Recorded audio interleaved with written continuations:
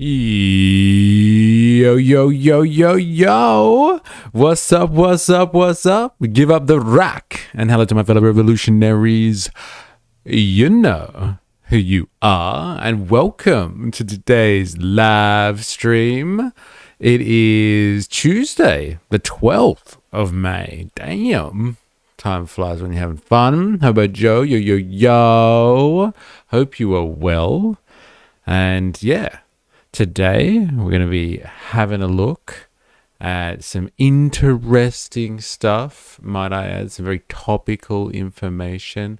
I want to have a look at some of the conversation that's going on around like solving the housing crisis with the 2026 budget or something like that. And like, I think there's a little bit of hype around this conversation in Australian politics at the moment. So I do want to have a look at that. I want to see what kind of the media is saying in relation to what potentially Jim Chalmers is going to pull out of the bag on this issue, and how, a couple of fucking legislative changes here or there is going to solve the crisis. I don't know about that, man. I'm not buying into that, but it would be nice to know what the conversation is. But before we do that, though, I would like to have a look at kind of the Iran situation, which seems to have really fizzled out at the moment, if you know what I mean. Like, before I went away and was on hiatus for a month, like, Iran war was all that anyone could talk about. Bombs dropping here, the Gulf on fire. What's Iran going to do next? What are the states going to do next? What's Israel really got to do with all of this? And it seems like that whole situation has fizzled out completely. And it's very much on the back burner in the public psyche, and especially with the manufacturing consent machine, and it's just going to melt away into one of those kind of forever war situations. So I would like to get some new analysis on the bigger picture of Iran, how it slots into world affairs. Momupa's in the house. Yo, hope you're well. Heidi, being fancy in France. Yeah, while I was off being fancy in France. I just thought when I'd come back with, the war would still be going, like, raging, and we'd all be talking about that, but like, it's fizzled out. I don't know, like, people, have short attention spans, like, can't talk about something forever, but like, it just feels interesting, might I add, that it is. It's kind of melded into the background now, and it's just like daily updates, like kind of what we get with Ukraine situation. Like, that was all the rage, and now everybody just talks about it like it's just normal, right? It's just normal for two countries to be going at it in the trenches. It's almost like World War One is upon us at the moment, and people are locked in stalemate wars of attrition, and people are just being thrown, into the meat grinder on the front lines just to slowly die and then be replaced again by new waves of troops. I will send wave after wave of men at your disposal. Wookie in the house. Hey, going? Morning. I hope you're well. Like I said, we're going to be touching on some of the housing crisis in Australia and how the budget's supposed to be touching that before that, I want to get a grander picture of what's going on with the Iran war and how it fits into not only geopolitics, but like kind of the grand ambitions for what's the story of the 21st century. Like, we're still relatively in early stages of the 21st century, and like this time in the 20th century we were staring down the barrel at like some significant events. So we'll be having a look at that conversation at the moment today, and we're going to be doing that through a rather controversial figure, I find, but like entertaining nonetheless. You've probably come across his work before, but it's a guy called Professor Xiang. And so like he's this game theorist dude that's like just shot to popularity in the last, I want to say like 6 months, maybe last year.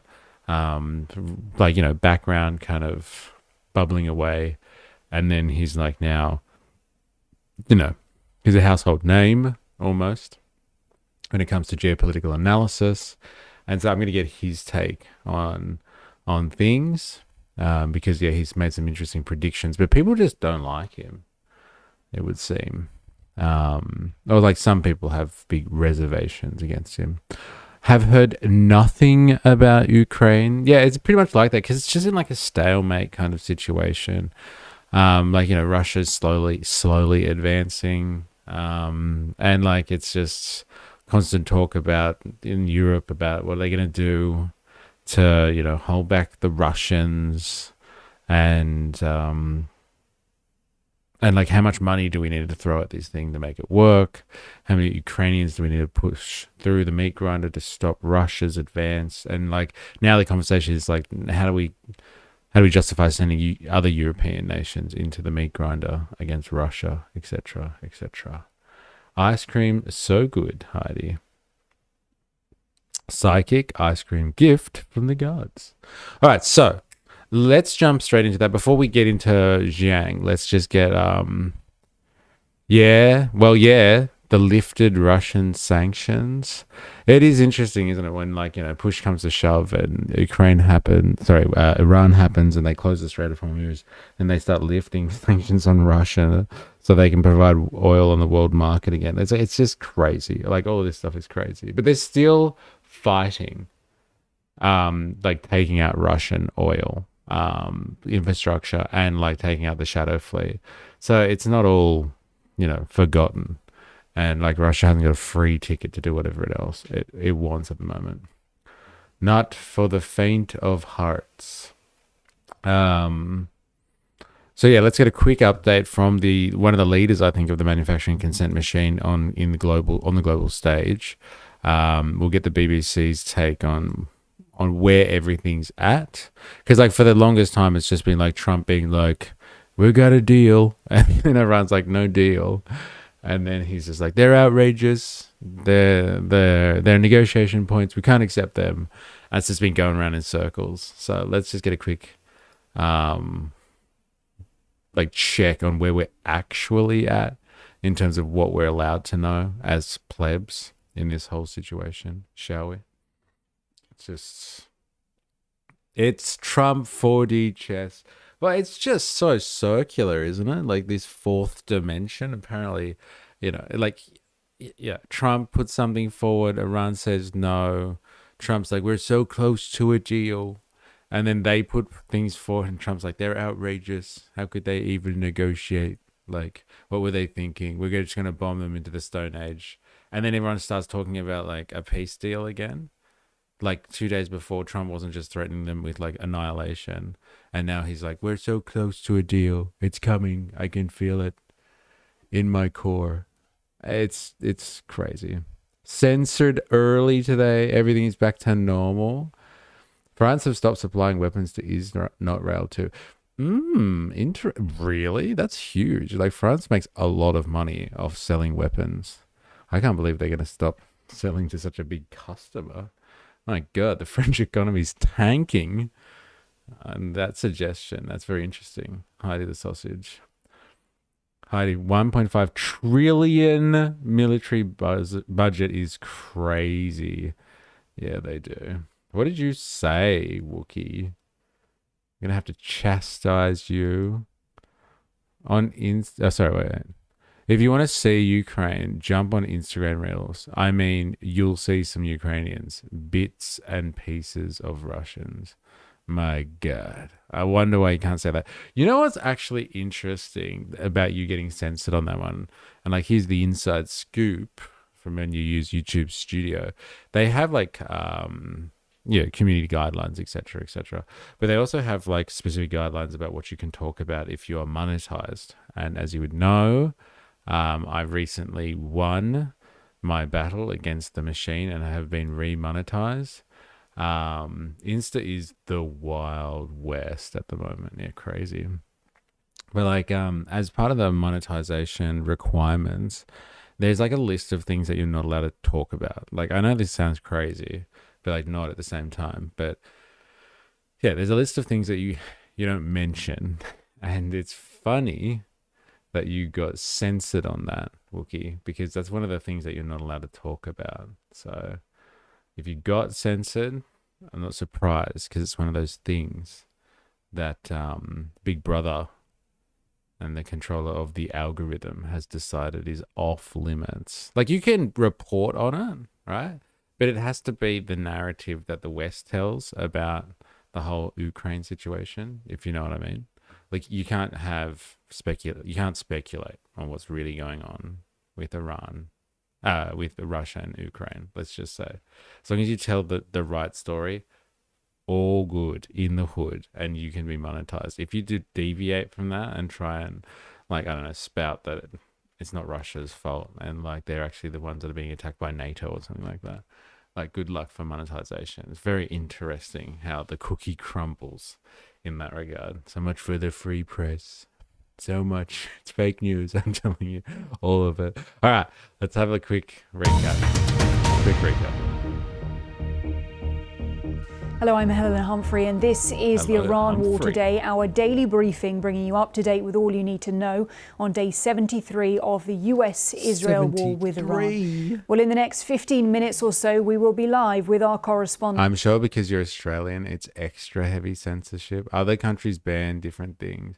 No, but like, I'm saying, if you want to interact with the behemoth that is Google, like, you have to agree to their narrative, I guess you would say. I don't know how else to say it, right?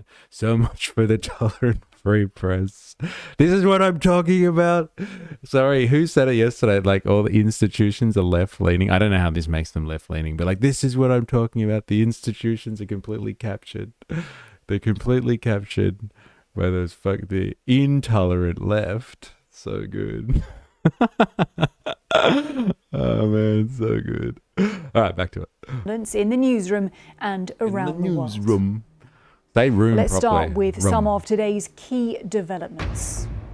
President Trump says the Iran ceasefire is on life support and brands Iran's response to US peace proposals totally unacceptable. Totally. Oil prices jump once again as diplomatic deadlock means the crucial Strait of Hormuz remains at an effective standstill. The left is as pro-war as the right. It would seem that way, especially if it's like a crusade-style war, like, I don't know, fighting against the evil Russians or something. I don't know. Like we're all pro-war in that regard, apparently. Everyone puts their little profile picture with a watermark of an Ukrainian flag on it, etc., etc. But like, the far left, though, people that are like working class enthusiasts, let's say, those people, they're very pro-Russian, or like they analyze it from the sense of the big bad imperial US machine that is trying to provoke Russia, and they don't want to have working people thrown into another war and into the meat grinder. But like, yeah, the left, the institutional left, let's say, they are pro-war. Oh, damn, Mo Moopa. Thank you very much. I do appreciate it. It does help. So, keeping the stream alive, baby. Yeah, thank you. Thank you very much. $10 too. God damn. Hey, you rolling in it? I'm thinking about threading tolerant in regards to more things. It's a classic. It is, and it pisses people off so much when you suggest that they're intolerant. Eh? People hate that. They hate that. It gets under their skin so much. Oh man. Nan sent me 10k for my birthday yesterday. Feeling cashed up. Thank you, Nan. What a sick dog. Fuck yeah. Hey. I gotta get myself a grandmother, hey, like that. Fuck yeah, go Nan.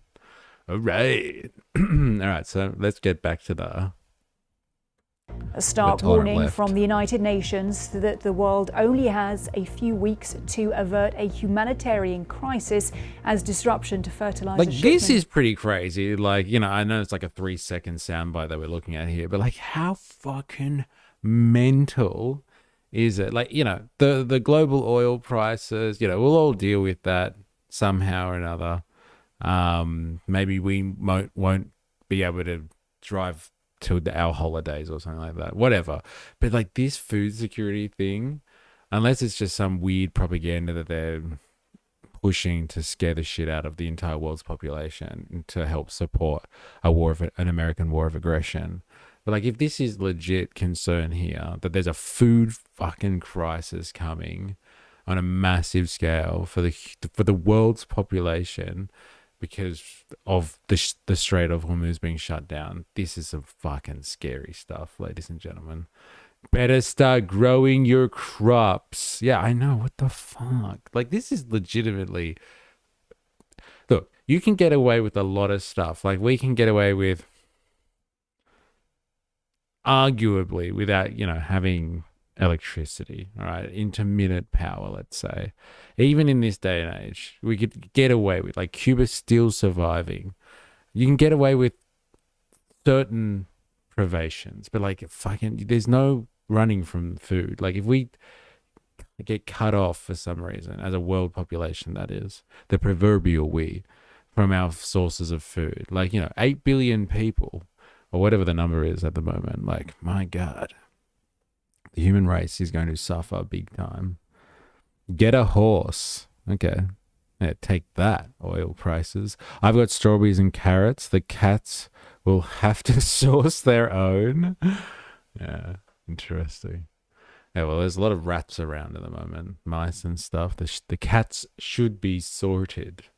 But like, this is some scary shit. Okay, geopolitics aside, if people don't eat, shit goes south real fast. That's when shit gets real revolutionary too, can I just say? When the plebs get hungry. Threatens global food supplies.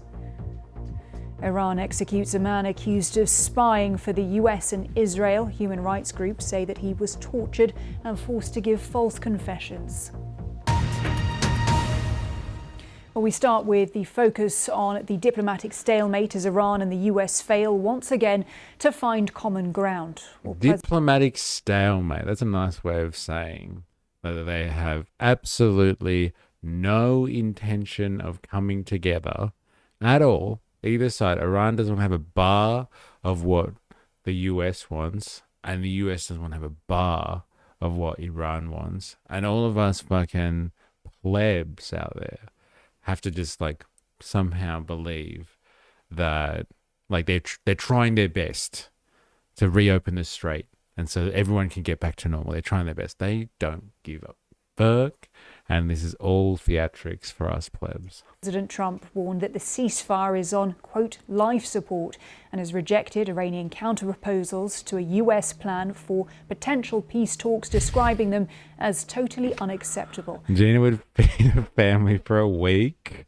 When the food runs out, she's on the grill first. Very good. Very good. Like, but could you imagine like one family for a whole week? One family. My God, how many Ginas are we going to need to feed just Australia's population, let alone the starving masses of the world? Is Iran ceasefire Trump's new code for his latest health checkup? Maybe. He's not talking about it, Iran at all, actually. I wonder how his health is. Do we have any health experts in the stream that want to comment on the color of his hands, of his lack of ability to stay awake in important meetings? The counter-proposal reportedly included an immediate end to the war on all fronts, a halt to the US naval blockade of Iranian ports, and guarantees of no further attacks on Iran. Well, here are some of President Trump's latest comments. It's unbelievably weak, I would say. I would call it the weakest right now. After reading that piece of garbage they sent us, I didn't even finish reading it. They said, I'm not going to waste my time reading it.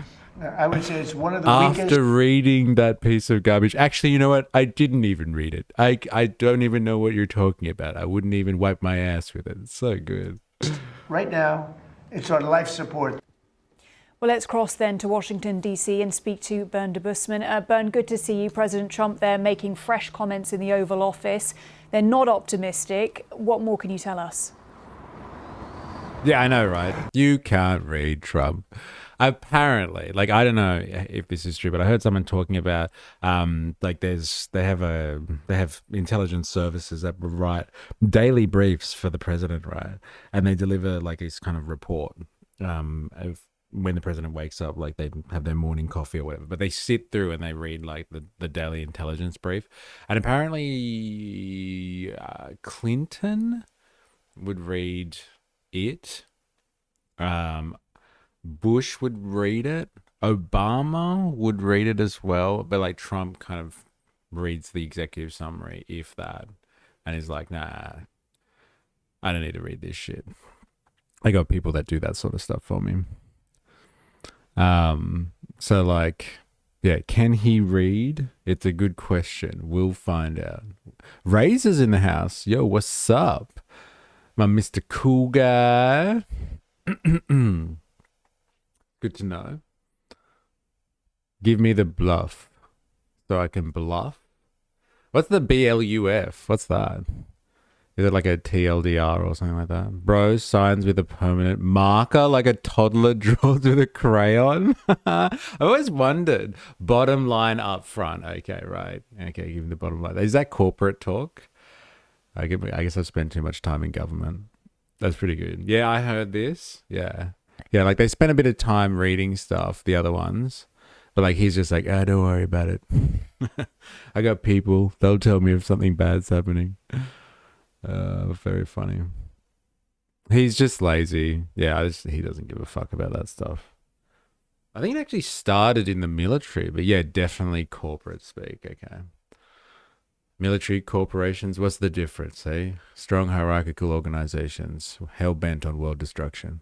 They weren't optimistic, and I think much more so than in the previous few days. He's increasingly pessimistic, at least publicly, about the prospect of a negotiated settlement to this war. He didn't say what the next steps would be, but he did say he rejected the Iranian proposal out of hand. He didn't give many specific reasons why, but he certainly now seems to think that a return to perhaps full-scale combat operations is much more likely than it was at the end of last week, now that he's seen that Iranian proposal, which he said he rejected to the point where he didn't read the full document. So President Trump certainly doesn't think that the negotiations seem to be going anywhere at the moment.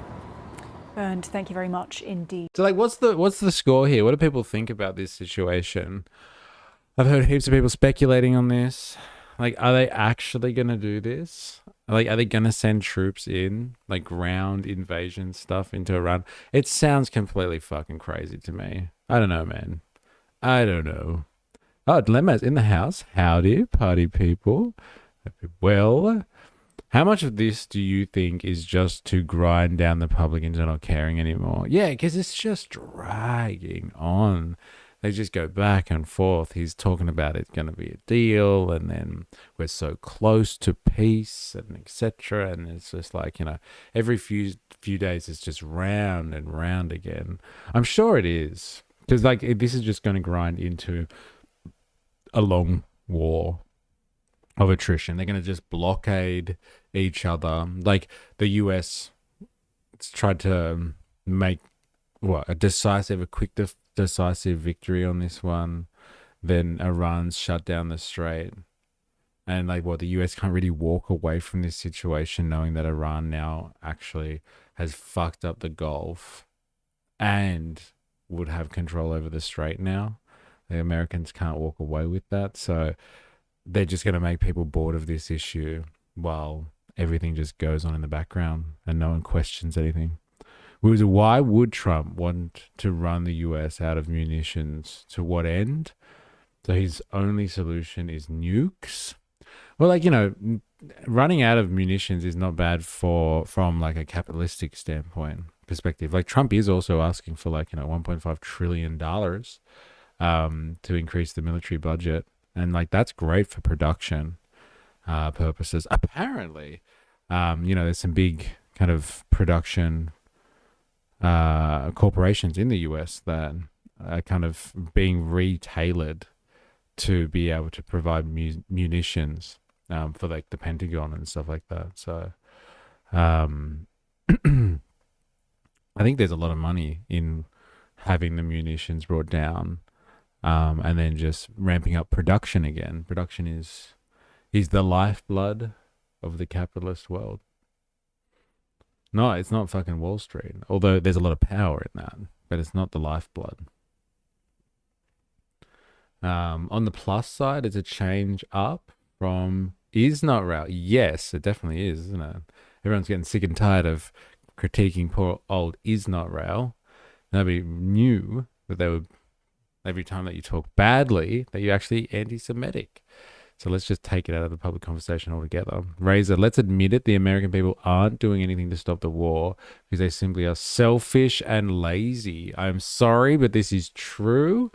Take that, American people. Razor, telling it how it is. Savage. What do we expect letting a bunch of nursing home patients run a government? They probably think it's the Cold War still. I'm getting a lot of resentment for older generations coming from you there, KK, online. Is there something you would like to tell us? Do you not like nursing home patients dictating global policy that affects the lives of millions, if not billions of people? Ravy baby, hello. What's going on here? Dilemmas, I got distracted with a convo with our fitter at work. He was in Shanghai last week, was telling me about it. Shanghai. Exotic. All right. I don't want to hear any more. I really want just the quick snapshot of like where exactly we're at. And where we're at with Iran is like Trump's outraged that Iran would ask for such terms as lifting of sanctions, national sovereignty, and a guarantee of no further aggression. Fucking outrageous stuff Iran's asking for, if you ask me. They're basically just asking for what the UN is supposed to guarantee. National sovereignty and, like, you know, freedom on the world stage from, like, a blatant aggression. But, like, you know, whatever. It's a big ask from Iran, apparently. It's a big ask. I'm so freaking cold, my eyes hurt. Oh, no. Tell me your battery is back online. I think we should pressure Israel to add Australia protection to their laws. Aussie hate is punishable. It's only fair. Yes. Yeah, especially when they actually do. What is it? Australite protection? It's funny. Look at all you people saying hello to each other in the chat. Look at this community. Love it. So good. All right. I want to go to somebody called, like I said, very controversial figure, it would seem, game theorist, Professor Xiang. I want to get his take on how Iran fits into basically whatever's happening on the world stage at the moment. But like more so, like what is the outlook of all of this for the 21st century? Like what does all of this mean for us plebs?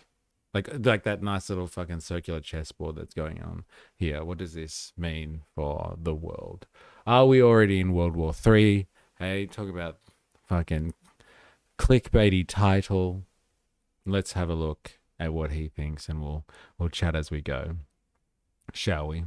We had the battery back on over the weekend, but meant to get inspected today, so it's off.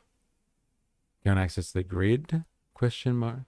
Game over.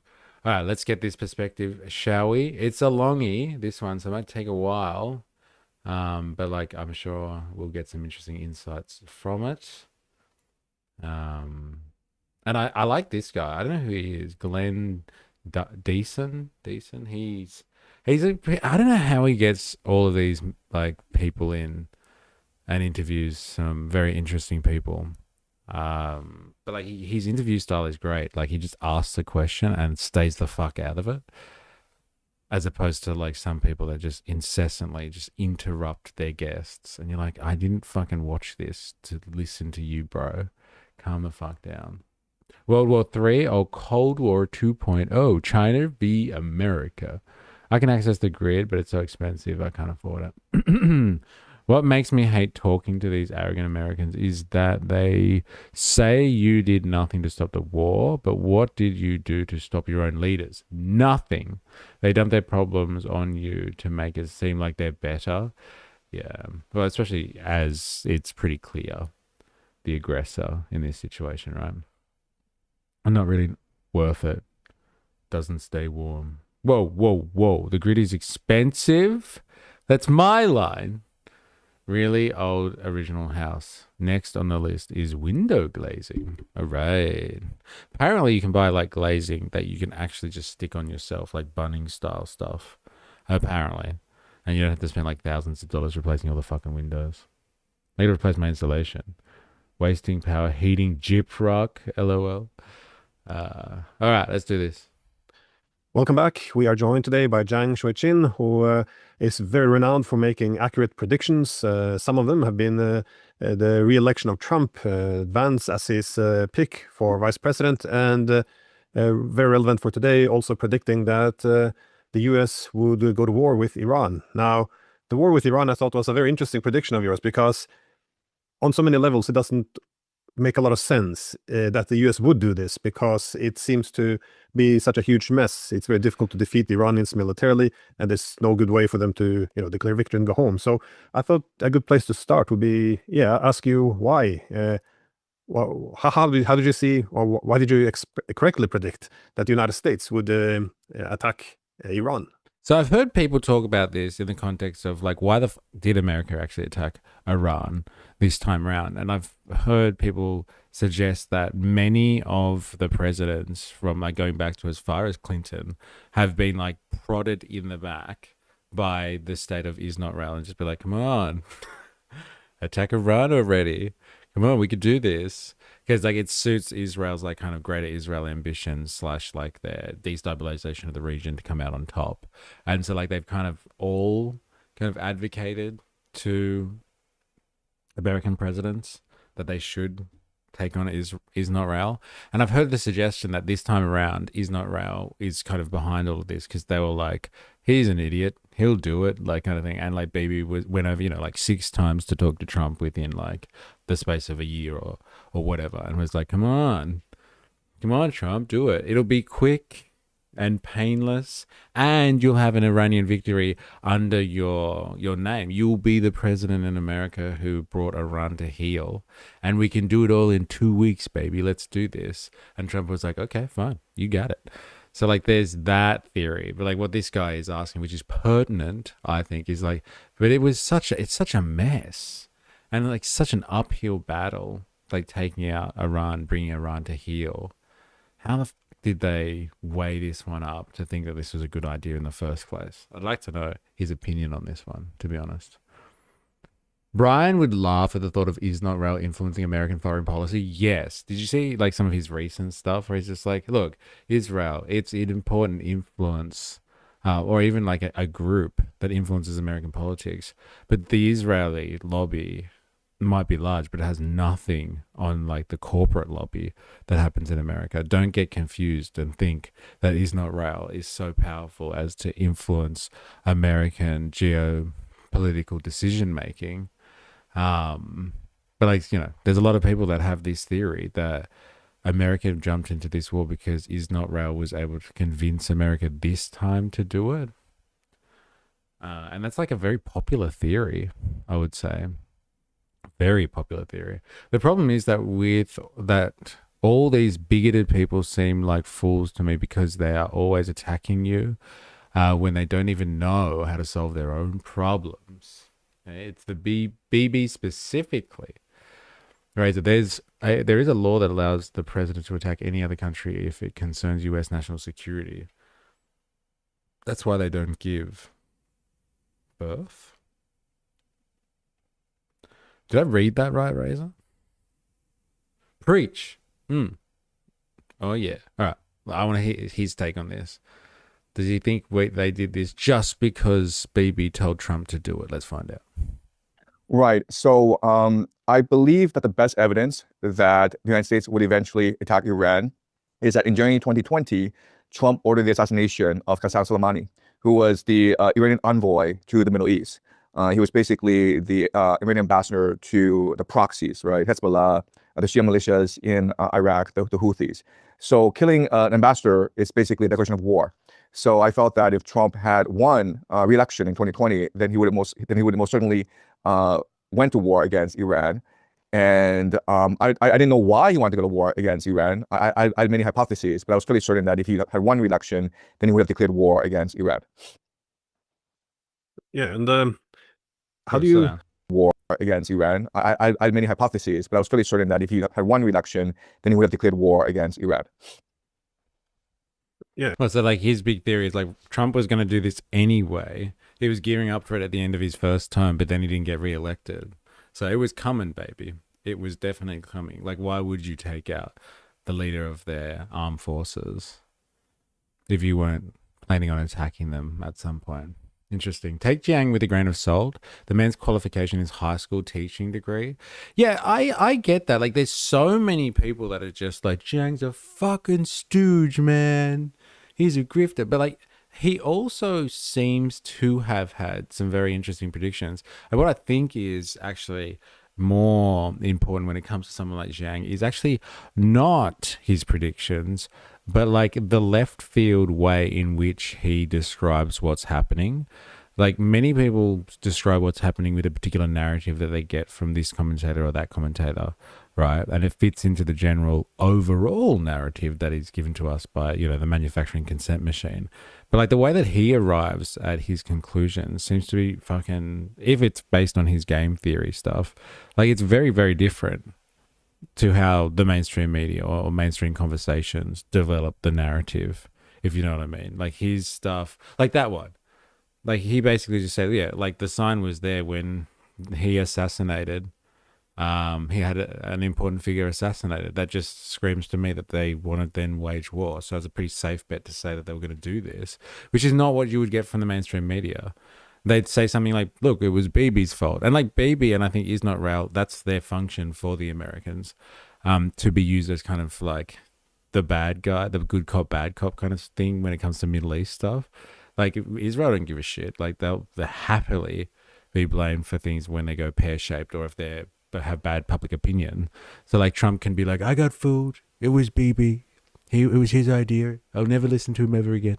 Like Israel are more than happy to be, I think, thrown under the bus consistently for things. That's just their role. And the mainstream media narrative likes to run with that one a lot, I think. Razor, that's why they blame us, because they can't even stop their own president. Dilemmas. Hey, punters is a high school teaching degree. Has a high school teaching degree, LOL. Oh, we definitely can't trust punters then, eh?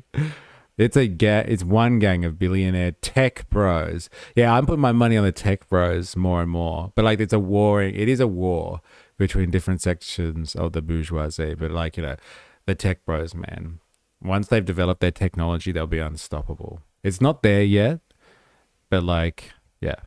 I like anyone who brings in discourse and starts a conversation. The curiosity is important, yes. KK, I'm a gardener. I'd be careful focusing on degrees. Hey, here we go. People have personal interests and hobbies. Wookie, is there a strategic advantage to being is not real, or is it just a people fighting over religion thing? I don't know. Like Israel's a bit of a mixed basket in that case. Like they're very religious. It is almost like a religious state, if you would. Almost like the Iran that they hate so much, the Islamic Republic. They're like a Jewish republic or Jewish democracy. So like they have a religious zeal to them, and like they can use religion to justify their questionable activities.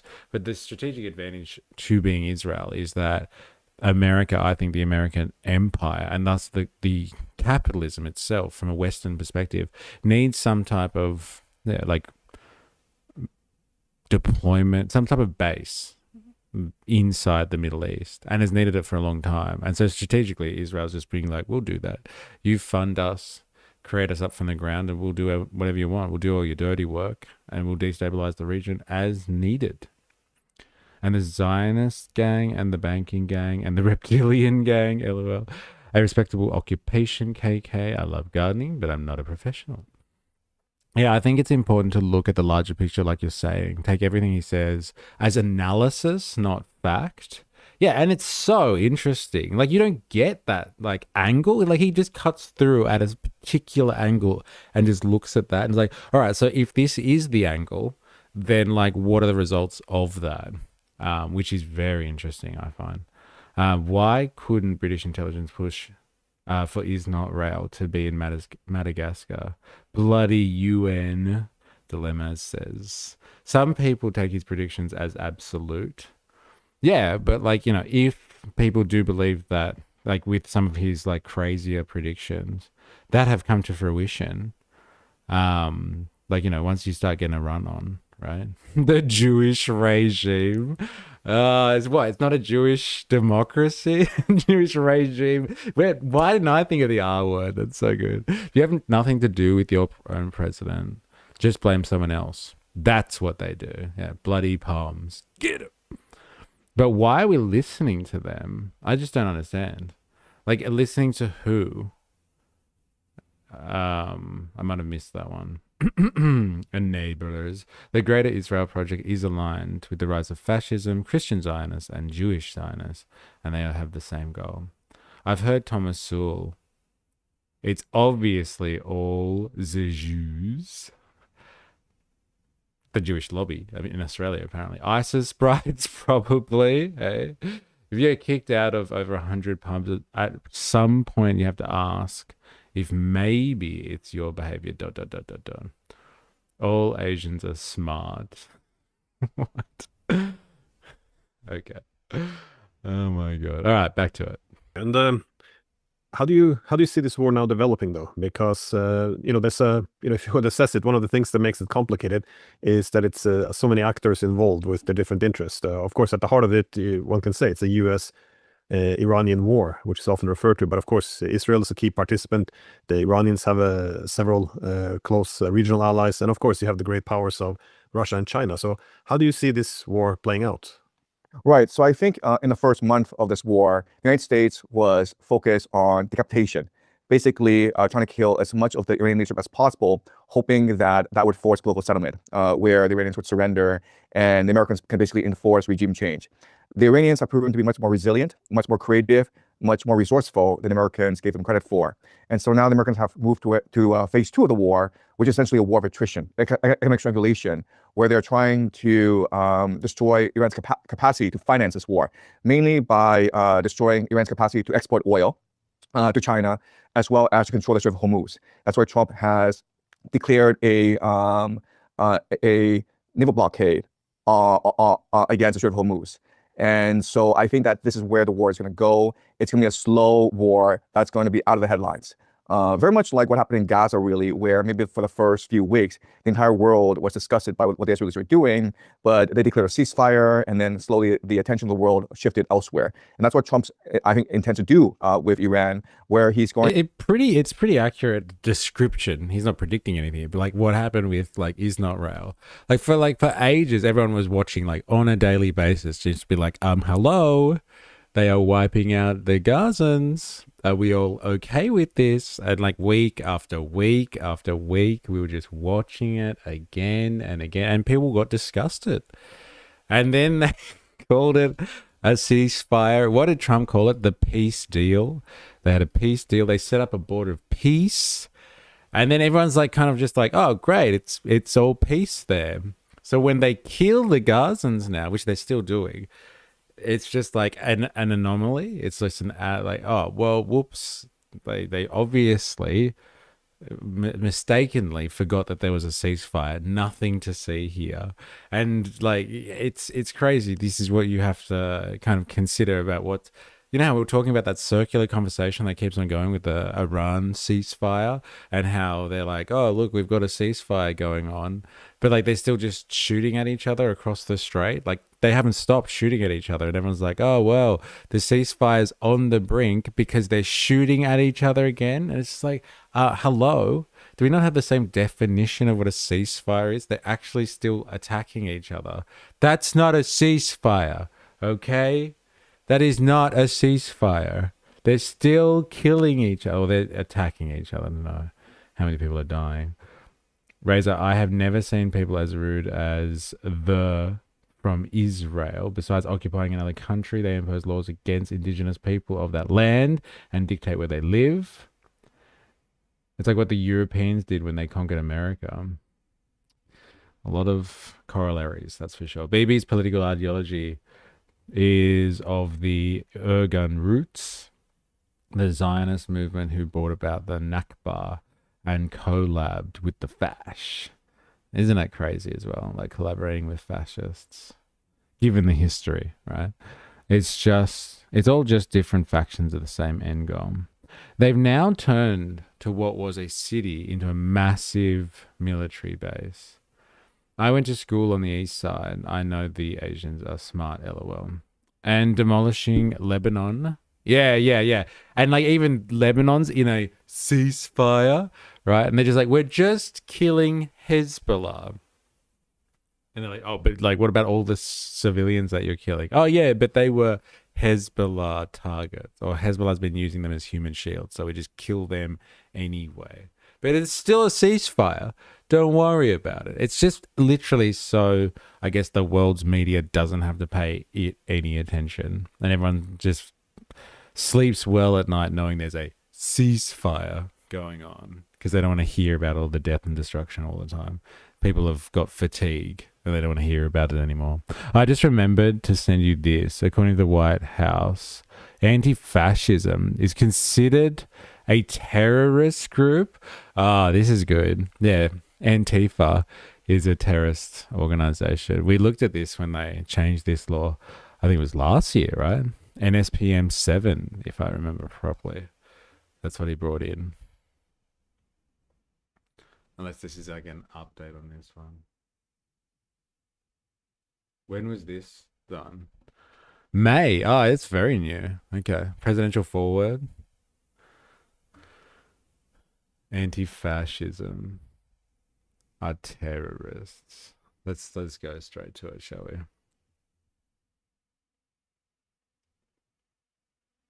Here it is. Currently, we face 3 major types of terror groups: narco-terrorists and transnational gangs. We heard it here first. Legacy Islamist terrorists, and violent left-wing extremists, including anarchists and anti-fascists. There it is. Being anti-fascist in America is now considered a terrorist activity. What a crazy world, isn't it? I hope there's no World War II veterans that are still alive, because they all fought against fascism, and they're all basically they're terrorists. Let's be honest here. To start rounding up World War II vets and throwing them in prison, that'll look great. Yeah, this is exactly what, like, it's finally come through the wash, but we saw this last year as it was slowly developing. And do you remember when they, I think it was a Senate committee or something like that, or congressional committee, and they were grilling the head of the FBI, and they were like, oh, so what's your biggest threat right now? What are you looking at? What's the problem? And he's like, anti-fascist, Antifa, where like Antifa is the biggest threat to America's national security right now. And the guy was like, all right, so where's Antifa? And he's like, we don't know. And he's like, well, like, you must know something about them if they're the biggest threat. Like you've just said, Antifa is the biggest threat to America's like internal security right now. Like, where are they? What are you doing about them? And I'm like, oh, well, it's not really a group or an organization, but they're a big problem. And like he just dismantled this head of the FBI as looking basically stupid as fuck for like tabling this shit. But like it's in official American policy now. United States counterterrorism strategy. I wonder if we're gonna have to read this. Thanks, Hobo Joe. Nice addition there. Might have to save that one for later. When you read 1984 as more a playbook than a warning, yes. Yeah, that ship was seized by US pirates during the ceasefire. That's what promoted Iran to say they broke the ceasefire and are responding in defense. Lebanon is not part of any ceasefire. Well, it's supposed to be. It is. There was supposed to be terms that bound Israel to stop its aggression towards Lebanon, as long as they were able to defend themselves against Hezbollah or something. How can I be shooting? I'm just here talking to you. They disobeyed Trump and he's still supporting them. They made him look like a galah. I love that. That's so good. One of the requests for the actual peace deal from Iran is that the US stops Israel bombing Israel. Sorry, stops Israel bombing Israel, and the US will not do it. Is there? Sorry, wait. From Iran, Ravy Baby, is that it stops Israel bombing maybe Lebanon. Razor, so we are to say that Israel has the right to be present in that country when they're actually the problem and they are occupying that country, which doesn't belong to them in any way, especially the Ashkenazi Jews, whose origins are entirely European, under threat. I'm sorry, but you can't look at that signature and tell me that's not the Siggy of Satan that man is possessed. Not many left. Did you see what they did with the gerrymandering? This is bad. This is civil war shit. Yeah, it's just fucking people playing around the edges. Let's be honest. I think the Republicans must have really zero faith in their chances if they have to start this war of gerrymandering that the Democrats just can't fucking help themselves but get on board with. They are gerrymandering on both sides. Americans are a goofy people. I'm heading there now for the gym. I lived there for 4 years. It's a good hood. Lebanon. Sorry, yeah, Lebanon. Got it. All right, back to Professor Xiang, shall we? To try to apply as much military, diplomatic, political, and economic pressures as possible to force political settlement and trying to divert people's attention away from the war. Quite honestly, I don't think there is an off-ramp for Trump because the consequences of this war are just so vast. So, for example, if you look at the GCC nations, the UAE has suffered a great deal in this war. They cannot afford for Iran to emerge the victor in this war and to control the Strait of Hormuz. So the UAE is essentially all in defeating Iran. Saudi Arabia and Iran have a rivalry going back decades, where both are vying for supremacy in the Islamic world. And so Saudi Arabia sees Iran as a long-term threat as well. So even though Saudi Arabia has been trying to promote a diplomatic solution, their best interest is to also see a defeated Iran. Bahrain is right now under a lot of threat because most of the population is Shia Muslim and their leadership is Sunni, and the leadership is not very popular there. And Iranians are very much intent on promoting revolutions across the Islamic world. So these three nations, Saudi Arabia, UAE, and Bahrain, possibly also Kuwait as well, they want to see this war fought to the end. The Iranians don't want to go back to the status quo. That's a very interesting geopolitical take as well. That now this is kicked off, all the Arab nations around there are all like, we're in this for all money. Like, this isn't just like a flash in the pan style military operation. We have interest in seeing each other crushed. Like, they want Iran dealt with now conclusively. And so they don't want America to pull out. They don't want to stop any form of warfare until the Iranian problem is settled, and vice versa. Iran's kind of like, well, I've got them all by the balls now. Let's finish them off, shall we? We're in deep now. The people held a referendum to change the gerrymander, which would lead with more left seats. The court said nope, and we're going with the Republican map. Voter suppression based on race. But like, apparently there was a decision that was overturned in the Supreme Courts recently about like racial discrimination in voting and electoral cycles, and one of them is about like, you know, racial discrimination specifically, and they overturned that decision to allow the gerrymandering. So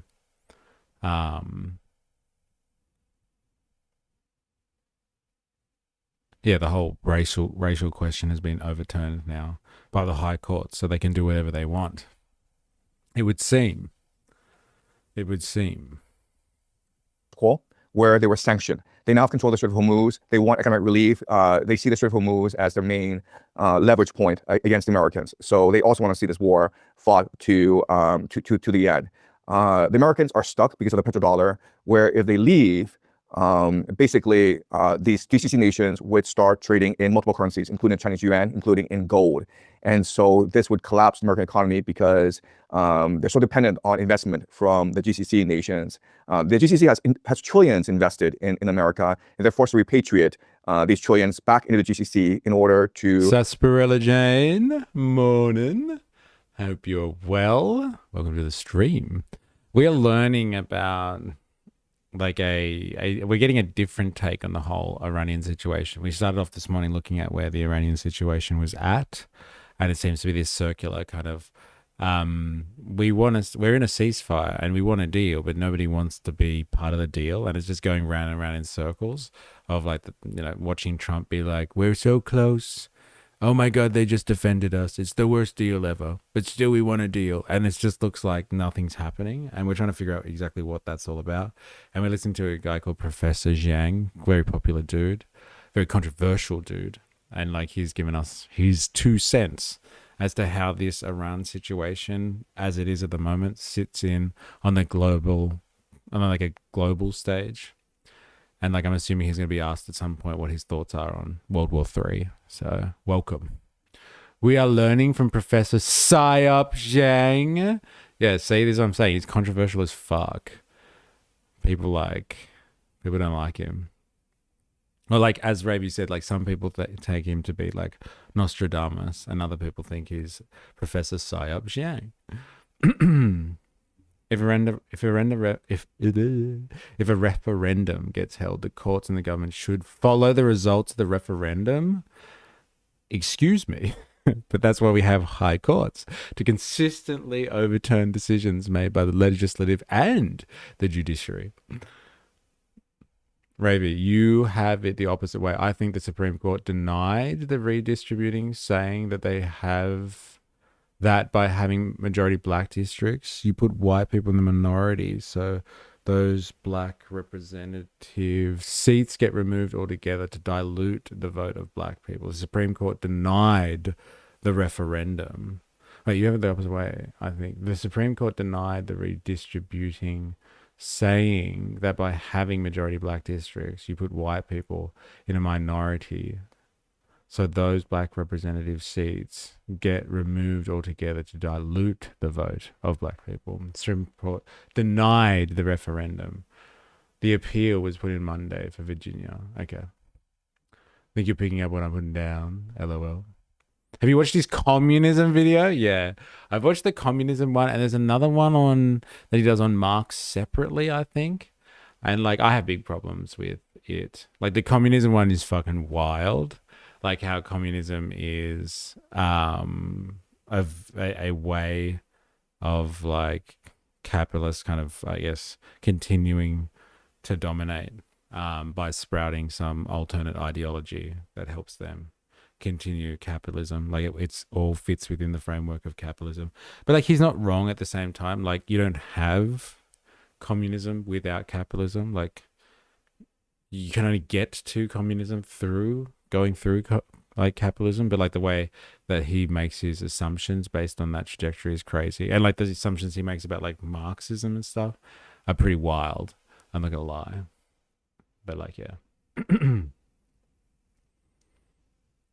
The courts denied the referendum result. Why does that seem so familiar? Hey? All right, back to it. But yes, wild. I've seen them. Obviously, you have too, I guess, Sarsaparilla Jane. Pay reparations to the Iranians, then this would spell catastrophe. These trillions back into the GCC in order to pay reparations to the Iranians, then this would spell catastrophe for the American economy, especially the AI sector. Israel is intent on the Greater Israel Project, and they see this as an opportunity to redraw the map of the Middle East in order to achieve the Greater Israel Project. Israel wants this war to continue for as long as possible because they believe that the Arabs and the Iranians would destroy each other in the process. And when the smoke clears, then they would have achieved the Greater Israel Project. So essentially in the Middle East, there are too many powerful individuals who want to see this war fought to the end, and no one can really countenance a defeat. Crazy theory that like all the players are now sucked into the vortex created by the illegal war of aggression against Iran, started by, is not Rail, but like really by the US. Everyone's sucked into this vortex. It's kind of like, well, we got to finish this bad boy now. So if you have like basically, as you're saying, every single interest group is kind of like, yeah, let's do this. Let's fight to the death. Or let's like fight to the end. Then like if everyone wants to continue this out of spite or in terms of their long-term interests, the Gulf states, excluding Iran, want to end Iran. Iran wants to end the other Gulf states. Israel's waiting for them to all end each other so it can take over the region. And America is in a position now where it's been sucked into this and can't leave because they don't have a control over the situation. Everyone wants to play the long game. Like, if this assessment of the situation is true, like, Iran's not going anywhere. All this talk that we're having in Australia at the moment about, like, you know, we just need to secure oil and, like, I don't know, fertilizer and stuff like that for as long as we can, because, like, you know, the Strait of Hormuz will be open soon, right? Like, probably before the end of the year, you know, at the latest. Like, this doesn't sound like a war that's going to be wrapped up by the end of 2026, if you look at it from this perspective. Pretty fucking crazy. So instead of having 10 seats, for 10 seats, you break it down to into five areas with a piece of each Democrat voting district in each one, essentially diluting votes. Anyway, all that is to say, this is all bad, bad, bad. Yes. Yes, it is.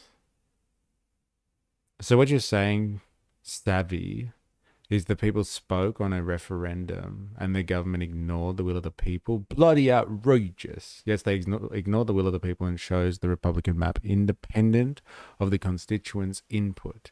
Well, ignoring it entirely, I guess. Almost sounds like the entire system is not democratic. It's bourgeois and suits the interests of a few. Sounds like we're all arguing the same thing here. Hey, bourgeois politics. Crazy. Kind of like how they ignored the will of the people with the voice vote and legislated it anyway against the majority's wishes. How did they institute it? Do they actually have now an advisory body that sits above, or that has like now been put into the Constitution? I don't know about that. Or do you just mean like the usual right-wing talking point at the moment, which is like, but they still do welcome to country, so the vote got up. Like, is that what you mean? The voice is still with us because people do welcome to countries. Don't worry, Zioran will save everyone. That's fucking hilarious. Yeah,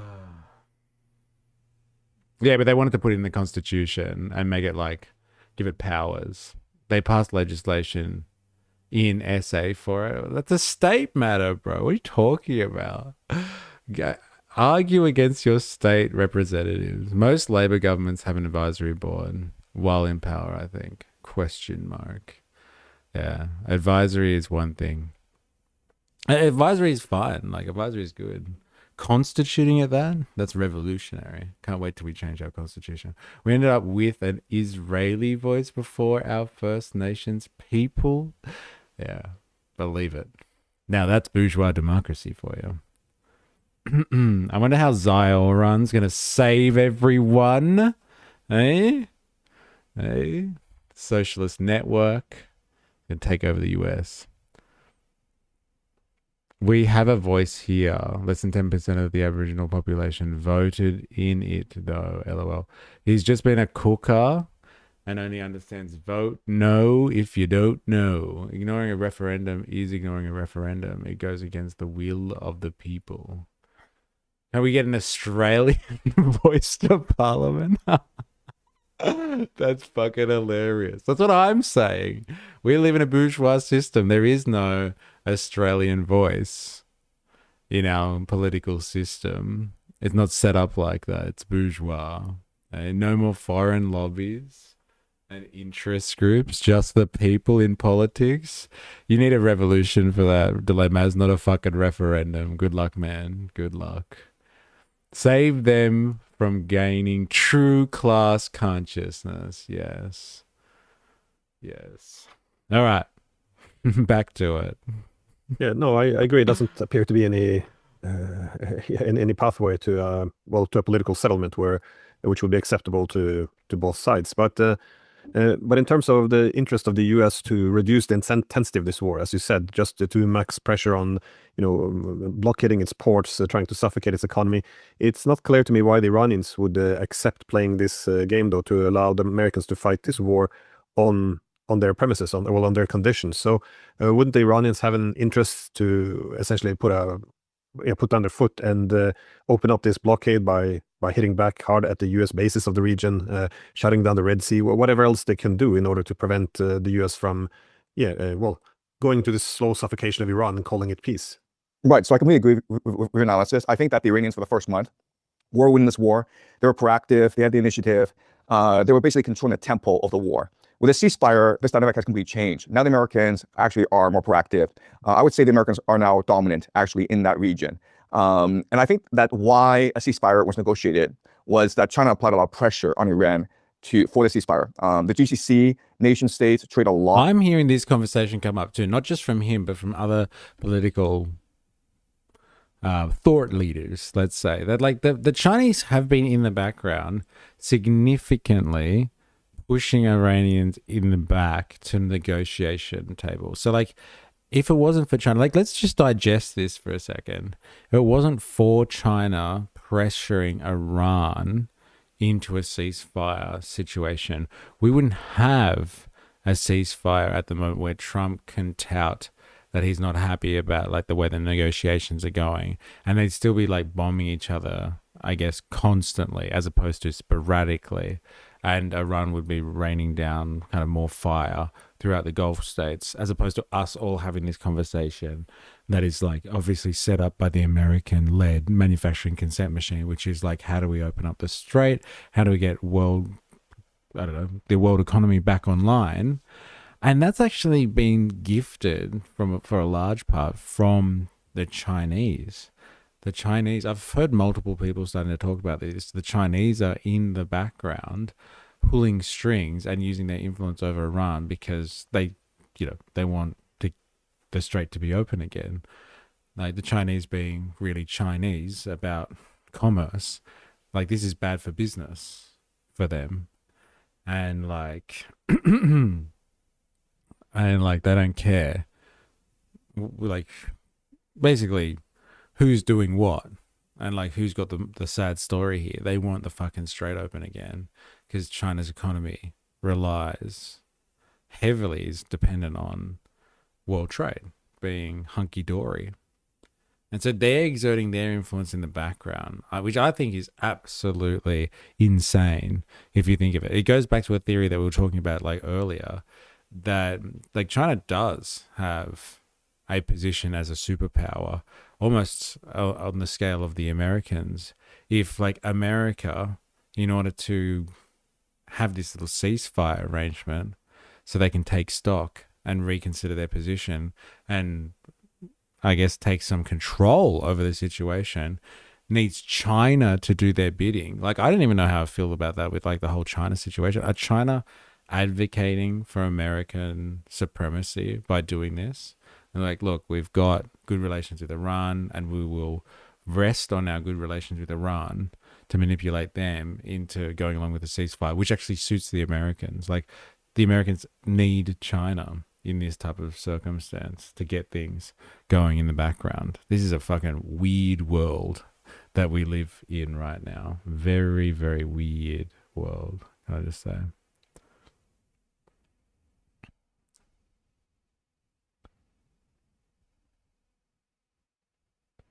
Is this a conversation going on about Australian stuff? Yeah, it seems like it. All right, back to it. With China, and in mid-April, the UAE leader, MBZ, visited China on a state visit and basically told the Chinese, listen, we're in a lot of trouble. And the reality is that China trades with everyone. So yes, they get a lot of oil from Iran, but they actually get more LNG from Qatar. So the Chinese statecraft is trying to focus on win-win global peace. And so China doesn't really care how this war started. It doesn't really care who started this war. It just wants this war to end. And China right now is very focused on opening the Strait of Hormuz. So I think the Chinese applied a lot to like pressure through Pakistan. Pakistan was a front man, but China was working behind the scenes. And so I think it was only because of Chinese involvement and Chinese security guarantees that the Iranians agreed to a ceasefire. But this ceasefire, and this is really important for people to understand, is it's caused actually a rift between the political leadership and the military leadership. The political leadership in Tehran wants to see a negotiated political settlement as soon as possible because they're really afraid that if this war goes on for too long, the Iranian economy would collapse, Iran will be isolated diplomatically, and the population may revolt against the government. The military leadership under the IRGC, they want to see this thing fought to the bitter end because the Americans killed their leader, Qasem Soleimani, and they kill their spiritual leader, the Ayatollah Khamenei. So now there's this rift in between the political and the military leaderships, and I think this could have tremendous consequences as this war continues. Well, how do you see a likely pathway here to a world war? Or I talk to people who argue that we might already be in this world war, given all the great powers being involved in this kind of military hostilities. But, well, for example, for the United States, it's not able to put an effective blockade on the Iranian ports, given that it's too far from the coastline, too wide the region has to cover with too few assets, not enough supply and support. But, for example, at some point, the Americans would get the idea, given that most of the Iranian energy tankers, they're heading towards China, why not just cut them all off at the Strait of Malacca or one of these choke points, which the US has traditionally looked at to destroy the Chinese economy. So and also, of course, you see now Russia. This is a fair question. Like, if America wants to control the Strait of Hormuz through a blockade to stop oil getting to China, then, like, why blockade the Strait of Hormuz? Like, they've got a international navy, like they've got international reach. Like, I don't think any country has the amount of naval reach as the Americans do. And so they could shut down Iranian ships anywhere. Why do they focus on the Strait of Hormuz if they're going to fucking stop China from getting Iranian oil? Why don't they go to the Strait of Malacca? Like, that's what everyone's talking about at the moment as being an incredibly important pinch point for the global economy, because like so much of world trade goes through the Strait of Malacca. Why don't they just wait there and just pick off Iranian ships there, way away from the Iranian coastline, where Iran could actually do something about it potentially? That's a very interesting question that he's asked. I wonder if I hope he touches on that. More and more support for Iran, not just intelligence, but weaponry. Again, it's hard to know exactly what's being done due to the fog of war here, but do you see a pathway into a world war now? I think we're already in World War III. It's just like the way we understand war is different in the 21st century than in the 20th century. So 19th century war was essentially about armies clashing on the battlefield. Like World War I was just trench warfare. And it was easy to see as war because these armies were just killing each other on the trenches. World War II was about destroying the state's capacity to fight the war. So basically targeting civilian populations.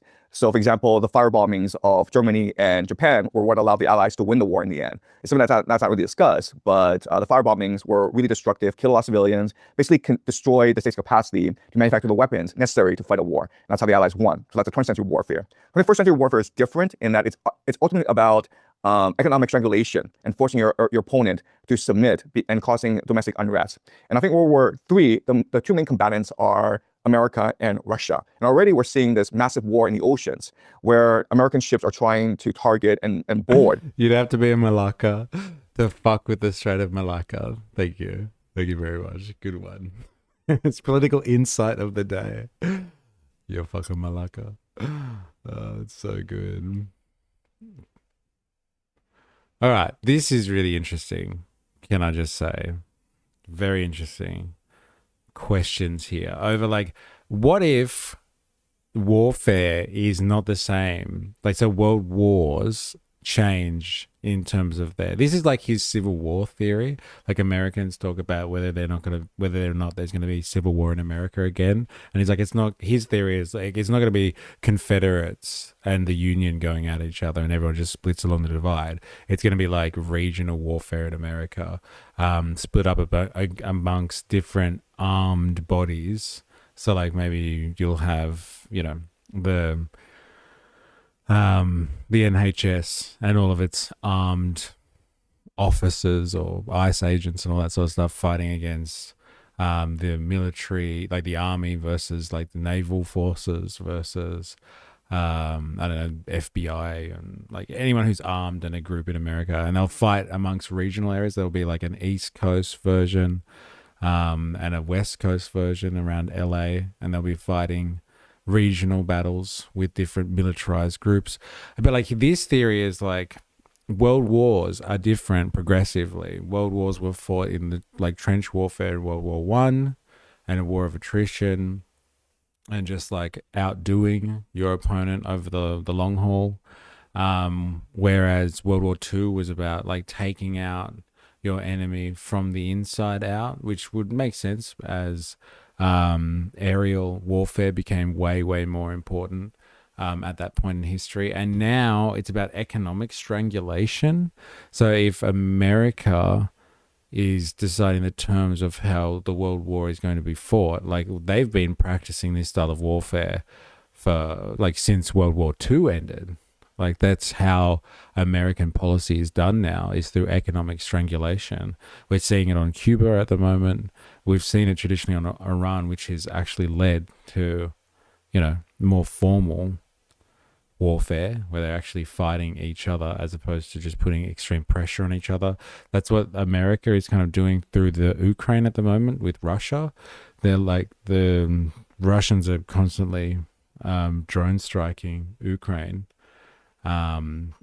hitting civilian targets and infrastructure and, you know, like let's say important targets with drones, but like conversely, so are the Ukrainians attacking constantly oil infrastructure and energy infrastructure that's important for Russia. And while the Europeans help Americans pick up the Russian shadow fleet. So like economic strangulation is the new style of world war. And like the economic strangulation is stage one. And as you start to clamp down on someone economically and cut them off from the global supply chain, then you move to more conventional warfare afterwards and start invading them after they're crippled to finish them off. And that's what like America was hoping to do with Iran, but like Iran was ready for it. They had their mosaic response ready, so you couldn't just attack the head of the snake and expect it to die. It's like a hydra form of defense, and Iran was completely ready for that and have been able to withstand the first bombardment. And now America is just folding back to its economic strangulation of Iran, which is what they're shaping up to do now with China, it would seem, a form of economic strangulation by having the first island chain, and when they're ready, cutting China off from world energy supplies. They'd have to split Russia and China somehow. That'll be interesting to see how that plays out. Very interesting. A new theory on World War III. I wonder how you feel about this one, Sarsaparilla Jane, if you're not lurking today and you have any thoughts about PSYOP Xiang over here. Why do you think he's a PSYOP, by the way, Sarsaparilla Jane? I know people are very critical of him. Who else has been critical of him in the past?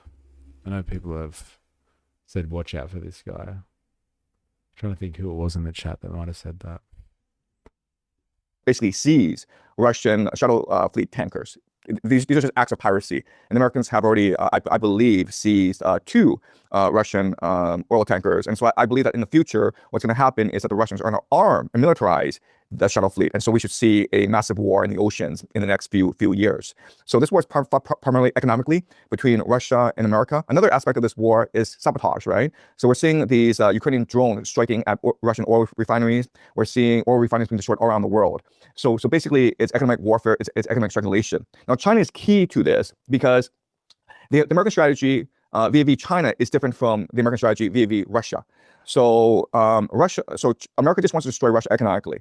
But actually, China is very important for America to maintain its debt financing. So right now, America has about $39 trillion in debt, and it needs China to continue to buy U.S. treasuries.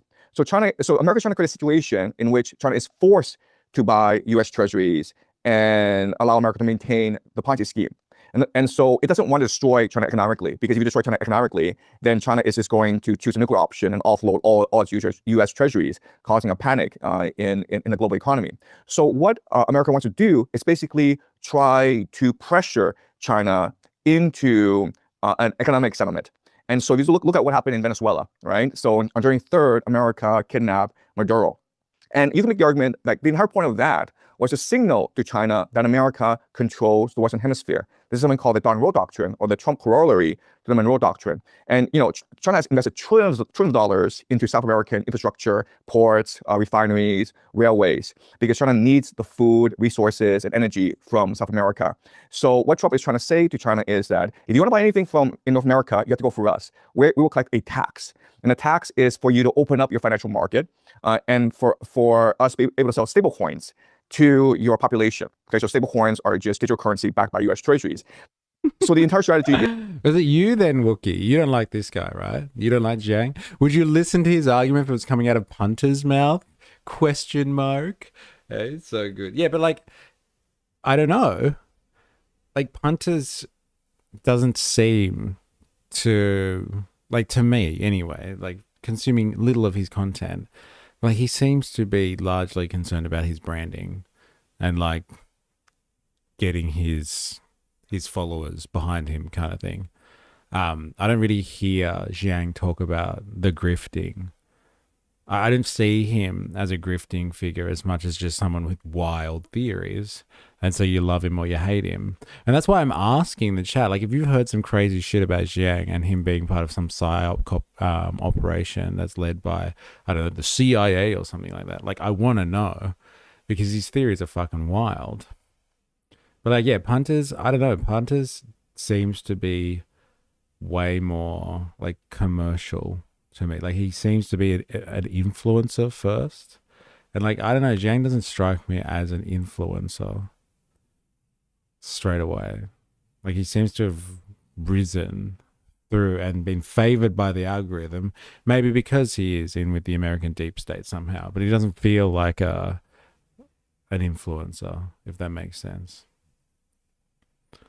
Well, like this is an interesting theory as well. And like I think there's a lot of like economics commentators out there that would agree with the idea that America and China are in this dialectical relationship where they actually rely on each other quite heavily to survive. Like either one of them. America relies heavily on China buying US bonds and like trading in US dollars so that America's economy doesn't go under. Is China needs to continue to use American dollars, and that helps the American economy go up despite its incredible debt. But then vice versa, China likes having the American dollar there, and it is more than happy to recycle American dollars and buy into the American dollar scheme and have them front the world's currencies so they can play their own economy the way that they want to use it. Like, because if everyone starts using the yuan or the yuan, then like they've got to play world politics with their currency, and they're more than happy to allow somebody else to be the world currency while they are very protective with their economics. And like if they can control and manipulate their own currency and like rely on American dollars, it's good for their trade too. Other people are constantly being able to buy their shit, constantly being able to buy their stuff. And that's basically all that China is like this is a huge trading like house. It's like a powerhouse. Like every other country runs some type of trade deficit, but not China. I think they were up by $1 trillion last year. No deficit in trade at all. Sarsaparilla Jane, I'm working and lurking. He kind of admitted he's a PSYOP, but I don't know for who. Probably the CIA. Okay. I watched quite a few of his videos. Just shit he'd drop every now and then was suspicious. He's also a Holocaust revisionist and believes all that full-on right-wing secret society stuff. Like the Illuminati and the Freemasons. Yes, I've seen him speak about that, especially in relation to like Marx and like the communism stuff. He brought up a lot of that stuff. Very interesting. To be fair, we kind of need left-wing influencers that are good for normies. Joe, I like this guy. I just can't see why he would be a deep state proxy and what it would prove. That's what I'm trying to figure out. Like, Sarsaparilla Jane has said, like, he's kind of admitted it, but like, what's the end game of him being like apart from disseminating like wild ideas, which is definitely what he does, but like who does that suit? I don't know. Is it just one of those things where you just have heaps of people talking about crazy shit and nobody knows what's real anymore, and that's part of the psyop? That's definitely possible too, right? This is definitely possible. Misinformation and distraction is enough. Yeah. See, like it's just one of those things. But like, do you even have to be connected to a psyop operation these days? Can't it just be social media? It's full of just people with their own wild theories, and like nobody knows what's going on. That's like that's just social media in a nutshell. The dissemination of media from uncontrolled entities to just like produce more slop and confuse the public. If he was deep state, what would all the internet people have to actually talk about? If he wasn't deep state, yes, what would all the internet people, hello internet friends, eh? Yeah, what would people have to talk about, eh? If they just listened to him, eh?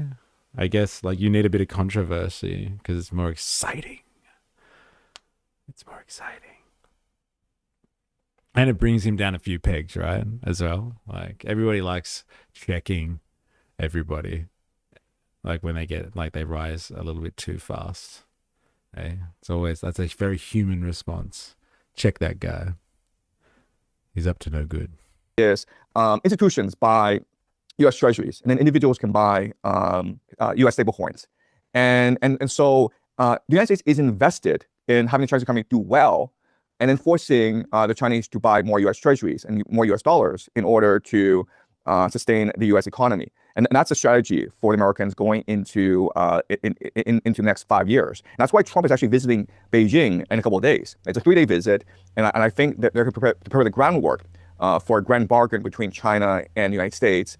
And there'll be 3 areas to look out for, I think, in these negotiations. And these negotiations will take over the course of the next year, okay? The first is trade. And again, I think what's going to happen is that China will agree to buy more resources from the Western Hemisphere, specifically LNG from America, in order to sustain its manufacturing sector, okay? That's the first thing, the trade. Second is that, second issue is Taiwan, where in order to better facilitate trade between the United States and China, Trump is going to declare that Trump is going to declare that Taiwan and China are the same political entity. He's going. That is a fucking huge prediction. Can I just say, like, that is so far from what you would think is like actually going to happen. Like everybody's banking on like the US using Taiwan as its chip to kind of fight World War III against China. And if China tries anything on Taiwan, then like all hell's going to break loose and the entire world's going to have to pick. Do we stick up for the Taiwanese or not? It's time to go to war and like throw your sons and daughters into the front lines so we can, you know, fight off the Chinese dragon. It's coming for you kind of thing. Like that is a weird ass prediction if you think of it in the general context of the conversation around Taiwan and China and World War III. That Trump is going to somehow at the end of this little meeting that they have this week, he's going to turn around and be like, you know what? Politically, China and Taiwan are the same thing. The idea of unification between China and Taiwan, which was agreed, you know, in the 70s by the UN anyway. America was a signatory and they agreed to that and have just been using it as propaganda ever since. But like for Trump to formally say that Taiwan is politically captured by China or is part of China, that would be fucking mental if that came out. Imagine if he predicted that and it actually happened. Then maybe you could call him deep state. How did he know? How did he know? But like that would be fucking wild. Absolutely wild. If the US is willing to be like, here you go, China, you can have Taiwan. Like what did the Americans, what would Trump want in return for Taiwan? Eh? The global chessboard. It's a fucking crazy place. To refute Taiwanese independence. So that's the second thing. And the third thing is that I think you'll see massive cooperation in AI, where both nations agree that AI is the future and they will agree to share technology incorporation in developing AI that is safe and effective for the entire human race. So I don't see this happening, I must admit. Like, that's fucking crazy. That if China and America come together and have a nice little meeting and they go out to Yumcha together, that they're going to come out after lunch and be like, hey, let's share our technology. Let's work together with AI. Like, I don't know about that, man. That's pretty crazy. If anything, what that signals to me, if Trump tries something like that, is that the tech bros in the US are incredibly concerned about how advanced, actually, China is when it comes to the AI arms race that is defining the parameters of World War III right now in the Second Cold War.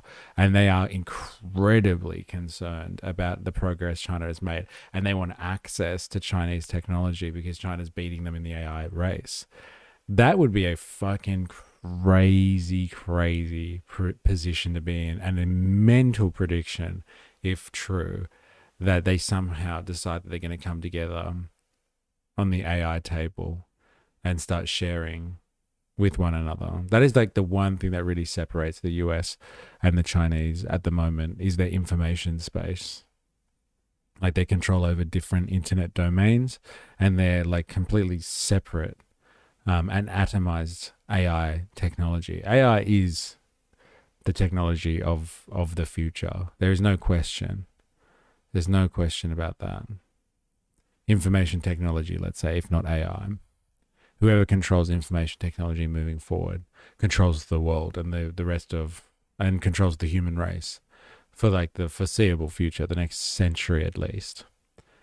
And like them coming together and accepting that, is that a wild admission from the US that they need that the Americans need Chinese technology? That is fucking mental, if true. I think that when Trump visits Beijing, the signal will be given that there'll be a rapprochement between the United States and China. And again, the entire goal of the United States, and I can't say this clearly enough, the entire goal of the United States is to turn China into an economic vassal of the American empire. Yeah, but surely China must see, the path they're on, that the US isn't really seeking peaceful coexistence, but instead, that is as two equals in a multipolar system, that it's seeking to I guess, essentially restore its dominance. But how do you make sense of how the Europeans fit into this? Because at the moment it looks as if they're preparing themselves for buying energy from Americas, and then America can essentially sell its energy to the Europeans while importing cheaper energy, for example, from Russia. I mean, is this also essentially setting up the Europeans as vassals? Because economically it appears to be going in that direction.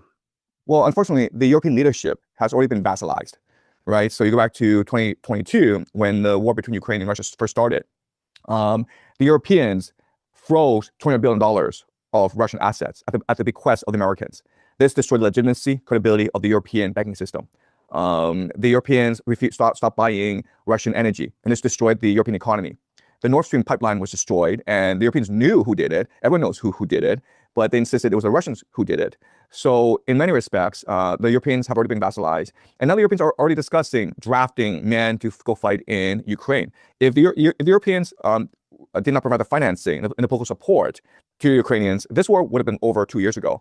So unfortunately, the European leadership has already been vassalized. And this is going to create a lot of discontent within the European population. We're already seeing that with the rise of the AfD in Germany. Yeah, no, it's I think within the European population. We're already seeing that with the rise of the AfD in Germany. So like, if he's correct about like an assumption like that as well, that is a monumental stuff, I would think.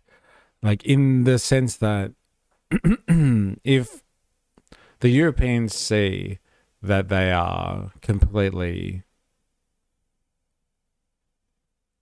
vassalized, as he would say, like completely beholden to American foreign policy, and America calls the shots for them, and they're just another like state within the American empire, and the Americans are happy, or the American empire is happy to feed Europeans into the meat grinder in the frontier against Russia, and like they're gearing up to draft new soldiers and all that sort of stuff into into the Ukraine conflict once they've run out of Ukrainians to feed into that meat grinder. And the only people that are going to stand up to this, and that's why you see a surge in right-wing populism, is because the liberals and the centrists that control Europe at the moment through the European Union, and the various politicians that are in power across the European nations, those centrists, those radical centrists, are too weak to oppose American dominance and are more than happy to send people into the meat grinder against Russia. And it's the right-wing parties that are standing up, these populist parties, these right-wing parties are standing up and are going to be like anti-war parties, because that's basically was the rhetoric that Trump was using when he got elected. It seems to be the rhetoric that like a lot of the right-wing European parties are using. They don't want to be beholden to the European Union, and they are anti-war. They don't want to see war, and they don't want to be fed into the meat grinder. But like that's a wild theory if true, but like it kind of adds up. That's why like there's such a visceral response against the right wing rising, or the right wing political rising that's taking shape across Europe, including in the UK at the moment, is because they're uncontrollable. The right wing parties, like Marine Le Pen, the AfD in Germany, it would seem Restore or Reform in the UK. They are non-controllable from the traditional sense. Like the centrists in Europe that are in power at the moment, like they are much easier for the US empire to control than like these maverick right-wing politicians that might potentially be like, no, we're not going to listen to somebody else's foreign policy. We're going to do what's good for our nation. And they might make decisions against sending their sons and daughters to go and fight wars against Russia, which is exactly what the Americans want to do. Wild stuff. If like it turns out to be true that the people that are really anti-war in the modern age, in the 21st century, and save the Europeans from war with Russia are right-wing parties, right-wing populist parties in Europe, as opposed to any type of lefties. Bloody Professor Xiang, right? Grrr. But like it's crazy, isn't it? Like the only people that are organizing against and being anti-war would be like these right-wing populist parties in Europe, who are the only thing that can fight against the radical center that is European politics at the moment, because the left is too unorganized to fight against radical centrism that is taking a hold of European politics. And it's up to the right wing, the far right, to be like, no, we don't want to go to war. And like that's their policy. Like that would be fucking wild. Violent Quinn's in the house. There you go. That is a scam. They sell people. But look what Trump did once he was in power. Yeah, I agree. That's why I brought it up. I said, like, that's what Trump rallied on, that he was going to be the no war president. And then he immediately turned around and went to war. But like Europeans are a little bit different though. So like what if the reason why they're being pushed back against so much by the radical centrists themselves is because like the US and the American deep state have way more control over radical centrist parties, radical centrists, than like they could control separate right-wing parties in all the different European nations. At least Trump stopped 8 before starting war with Iran. So technically on balance, he is the president of peace. Hey? I only do 1 war for every 8 peace deals, okay? Violent Queen. The left allowed itself to be outmaneuvered on Ukraine and bought the Kool-Aid. It was just a war. Yes, 100%. It's so crazy watching, like I was saying before, I don't know if you were here for it, Violent Queen, but like watching progressives, you know, lefties, but like progressive people on like, you know, Facebook or whatever, put up, you know, I support Ukraine, I stand with Ukraine kind of thing, like buying into the narrative that there needs to be a war in the first place with Russia. It's just like, hello, I thought you people would be for peace. Why do you want to support this? like this situation? Shouldn't everyone be doing all of their darndest to stop the war, not like supporting working class people being thrown into a meat grinder? It's crazy. I think they control them both. They're just allowing people the illusion of choice. See, I don't think it's like that. I think they're truly concerned about like various right-wing parties getting in power at the same time. Like if you have one or two, like whatever, but if you had too many, like they might go in their separate directions because they potentially are populists. Like it's too hard to control. And then they might be like, no, we don't want to, like I said, we don't want to feed our troops into fighting an American proxy war. We want to arm ourselves and we'll fight with our neighbors instead and start setting up our own empire. The honorary Nobel Peace Prize and the only FIFA Peace Prize winner. Yes, the man himself. He's allowed to start a war or two when he's an honorary Nobel Peace Prize winner and a FIFA Peace Prize winner. You don't know how many people I've had arguments over Ukraine with. It's insane how often it starts fights for me. God damn. Well, we're not really allowed to talk about it, as I was telling people before. The algo doesn't like it, if you know what I mean. Unless you ring the general Western narrative on it, you got to steer clear. If you know what I'm saying, you gotta toe the party line, let's just say. Yeah, no, it's I think the public is slowly awakening that their leaders are not serving them anymore. You made some other predictions, though. You argued that the U.S. would likely send in ground troops against Iran. I've heard this from many others as well. Sorry, I won't mention it. Doesn't like it. Just a personal gripe I have. No, mention away. I'm just saying, like, I generally cannot. Like, I've been told, like, if you read the fine print, like, read between the lines of what's really going on, when you sign up to certain things, as a content creator, that is, as a streamer, like, there's, unless you talk about the Ukraine situation in the style of the Western media and the Western perspective on it, they prefer you just not to talk about it at all. It also is one of those things that appear to defy logic because Iran seems to be built up like a fortress with its mountainous regions. It's blocked by international waterways and of course a very powerful, a large population. Well, powerful in terms of having a good high industrial capacity, producing cheap weaponry, which can be decentralized and not easy to be reduced. I haven't said this yet, but if you're watching this on YouTube and you haven't already, activate the like button. If you haven't done that already, and you know the drill, I'm very disappointed in you. Hit that like button. Oh, yeah. So, I'm wondering, how do you see the logic of ground troops here? Right. So the reason why I use ground troops is that it's not sustainable to use airframes in a war of attrition. They cost too much, they're too easy to shoot down, and eventually you will have wear and tear. Okay, I'm already seeing that where there is now friendly fire, there are a lot of accidents, and a lot of American planes are being shot down. These are $90 million planes, $100 million planes. You can't afford to fight a war of attrition in the air for too long. So what you do is you send in ground troops because they're cheaper and they're more cost effective. And what you do, you have two goals. The first goal is to secure the Iranian coastline.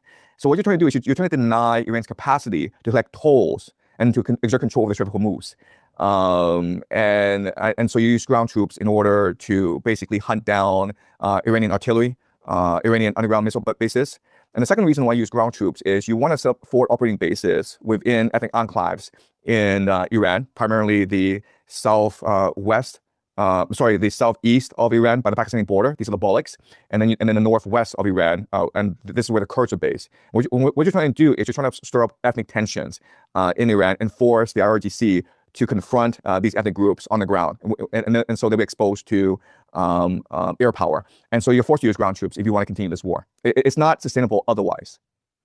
Isn't that fucking like it's a very, I guess, functional assessment of the situation. But like, if you want to fight a war of attrition against Iran, you can't just keep using planes.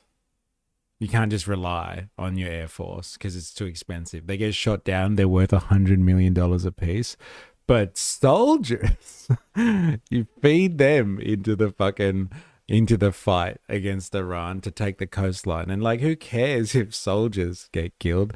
They're way, way cheaper than if your air force gets taken down. Like, it's so fucking, like, war is a business, a racket, as they say. But like, human life, when they argue that it's not expendable, get fucked.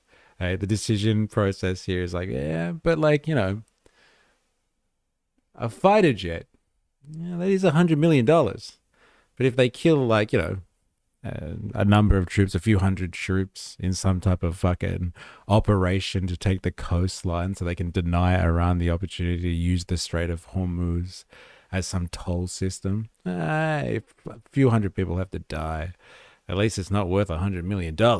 Am I right? That's some hardware that's very, very hard to replace. Fucking savage assessment, man. It's not just the Strait of Hormuz. All southern half near the coast has these lines of mountains built up by continental compaction, and they're super steep.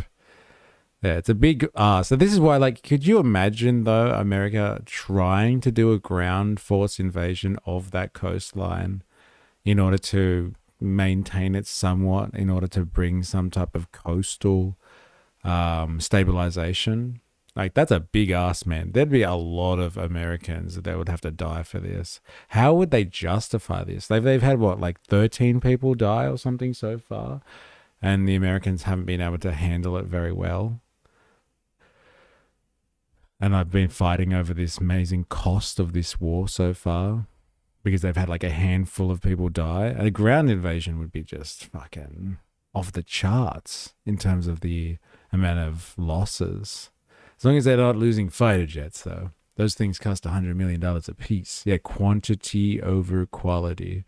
Savage. They are flying the fuel to the ME from Europe and USA, and it costs 16 times more plane than ship energy-wise. On average, it's about 2 or 3 million to trade in each soldier. So it's like, let's just say it's like 50 soldiers per each plane. So you can put 50 soldiers through the meat grinder if you want. And like, that saves you at the same cost evaluation as sending in a fighter jet. It's fucking crazy. That's the number I've heard from Aussie troops. Probably more for Yanks, but they have worse soldiers. I'd say it would be Gallipoli 2.0 if they did. Well, especially if they're, we're describing a geography here that is like very, very difficult terrain. Yeah, and they start a ground invasion. Good luck. There's been hundreds injured. They lied about the numbers. Yes, so I've heard. 600 wounded. One plane or like 20 sorties of fuel. Those flights into Iran were taking one refueling minimum each in the air, and mostly 2 or 3, and each one of them had to fly the fuel in. Good thing China did that one-child policy to socially engineer an entire army of males who would never get married. What a crazy conspiracy theory that is. Crazy if true, too. Plus munitions. Mental. And, it seems that one of the reasons why the Iranians can absorb a lot of pain is because they reasonably see this as an existential threat. It's a bit like the reason why the Russians and Ukrainians are willing to, accept so many sacrifices, because they both consider this, again, for good reasons, to be an existential threat. But for the United States, you would think that they have more limited appetite for casualties. So how do you see the US essentially being in a position to push this, to continue this war? And because the ground troops would mean a lot of pain. Right. So what people don't appreciate is that the United States is in a lot of financial trouble. So right now, the United States has $39 trillion in debt. And so they're forced to spend $1 to $2 trillion in financing this debt, paying interest to this debt. And there are no good options here. If you default, what happens is that you cause private banks that are financing the US government right now, the Federal Reserve basically, to collapse, in which case, all these savings that these Americans have put into the banks are wiped out. So default is not an option. So your only option is war. And the idea of war is to force other parties to pay and absorb the US debt. right? So when you go into Iran, what you're trying to do is you're trying to cause economic strangulation throughout the world. The Europeans are very dependent on Middle East oil. If the Europeans cannot pay for Middle East oil, they're now forced to pay more for American oil. Right, so American LNG costs 50 times more than Russian energy. And so what America wants to do is force the entire world to buy US energy and resources from the Western Hemisphere. And the US will finance this, meaning that the United States will lend the world the money to buy US weapons and US resources. This is very similar to the early 20th century when, because Europe was in World War II and World War I, America was able to sell its resources all around the world and make a lot of money for itself. And so what America's trying to do is it's trying to force the world to absorb the $39 trillion in debt. And you're right in that the Iranians are fighting very hard because it's their home and they don't want to lose their families. But the Americans are also forced to fight very hard as well because the alternative is economic collapse, civil war, and possibly the collapse of the American state. Yeah, well, it's you argue that we're already in World War III, but it's how you going? Regurgitate your prop. I'm not sure.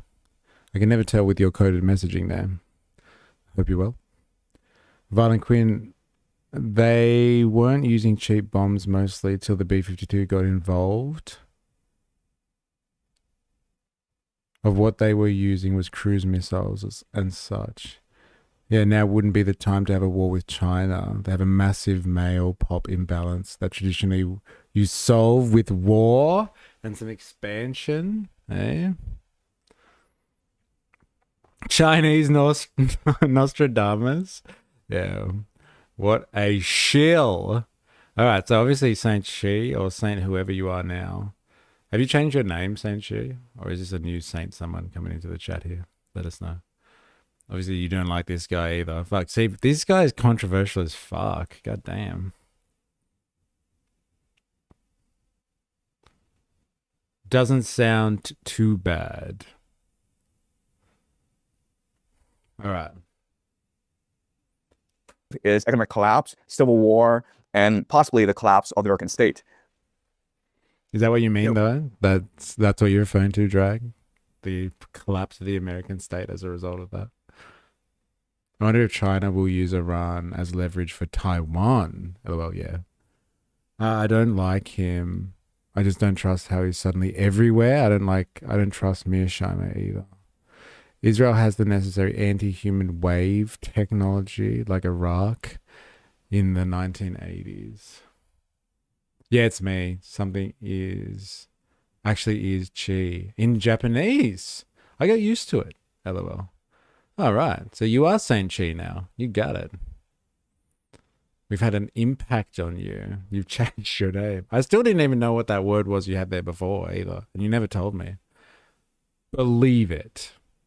What do you mean though? Like necessary anti-human wave technology like Iraq did in the 1980s? What do you mean by that? As in they are like carrying out a genocide on a population? A genocide, I should say. Believe it. Mind you, I am an idealist, not a realist. China is just sitting back and watching the Western world consume itself. Well, like apparently not. This is what is happening in this conversation here. What we're finding out and what I'm hearing people talk about is that they're not just sitting back, they're actually interfering to get Iran to stop and hold back a little bit because it actually helps them stabilize the world economy so they can continue to do business in an American setting because they're not ready to take the reins yet and they want to continue living under America's economic stabilization of the world because it benefits them until they're ready to take power, I guess. Chemical weapons. Oh, right. Okay. You had to write chemical like that? That's pretty crazy. I think it's interesting how the whole point of putting content online is to get views. But when you get too many views, people are like, what? I don't know if I trust this guy. Be careful, eh? It's your warning. It's just like once you get too many views, people start to question it. Yeah, it is interesting. But like, I'm not going to deny that someone like, Elon Musk, for example, has a social media platform so he can like bump people like fucking Nick Shirley. He's like, did you know that my video like uncovering corruption in Minneapolis, was bumped by Elon Musk? It's like, yes, it's his platform, you fucking idiot. Of course it was. But like, yeah, this guy's been creating content for ages. And like, this is what happens with a lot of content. Like, people bubble around under the surface for ages, and all of a sudden the algorithm like kind of picks you up and starts, your content starts to break through, and you get notoriety. I get it. There's options here. It doesn't have to be as evil and calculated that he is part of some deep state operation. He could have just been popular because of what he was talking about. I'm going to go with the latter on that one. I have more of a feeling to that sense, because like, I haven't seen him talk about things that would benefit, that seem beneficial to the American deep state yet. Like, I'm still not sure how he benefits like the CIA, apart from like that other option we talked about right at the start, which was like, he's just contributing to a massive misinformation out there to confuse the population. Like that, but that's like so many people could be accused of that. Like me. But I mean, I don't know. China seems pretty nationalistic these days. Yeah, that is cute, isn't it? Saint Chi.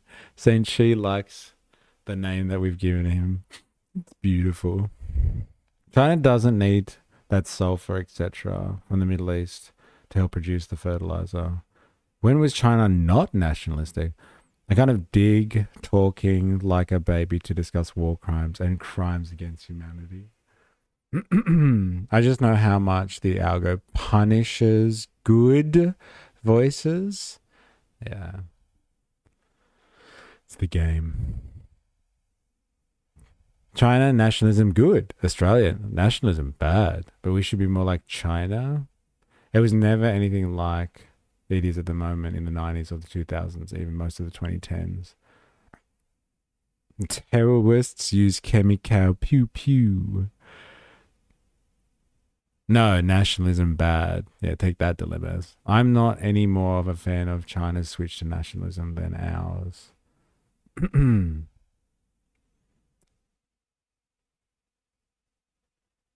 Saint Chi, full name actually translates as I'm in Seattle right now. Look at my bins. So good. Mystery movement is deep state confirmed. Hey, shut up.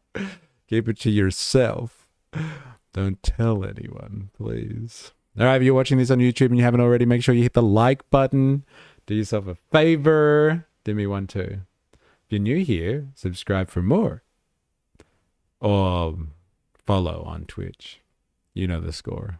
Well, it's you argue that we're already in World War III, but it's fought differently than the first two world wars. However, one of the big risks here is that the current conflicts now between the great powers can continue along the existing trajectory. I mean, the delusion of escalation control, that's something that worries me a lot. That is, the Europeans think, for example, they can continue to attack Russian cities, and the Russians won't retaliate. They can block Russian ships. They won't do anything. Might be able to put to cut off China's access to energy, and they necessarily won't do anything. And of course, the US can have an economic crisis tomorrow and begin. Things can easily spiral out of control. It just seems to me that the path we're currently on, it seems very temporary. Do you see a clear, path forward in terms of the great powers beginning to escalate against each other? Because it doesn't seem sustainable in any way what's happening now. Right. So I think the calculus is this. The calculus is that if you do nothing, you might have a situation like the 1848 revolutions, when all the monarchies in Europe in 1848 were at the precipice of being overthrown by popular rebellions. Okay. And if you do something, you might end up in World War I, where millions of people just died in the trenches, and it seemed as though the world was about to end. So if you're the elite in Europe and America, you would much prefer the World War I option as opposed to the 1848 option. And that's a stark choice facing the global elite right now. You either do nothing and then your populations revolt against you because you're incompetent, you're greedy, you're corrupt, or you send them to die off in the trenches of Ukraine, to send them to die in the mountains of Iranian in order to reduce the political tension at home. That is fucking mental. If you're a European or American elite, you're trying to figure out whether or not you do fuck all and don't engage in actual warfare, and like see if the world's populations get so agitated that they try and overthrow the elite. Or you could just get involved in some warfare, feed your excess population into the meat grinder in Russia or the Iranian coastline. Okay? Just round up people, start drafting them, and just start shipping troops off to die on the Iranian coast or on the front lines in the Ukraine somewhere. Like, fucking hell, what a savage and dark assessment of what it is to make decisions as a ruling class. Fucking savage stuff, man. My God. Violent Queen, China was on track to build most of that apart from the army maybe before it became nationalist, though. It's the last decade or so it decided it's going to compete with the USA. And China grew that army from the one-child policy. Rhetoric, I mean. And Wolf Warrior, damn, I gotta look at what I typed for first. Kind of makes sense, though. Kind of fucking scary. Like, it makes sense. It does make sense, but like, god damn, like, is that the way that they think about human life? Like, it's just like, look, people are getting agitated because the world economy is pretty fucked right now, and like, they don't have a lot of prospects. Like, we're going to have large reserves of additional population as technology changes and working people have less roles in society. UBI is not going to cut it, and they're going to be getting angry. There's going to be food shortages. There's going to be economic downturns, and they're going to get they're going to get angry. And they could either go after us and try to change the system politically, or we could just, get rid of the excess population, if you know what I mean. Fucking mental. They won't need us when they have AI. The less protest, the less to deal with. Yeah, fucking so dark. Such a dark outlook. No hope for the human race. When has China accepted foreigners as Chinese? Never. Just like Japan, etc. They have always been nationalistic. It's the way the people in power think. If the poor's fighting each other they aren't coming after them. Now that we agree on that, Violet, not left versus right, it's upstairs versus downstairs. Okay, it is fucked. But in the eyes of the elitist technocrats, for overall prosperity, it is worth it so that they, I guess, can have their AI paradise without unions.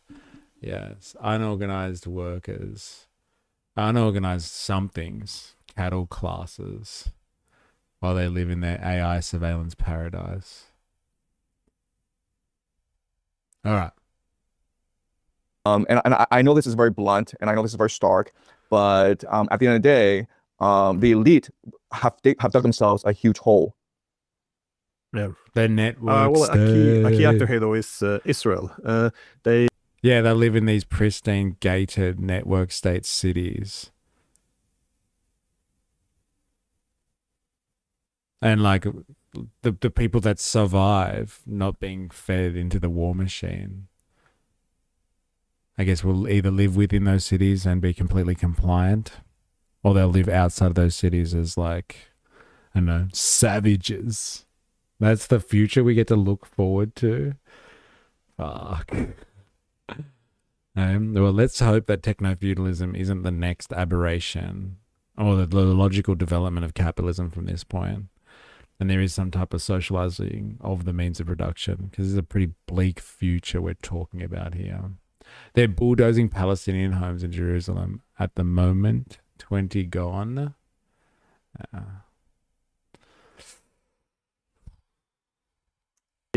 we see again that ambitions being quite clear, but at the same time, they seem to have a lot of profound problems. They have very deep divisions in society, something that seems to border to, well, close to a civil war. You have this greater Israel initiative, which puts them at odds with their, well, all of their neighbors almost. Their main protector is the United States, which is in relative decline. You have the emergence of new great powers in the region, which are less empathetic to Israel, and even the United States is losing. You see again quite a fascinating trend, which is that the standing of Israel, how Americans perceive it, it's in free fall. I haven't seen this in my lifetime, at least the way the Americans are now turning a bit on Israel. At least the population, as you said, the elites or political establishment, they still continue as nothing has happened. But where do you see Israel ending up here? But where will they get their power and food? ? They have failed to build out renewable energy sources to maintain such a situation that I think we are actually nearing the peak at the moment. Surely the red heifer isn't too far off now. Texas put their dragging its feast. And through capitalism, Texas out there dragging its feet. Okay, and through capitalism, they'll remove us from their cities by overpricing housing and goods and services, making you move out to the bush. Yes, yeah, that's how you do it, right? Forced removal, self-removal, technically. You can't afford to pay to play, then get the out. They sent a lot of Republican congresswomen, but apparently they weren't red enough. Leaving cities for the rich, where the poor travel by train or car to service their masters in the city. Look at Noosa in the Sunshine Coast. Literal example. That's mental. Gentrification. This is a very crazy form of gentrification. Exclusive zones for the rich, serviced by the working poor. Byron Bays, like that also, yeah.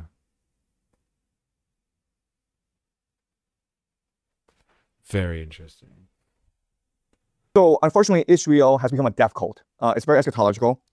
It's only minority people, right? You have these religious extremists who think control over the Israel government, and they believe that what's happening in the Middle East will lead to the coming of Messiah. So as long as they stick together and as long as they push history forward, they want to accelerate the process, then God will save them. So the calculus, it's very diabolical, it's very cynical. But what they believe is this: the world is headed towards collapse. The world is headed towards decline. And so there's going to be chaos throughout the world. And if Israel is able to accelerate this chaos, push this chaos forward, then what's going to happen is that, first of all, Israel is going to be better positioned than everyone else to take advantage of this chaos because Israel has initiative. But also, it's going to force all Jews around the world to unite behind the idea of Israel because the world will rightfully see Israel as a chaos agent. But that's good for Israel because if the Jewish people are united, if all the nation of Israel is united behind a common cause, then God will stand behind Israel and defeat the entire world. And unfortunately, that is very much a calculus of these religious fanatics in Israel today. Yeah, actually, I wanted to ask another question about Europe as well, because one of the things that looks very concerning at the moment is the possibility of a direct Russia-Europe war, which would be, I guess, a significant component of a world war, simply because the Europeans, I think they bet everything on this war, that is to use the Ukrainians to defeat Russia. But now they kind of this incrementalism, they got pulled in deeper and deeper, and now the situation they're in is now that Ukraine is faltering, they have to escalate, essentially have to get more involved, send more long-range missiles, they have to do more, intercept the Russian ships, talking about putting a naval blockade on the Russians, all of these things to compensate for things going poorly on the battlefield. And this is happening at the same time that the Americans are signaling that, this is for you to fight. So again, if you want to fight the Russians, you fight with Ukrainians and Europeans. If you want to fight the Iranians, use the Arabs. If you want to fight the Chinese, use some of the frontline states in East Asia. But so you have the Europeans escalating, the Americans seemingly walking away, not being prepared to defend the Europeans. And while this is all happening, the Russians, the main pressure they're under is they have to restore their deterrence because they let the Europeans and, NATO overall just walk all over them and give in every time. So if I would make a prediction, it looks as if the Russians are preparing to strike back, to retaliate, a bit like the Iranians, restore their deterrence, and the Americans very likely will then leave this to the Europeans. But the Europeans do not have that much fighting power, it seems. So where do you see this going? Right. So you look at the national defense strategy of the Byron Gay, Fall of NIMBYs. Where were we? Australia is just a resource extraction hub with a population set up to keep the resource extraction going. It was only due to workers fighting back that it became the country that it is, and still, dilemma's taxation isn't theft, but inflation is. But Quinn, I kind of agree on one level, and that's because it caused a refresh in Japan infrastructure. I don't trust that we should rebuild half of it, though. It does need to be rebuilt.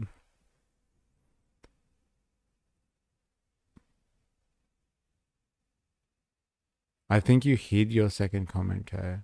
Yeah, I can't see the rest of it, unless you've been censored. Oh, what's going on in the stream chat here?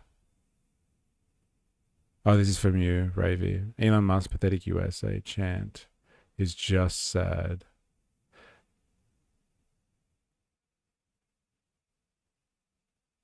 Australia imposes a new Iranian sanctions and travels ban.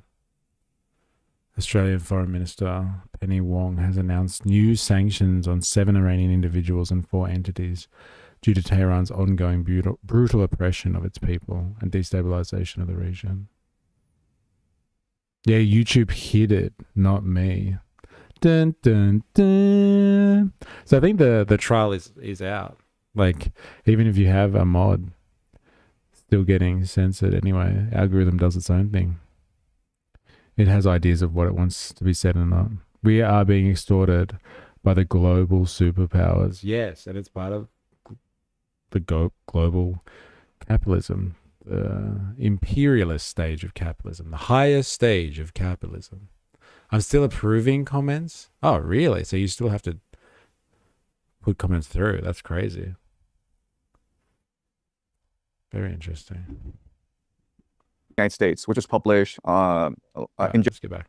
Do not have that much fighting power, it seems. So where do you see this going? Right. So you look at the national defense strategy of the United States, which was published in January of this year. It lays out a vision for the world. And right now, the Americans are actually implementing this vision. The vision is this: America retreats into fortress North America, greater North America, right? And that's why Trump has been aggressive towards Canada, Greenland, Mexico, Colombia, Honduras, Nicaragua, Cuba, right? Because it's all part of greater North America. And then what's going to happen is that the American economy is going to focus more on manufacturing and resource extraction. Okay, so the Pentagon has reached out to Ford and General Motors in Detroit and said that they would like these companies to manufacture more munitions and drones. And these companies are probably happy to do that because it's more profitable to make weapons than it is to make cars. Okay, so that's a vision for greater North America. And in order to create markets for American weapons, what you do is you create divide and rule throughout the world, right? So imagine a situation where Russia is funding Europe in Europe, Japan is funding China in East Asia. Iran is fighting the GCC and Israel in the Middle East.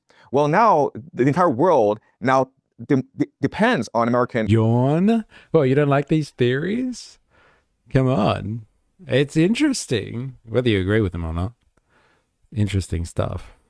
Come on.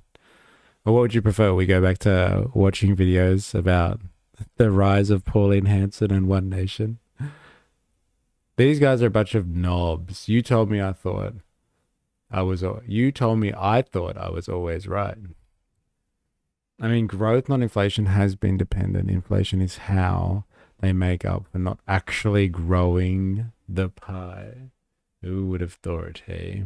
If you're watching this on YouTube and you haven't already hit the like button, you know the drill. Resources and American weapons in order to sustain these wars.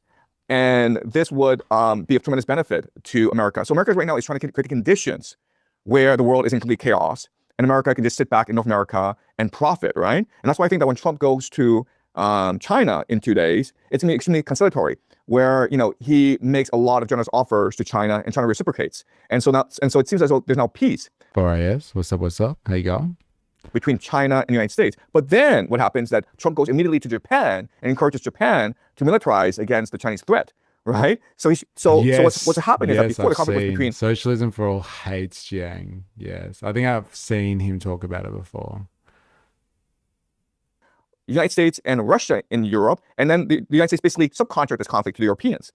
Right? And now before, the conflict was between China and the United States and East Asia. What the Americans are going to do is subcontract this conflict to the Japanese and the South Koreans against China. So it's all part of this, diabolical, cynical strategy of the Americans to maintain their empire. It's not a bad point. I've been thinking about this a lot. Like the idea that Germany and Japan all of a sudden are being let off the leash and allowed to start militarizing and developing weapons and like growing armies now. Like what's changed so significantly on the world stage? Basically, the US has said to them, hey, don't worry about it. Don't worry about what we said after World War II. You guys can start developing your militaries again. That's pretty much the long and the short of it, right? Oh, they have been growing Germany and Japan for a decade or two, but like they've let them off the leash now. It's crazy. And it's all because, like for Japan anyway, Japan anyway, they want somebody to be the front line against China when that conflict eventually comes online. And Germany, somebody's got to fight against Russia, I guess, right? Growing armies made me giggle. Like starfish regrowing its arms. We got Chinese Nostradamus and his Norwegian butt boy assuming the position. Fucking savage today, bro. What's going on? Why do you like these two? Like Xiang, fair enough, but what do you know about this guy? Japan wrote pacifism into their own constitution. Well, fucking apparently it's out the window now. The capitalist starfish.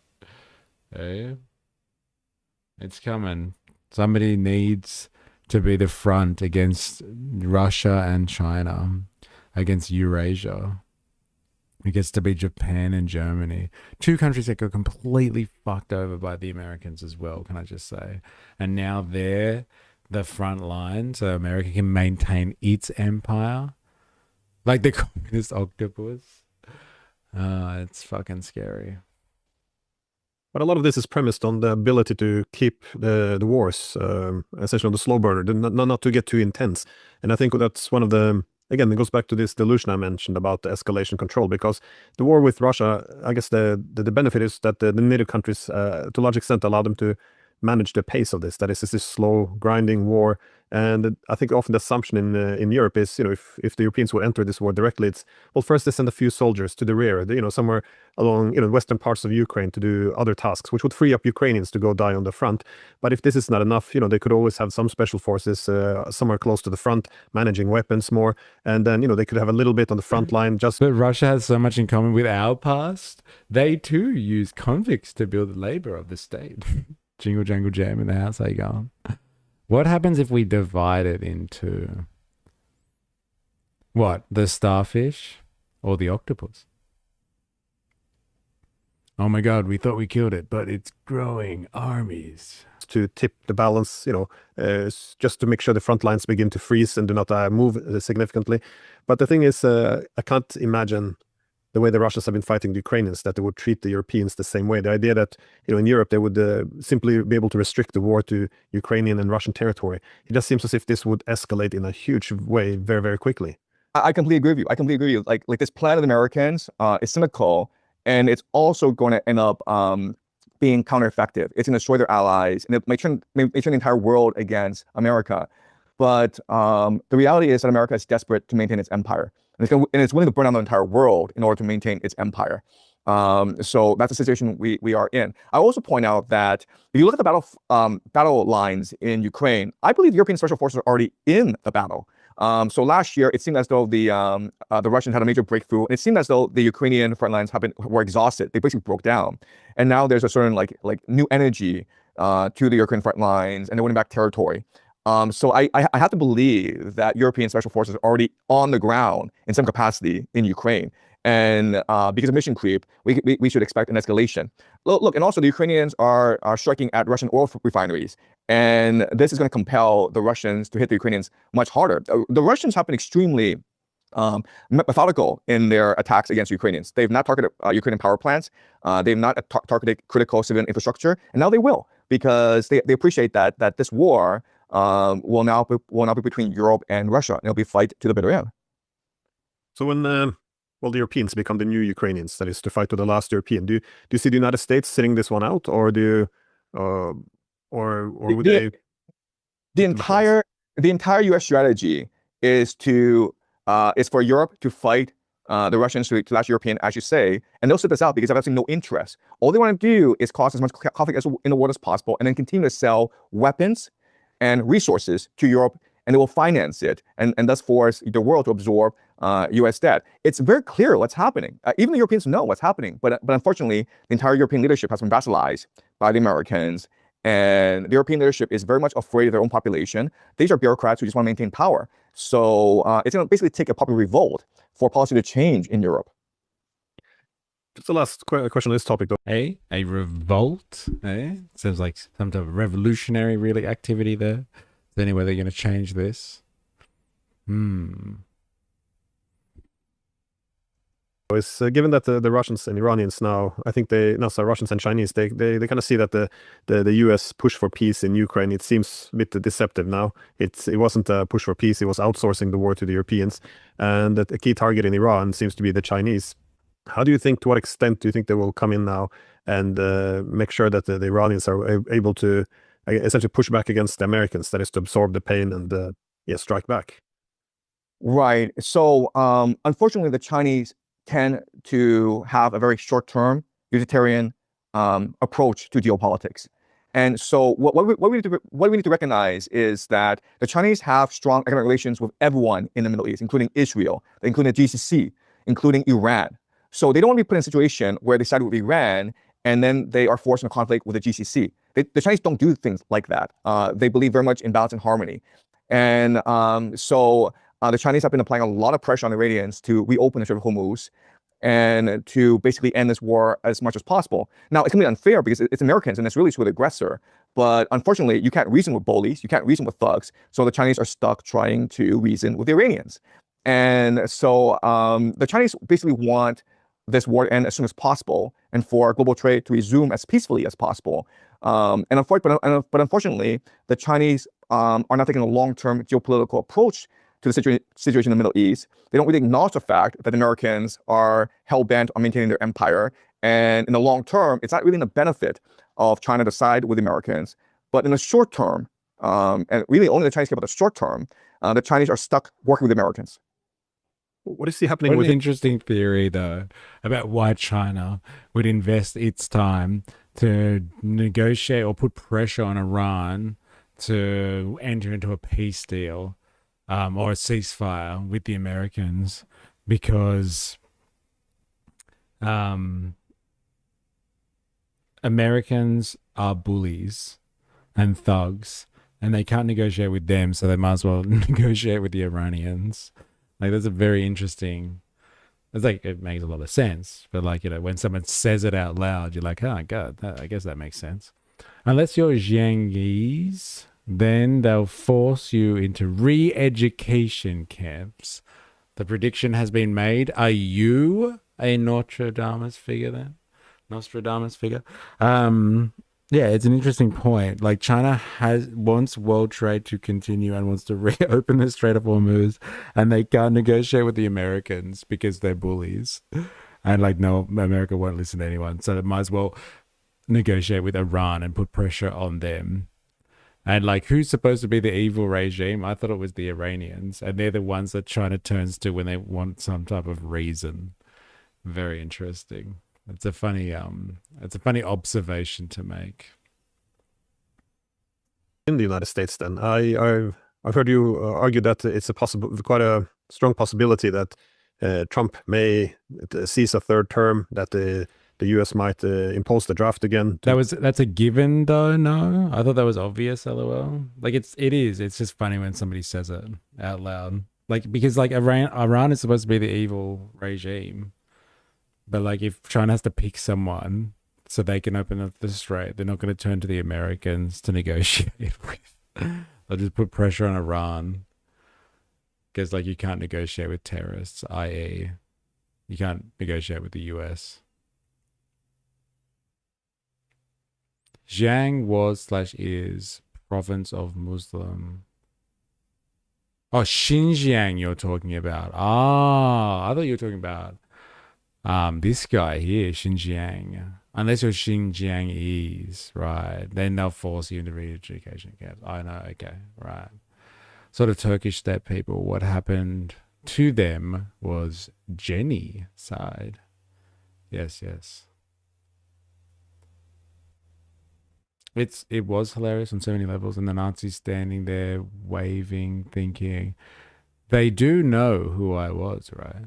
I have no doubt that they are also talking with China. Like there's a group chat without Trump vibes. Could you imagine? I don't think China will pressure Iran. It's giving USA all sorts of issues at the moment. So I don't think China will pressure Iran. I don't think China will pressure Iran. It's giving US... But I've heard multiple commentators talk about this, that like the reason there's a ceasefire in the first place, Iran had no inclination towards wanting a ceasefire. They were happy to continue like their strategy, their mosaic defense strategy. But like someone's got them to the table somehow. It seems to be China. Interestingly. He's not the first person I've heard talk about this. Iran pulled a Tiananmen Square and killed tens of thousands of their own citizens. Who's the real thugs? But yeah, we're the bullies. I get it now. You're upset because people are criticizing the US and calling them bullies and thugs. Right. Got it. Okay. Yes. And so like it's always a travesty when you kill your own population as opposed to killing tens of thousands of other people's populations. That's perfectly acceptable and doesn't make you a bully when you kill other people. But if you kill your own people, then you're definitely a bully. I don't think there's a question of whether other countries are bullies.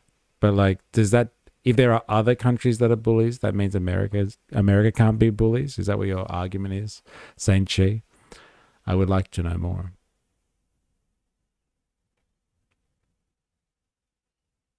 I said we are bullies. Oh, I admit it.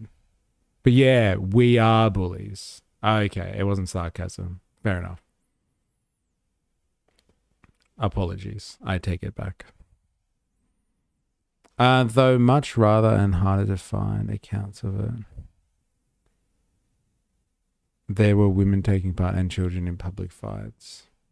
Their strategy is continuing. They just aren't behind bombed at the moment. Is that what that is? People do desperate things when they have poor quality of life. To the adjoining factor is more likely poverty than race.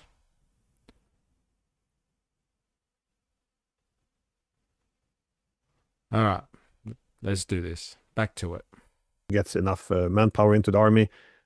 How do you see this future for the United States? Because again, I think a key issue for the Americans is they often have this grand strategy in place, but they often lose sight of the societal component. That is, for example, in the beginning of the 90s, there is all these new trade agreements, which would give the Americans, extend the intellectual property rights. It would give the Americans competitiveness in tech, in the finance, and essentially, the areas where there's high revenue and high dependence, while they, in return, outsourced their industries. So a bit like a modern version of repatriating repealing the Corn Laws, just to divide the International Division of Labor. But again, the impact on the United States was quite when the feeling's gone and you can't go on, it's strategy.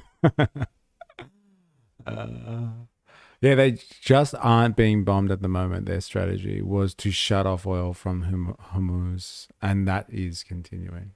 BGs. Goat Aussies, baby. Labour has moved too far to the centre, so One Nation now uses some left and far left grievances to turn people to the right wing. That's an interesting theory, I must say.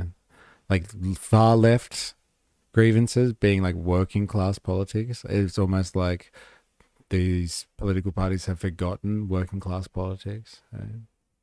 Oh my God, I just realized We Are the Baddies is legit the Trump admin down to the Pirates of Fun. Hey, goat. LOL. Of course, if the other side agrees to let you keep doing what was damaging them and they won't attack you, say yes. An interesting theory that you got there, Jingle Jangle Jam, I must say. These right-wing populists using working class talking points. Who would have thought, working class politics is actually effective for the masses. Again, the whole idea that that is Americans will develop the iPhone and the Chinese can put it together. It didn't make much sense because what happened was the manufacturing base of the US, as this left, there was you have massive social problems, which is what has caused a lot of this political, economic, and social instability. And at the same time, the Chinese essentially learned how to make that iPhone themselves. So now they don't have the lower parts of the global of the supply chains. They can't produce anything, and also they don't dominating the top tiers anymore of these global value chains. But it seems that they not yet again neglect that all these wars. I mean, if you don't shut down energies, competition. Are we the baddies, right? Is that a reference to something? If so, yes. Sorry, if so, no. I thought you were just like talking, not referencing something like you always do. A working class hero is something to be. It is. Around the world, the Russians, the Venezuelans, the Iranians, you can go on. Yes, it can make greater dependence on the US, but it's going to create shockwaves though through American society, which will destabilize to a great extent. Sorry, it's a very long way of asking. How do you see the possibility of a Trump third term and draft other ways of managing, I guess, a population which is also to some extent in a pre-revolutionary era? Look, at the end of the day, the American empire is able to control Trump. And Trump is a chaos agent, but he is doing the bidding of the American empire, right? So everyone's attention is focused on Trump and thinks it's all Trump's stupidity that is leading to all this chaos around the world. But if you actually read the national security strategy, you just think about game theory and how the Americans benefit from all that's going on, everything Trump is doing makes sense. The issue with Trump, why Trump is important is Trump is willing to do these things. Biden was supposed to do these things, but he didn't do these things because he was afraid of looking like a complete idiot. And he didn't want to be another Hitler, right? He didn't want to be the bad guy. And so it's actually very hard to find someone like Trump who's willing to be the bad guy, who's willing to be the scapegoat, and who's willing to act rashly, without thought. So remember back 2003 during this aligns heavily with Brian from the New Atlas's theory, like that they're going to do all this stuff anyway, and Trump's just a useful agent of chaos. Mitchell and Webb, are we the baddies? We have a skull on our uniform. Maybe we're pirates. Pirates are fun. This is a reference. Yeah, continuity of agenda. But like the agenda isn't now like, oh, we just need people to just toe the line and just say the stuff and look pretty for the cameras. Like they're actually doing stuff that's a little bit more edgy and destructive in plain sight. So you need someone who's a agent of chaos to continue like the passing on the torch, I guess you would say. So the continuity of agenda requires someone who's fucking, I don't know what, brash? Is that the right word? Needs someone who can just do whatever and everyone's like, oh my God, I can't believe he just did that. And then they can just continue on. Oh, slaps my own forehead. All right, the baddies, right.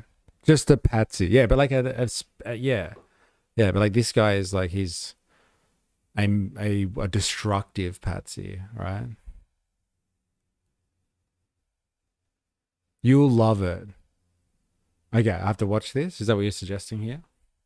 Watch it. You'll love it.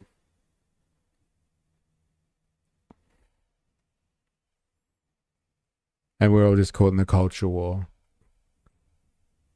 about whether or not we support Trump and his tactics, his antics.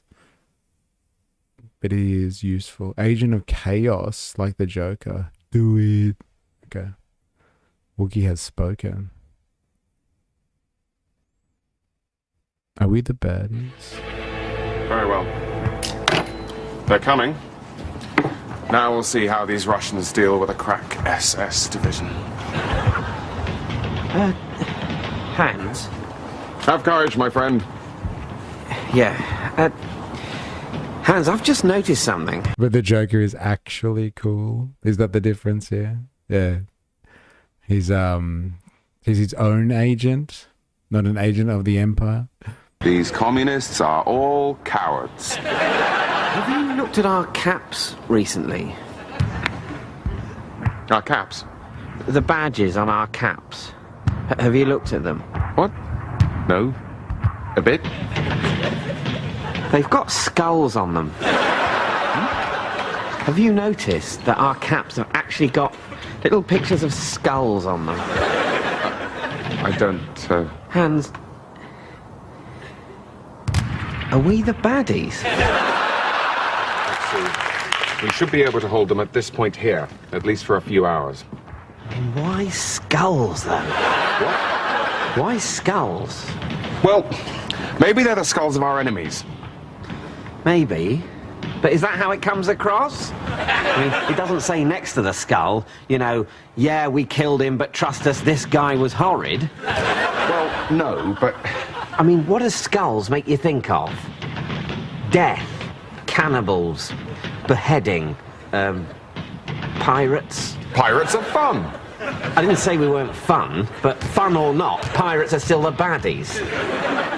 I just can't think of anything good about a skull. What about pure Aryan skull shape? Even that is more usually depicted with the skin still on. Whereas the Allies... No, you haven't been listening to Allied propaganda. Of course they're going to say we're the bad guys. But they didn't get to design our uniforms. And their symbols are all, you know, quite nice. Stars, stripes, lions, sickles. What's so good about a sickle? Well, nothing. And obviously, if there's one thing we've learnt in the last 1,000 miles of retreat, is that Russian agriculture is in dire need of mechanization. Tell me about it. But you've got to say, it's better than a skull.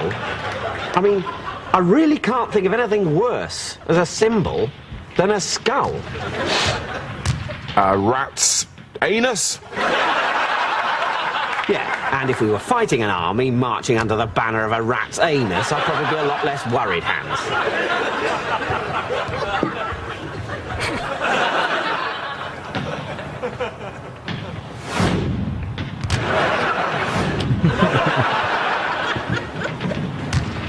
Okay. So...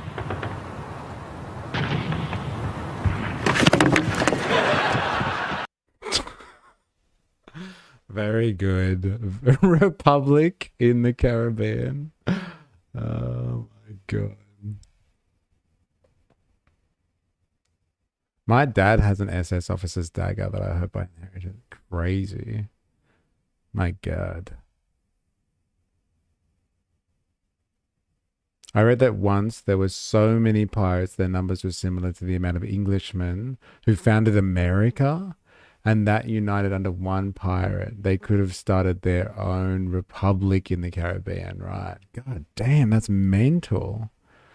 Trump is like, we aren't Nazis, we're just pirates. He actually was talking about that the other day. Oh my god. I wish there was a pirate republic. Pirates often were more egalitarian than English or French colonialists. For instance, once a pirate captain was impeached for taking one too many fine coats as loot for himself without sharing it with the crew, and even disabled pirates who lost limbs were given disability rights and still allowed to be part of the crew and get the plunder. Socialize the boats. That's what I'm hearing. Socialize the Navy. That's crazy. Might not want to look at what the Ukrainian soldiers are using for face masks. Yes. Who said that? Saint Chi. Oh my god. Yes. It's fucking mental, isn't it? Like, this is why it's not so clear cut when everyone's talking about, you know, supporting, you know, who are you? Are you on the right side of this war? Let's just say that's taking place in Eastern Europe at the moment. Hey, what do you mean? Like the way that the West is supporting and neo-Nazis fighting against Russia? Crazy. Very interesting. Yes, yeah, come aboard the pirate sex flotilla. Yeah, you have equal shares on a pirate ship. Yeah, pirates had primitive socialism in a way. Very interesting. Oh my god, the pirates. Well, more like communism. You still had a single captain and a lot of mates running the show, and a couple of mates running the show. During the war against Iraq, everyone knew about oil. Everyone knew about the American empire, and you had protests around the world against this act of aggression against Iraq. But now, in this blatant act of aggression against Iran, you don't have protests around the world. Everyone's focused on Trump and thinking that if no need to walk the plank, come and enjoy a wank. The sex flotilla. Very nice. Stories of some captains being caught by pirates and left alone. They were still given some things to let him survive. How nice is that? Even though some pirates wanted to hurt him, the captain forbid it and let go aboard and gave him rations, not to starve, when marooning him. Interesting. I'll make the flyers. Yeah, and we'll see how long it takes for Is Not Rail to bring down your sex flotilla. Trump will be gone in 2 years' time, and then the world will return back to normal. So Trump is extremely useful for the purposes of American empire. That's why I think that he'll stick around, because the American empire needs certain things to happen, including a national draft. So the reality is that for the past few years, America has been trying to onshore manufacturing back from China. It doesn't work. And there's a really good reason why it doesn't work, because the American population has become complacent. It's become lazy and corrupt. Think about all these American young people who are trying to make their fortunes trading cryptocurrency or gambling online, and spend all their time on OnlyFans. I mean, the empire has made America an extremely corrupt and lazy place where young people aren't able to contribute effectively to the economy. The problem isn't the lack of manufacturing jobs. There are lots of manufacturing jobs in America. The problem is you don't have young people in America who want to work these blue-collar jobs. They don't want to work for $10 an hour. They much rather, gamble and try to make $1 million in a year. So you need a national draft, not to fight wars, but to discipline your population, to train your population to be much more compliant, to be much more desperate, and to have real skills. That's the reason why you need a national draft. That's a very interesting theory, isn't it? We were talking about the draft before and how the Europeans need to draft, their people into the meat grinder against Russia because they're being used as a proxy for America's interests. Same with Japan. But American drafting is completely different. It's his theory here is the American youth are so useless because of OnlyFans and gambling online that they don't want to actually do any work, and they'll think they'll make a quick buck that way, and so they won't work in factories. So drafting in the US makes a more disciplined youth population that can be put back to work in the factories when necessary, as the US moves towards a military production society and they need factory workers until AI completely takes over, or AI and automation completely takes over. They've got a lazy ass youth problem in the US thanks to internet culture. And so we need a draft to make them realize the value of labor again. There's draft talk in the US. Yes, that's why they're talking about it. It's in Europe as well. They'll be talking about it here soon. And which side of the fence do you reckon fucking One Nation is going to be under? If he can so fucking easily drop a line like that they're just there's a youth problem and all these lazy doom scrollers and OnlyFans wannabes need to be disciplined, so they need a draft. What do you think fucking One Nation's policy is going to be on that one?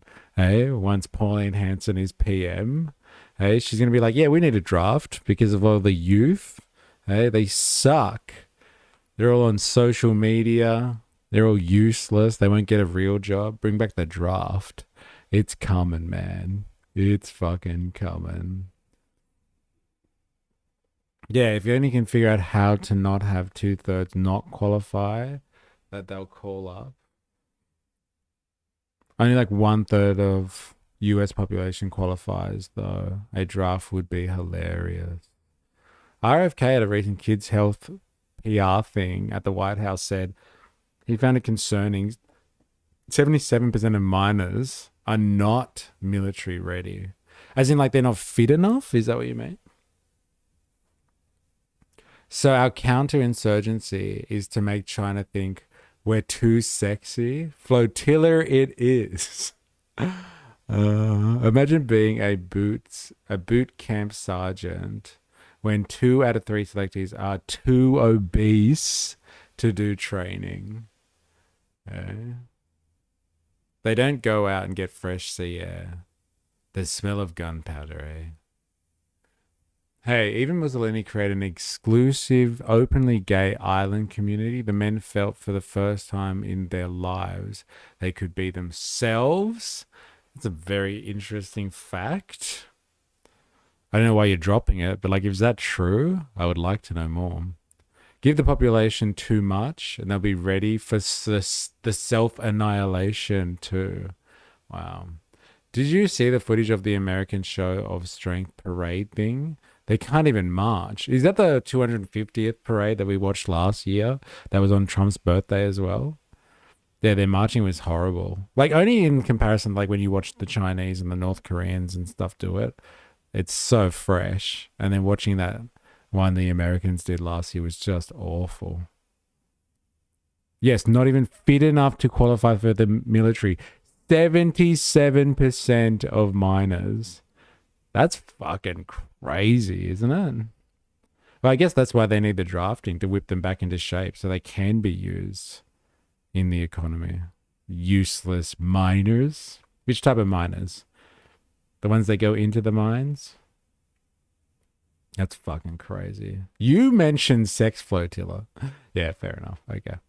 That's why you brought it up. Got it.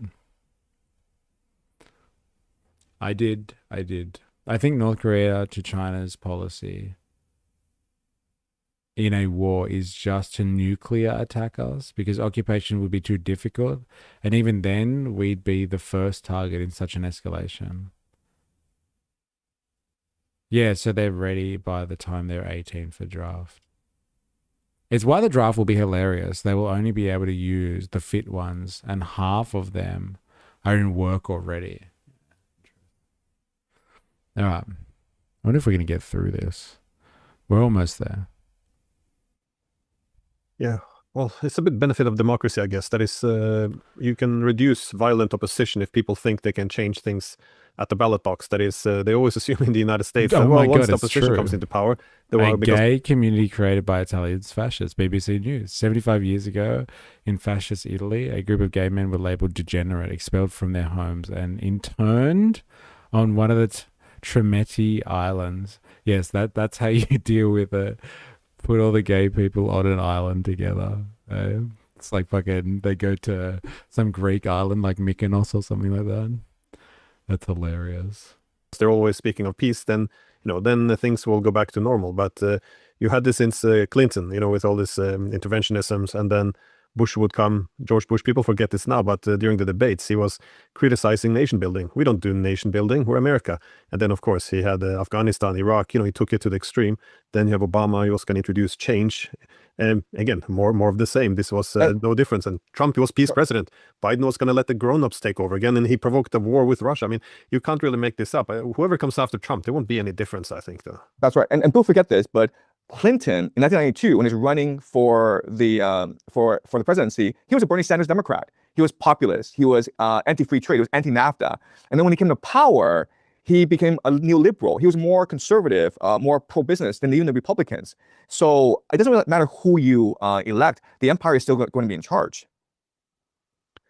Yeah, that's a good point. But how does this all end then? Because the U.S. empire, it can't really go on if it loses in Iran. And I don't, as you said as well, there's no good pathway to a victory in Iran. Not that the American military is all powerful, and it's powerful, and it's not as if the Trump has too many restraints on himself. He can knock out nuclear reactors if he wants. Doesn't seem to be any limits. But again, the Iranians' ability to fight, it doesn't really require them to have an army that is as powerful as the Americans. They have the cheap missiles, cheap drones. They have the favorable geography. So what do we? How do you see this thing playing out? I think for the next year, it will seem as though the Americans are winning. Trump's going to go to China, and eventually China and the United States will come to an agreement that's going to look very good for America, and Chinese are going to agree to buy up more U.S. debt. And this war in Iran, even though in the long term America's going to lose this war, in the short term, the Americans are going to be able to inflict tremendous damage on the Iranians, especially economically. So in the short term, it will look as though the American empire is winning. But in the mid to long term, we know exactly what happens in these situations, which is the empire breaks out into civil war. Just look at any history. Empires in decline have many characteristics: corruption, decadence, low fertility rates, mass immigration.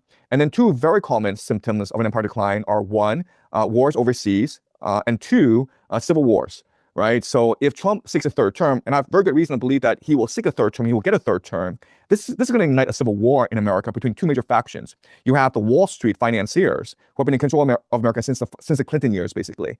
And then you have the tech oligarchs, people like... No, I would argue that Wall Street financiers have been in charge of America for a lot longer than since the Clinton administration.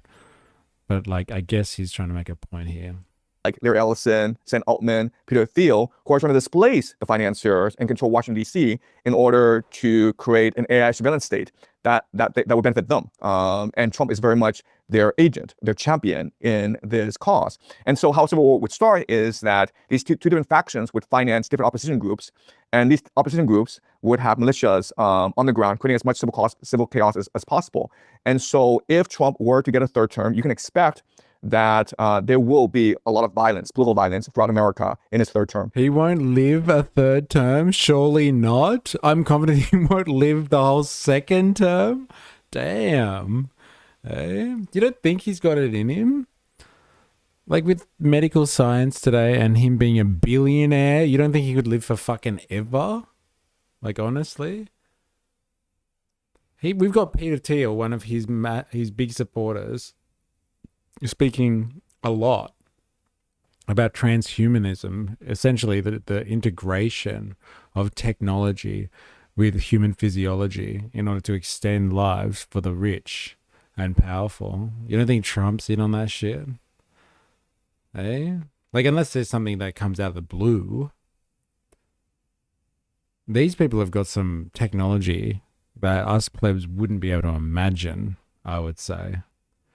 Wars are stressful things for old men to run. Did you see him talk to those kids? He's unable to walk in a straight line. He fell asleep during the press presentation again. Yeah, I know. And it's funny to watch. But like, I don't know, man. Interesting. Thiel is nuts and hopefully does manage to put his consciousness in a box, because I know what being removed from sensation will do to his brain. Oh, man. Oh, God. Imagine he sticks around for 200 years. Like, I'm fucking telling you, they're working on this shit for sure. Bro just turned into my boomer grandfather. Wild. I mean 20. Sorry. The coup. Right. Another 20 years. Yeah. Well, look, it's potential. There's potential. They're working on some crazy shit. Telling a kid who wants to play volleyball you should play soccer instead, then talking about heads being cut off in Iran with the kid looking at him like, what the fuck? Eh? It's like a fucking SNL skit. Yeah, one of the reasons I was initially optimistic when Trump was running was, well, first of all, he was talking about ending wars, but again, what he says doesn't necessarily mean that much. But the overall issue, I thought, which was genuine, was the idea that he, genuinely believed that in order to save the American Republic, they would have to start to wind down the American empire. That is, the American empire had exhausted itself. It's exhausted its resources, it's being balanced internationally. If you're going to double down on empire now, it would kill possibly the Republic. And I thought that genuinely I thought this was good for the world in order to scale back the empire, save the American Republic as an important, pole of power in a multipolar world. I thought all of this made sense, but he seems to go all in now on restoring the empire. But how do you see then this imperial decline? Because it's not the first time in history we had imperial decline. You talked about mass immigration. You talked about the economic inequality, the social disruption, the political system beginning to fail, and it is concerning to see the American institutions no longer working as they were supposed to. So what is it that you see in the American imperial decline? Right. So the main characteristic of American imperial decline is hubris, right? Where Washington D.C. has become a bubble, and it's impossible to reason with anyone in this bubble. They are, it is very much an insular, incestuous community of people who think alike.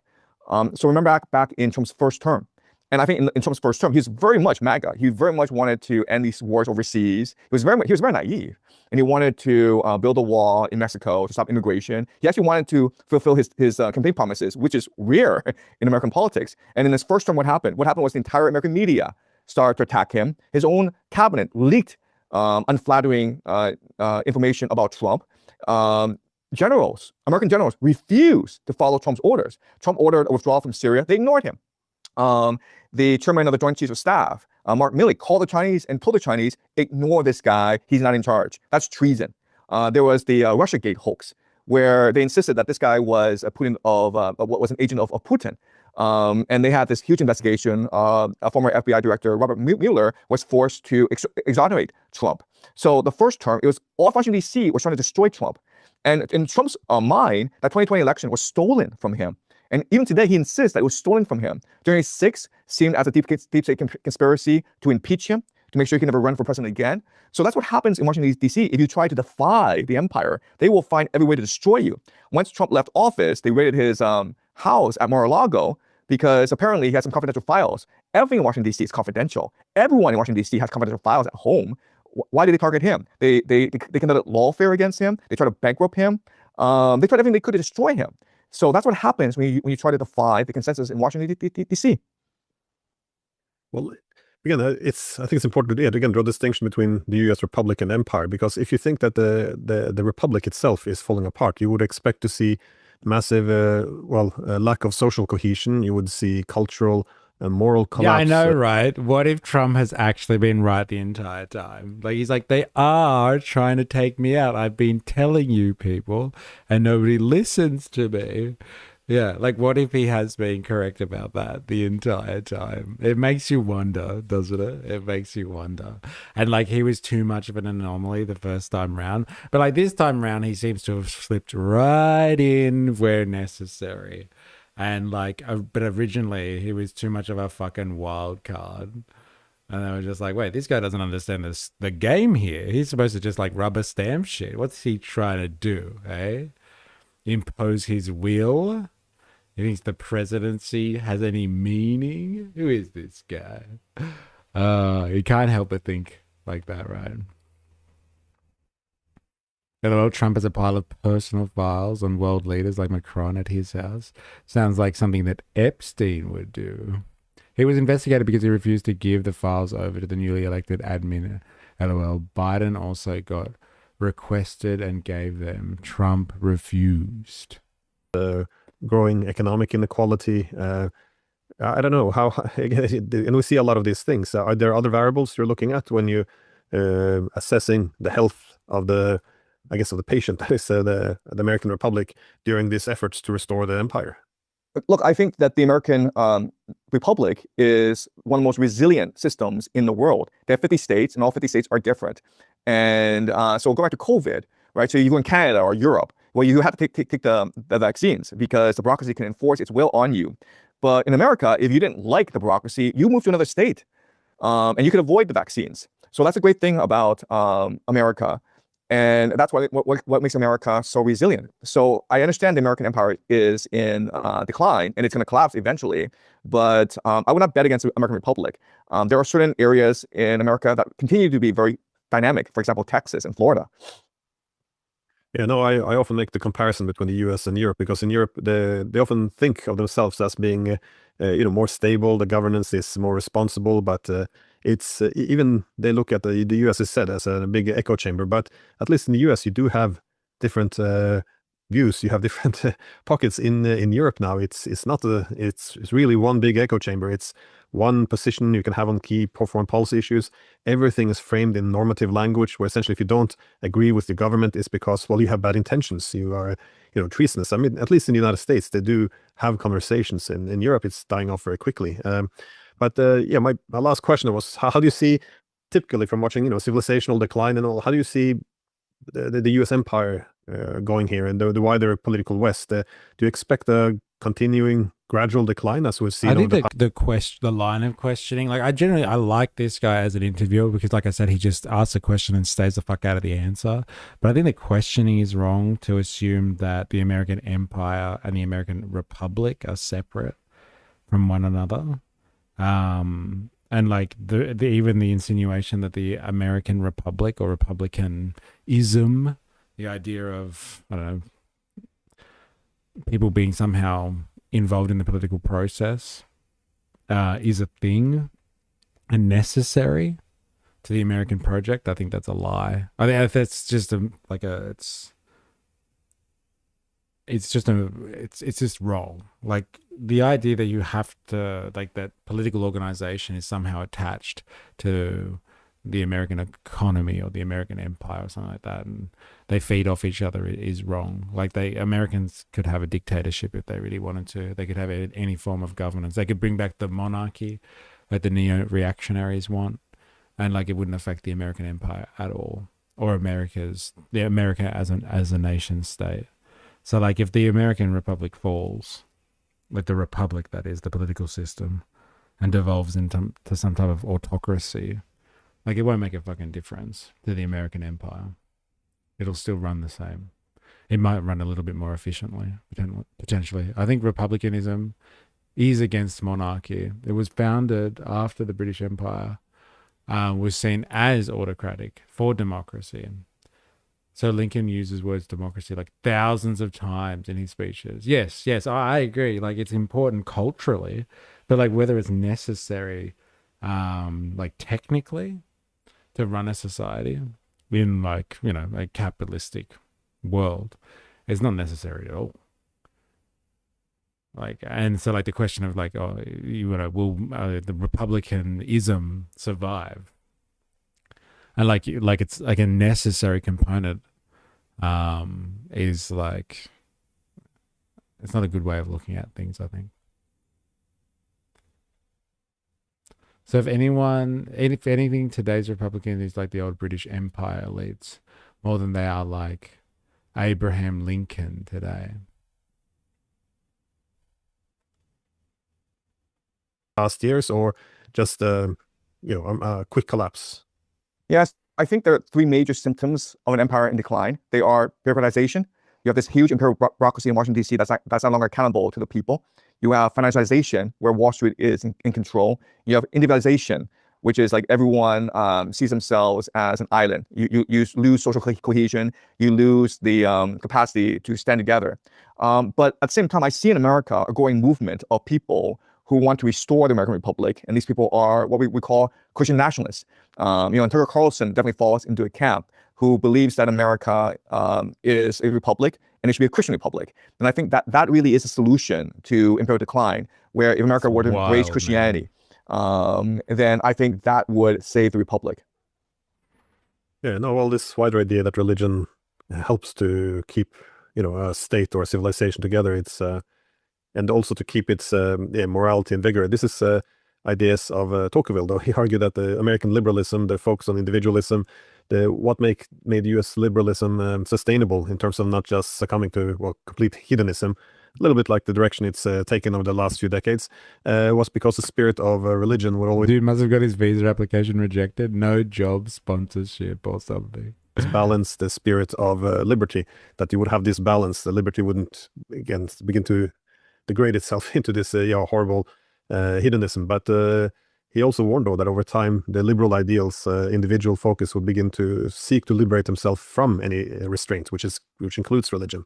So it just seems very difficult for the Christianity essentially to restore some common identity in America today, though, in order to, I guess, revive the idea of a collective consciousness, a common cause, something along these lines. Right, I completely agree with the sentiment. America was founded on two pillars. The first pillar, of course, is Enlightenment, secularism, and the second pillar was Puritanism, like Protestantism. And so I completely agree with you in that, America has shifted too extreme into the Enlightenment. It's embraced secular, liberal democracy. and it needs to restore balance by returning to its Christian roots. But I still think that America has so many advantages. It's still a very prosperous place where people are hardworking, where you still have a lot of freedom, where people still take the Constitution very seriously. And once they start to fully embrace their Christian heritage, then I think that a lot of the great advantages of America can be restored. Yeah. Well, no matter how this new world war pans out, at least the world will look very, very different when this begins to come to an end, which I don't see coming for many years to come. But nonetheless, thank you very much for taking the time. Interesting. Some fucking wild theories, especially at the end there. But like generally, about like the Iranian situation, interesting stuff, I must admit, whether you like him or you don't. And it seems like a lot of people think that he's a nut job or he cannot be trusted. He's a deep state agent. Very interesting ideas nonetheless. Something that makes you reconsider the usual narrative that we get fed through the manufacturing consent machine. Which is all we get, right? It's not hard to predict America will do something stupid. This guy's not much of a genius, is he? Get ready for some US foreign policy stupidity, which will be ordered by Is Not Real. You're doing a great job, Glenn. Thank you. Hundreds of millions will die from famine and disease. Is those knuckleheads in charge. Iran is not our enemy. Russia is not our enemy. China is not our enemy. Greetings from Australia. Oh, who's this guy?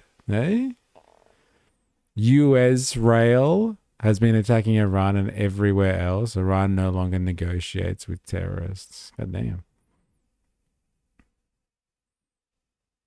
World War III started after 9/11 when the evil empire declared the global war on terror from Korea to Vietnam to Iraq to Iran. The crimes of the United States have been systemic, relentless, and vicious. Damn.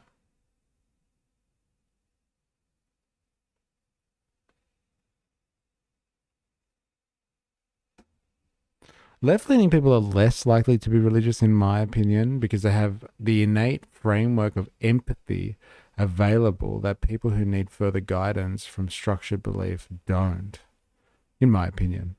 Interesting. It's a very deep assessment. Xiang has an extraordinary perspective. Thank you for this interest. I think that's a good way of looking at it. It is extraordinary, isn't it? Whether you like it or not. Putin should get the Nobel Peace Prize in medicine because he cured the world of COVID-19 in a single day. And Trump should get the Nobel Peace Prize because peace will reign in the Gulf after he loses. Game over. Savage. I've never in my life heard more accurate, honest, and chilling analysis. So do you reckon that comment about Putin getting rid of COVID in a single day is because when he attacked when Russia attacked the Ukraine, no one cared about COVID anymore? Is that why? And there's no shame in needing that structure, might I add, says Ravi.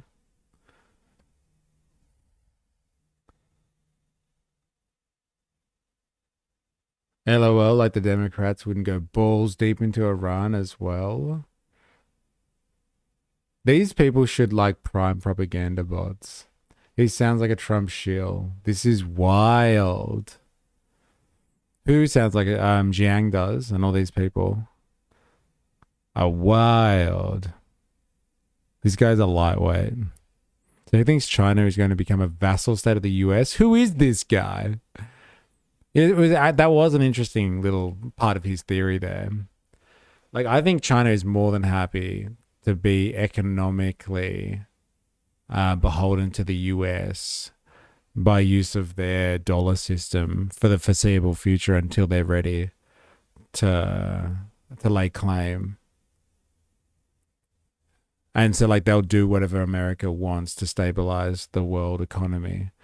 And if that means throwing Iran under the bus, then like, you know, so be it.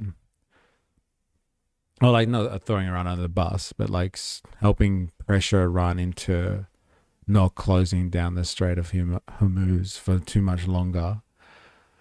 I think they'll do it to placate the Americans for sure, in the short term.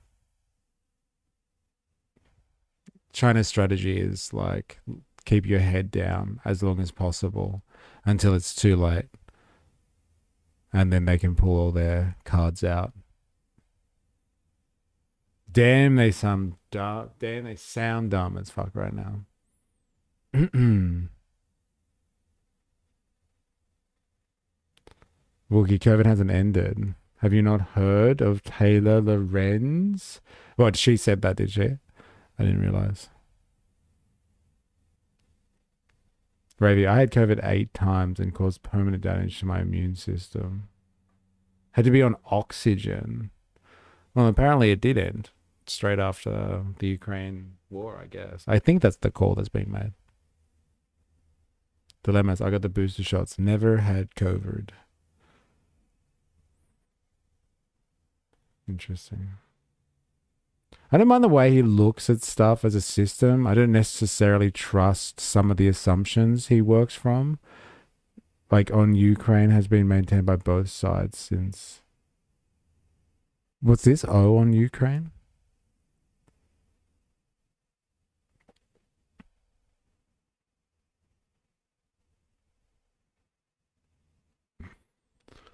All right. We're going to have a quick break. We're going to be back with some more. I actually wanted to cover some stuff that's with the upcoming budget and the housing crisis and then get back into the gas debate. Fuck, that took a while. I think we watched that for like 3 hours. God damn. I guess it is an hour long. And we stop every 5 seconds. Because I get distracted. Yes. We're going to have a quick break. Don't go anywhere. If you haven't already and you're on YouTube, hit the fucking like button. Really pissed off if you haven't done that already. If you're new here, subscribe for more. If you're watching for the first time on Twitch, follow. Here's an invitation for our Discord. Wait, over there. No, wait, up here. It's up here. There's an invitation for Discord. Come join the community. All right. Go to house section on Thursday. Got to go weed the garden. I shall lurk and be back for a break later. All right, good luck with your gardening. Good luck. I got COVID from doing blow at a wedding. It was a freaking banger. Hundreds of people ended up with it. That's fucking amazing. Oh, God. You guys are fucking hilarious. All right, we're having a break. Don't go anywhere.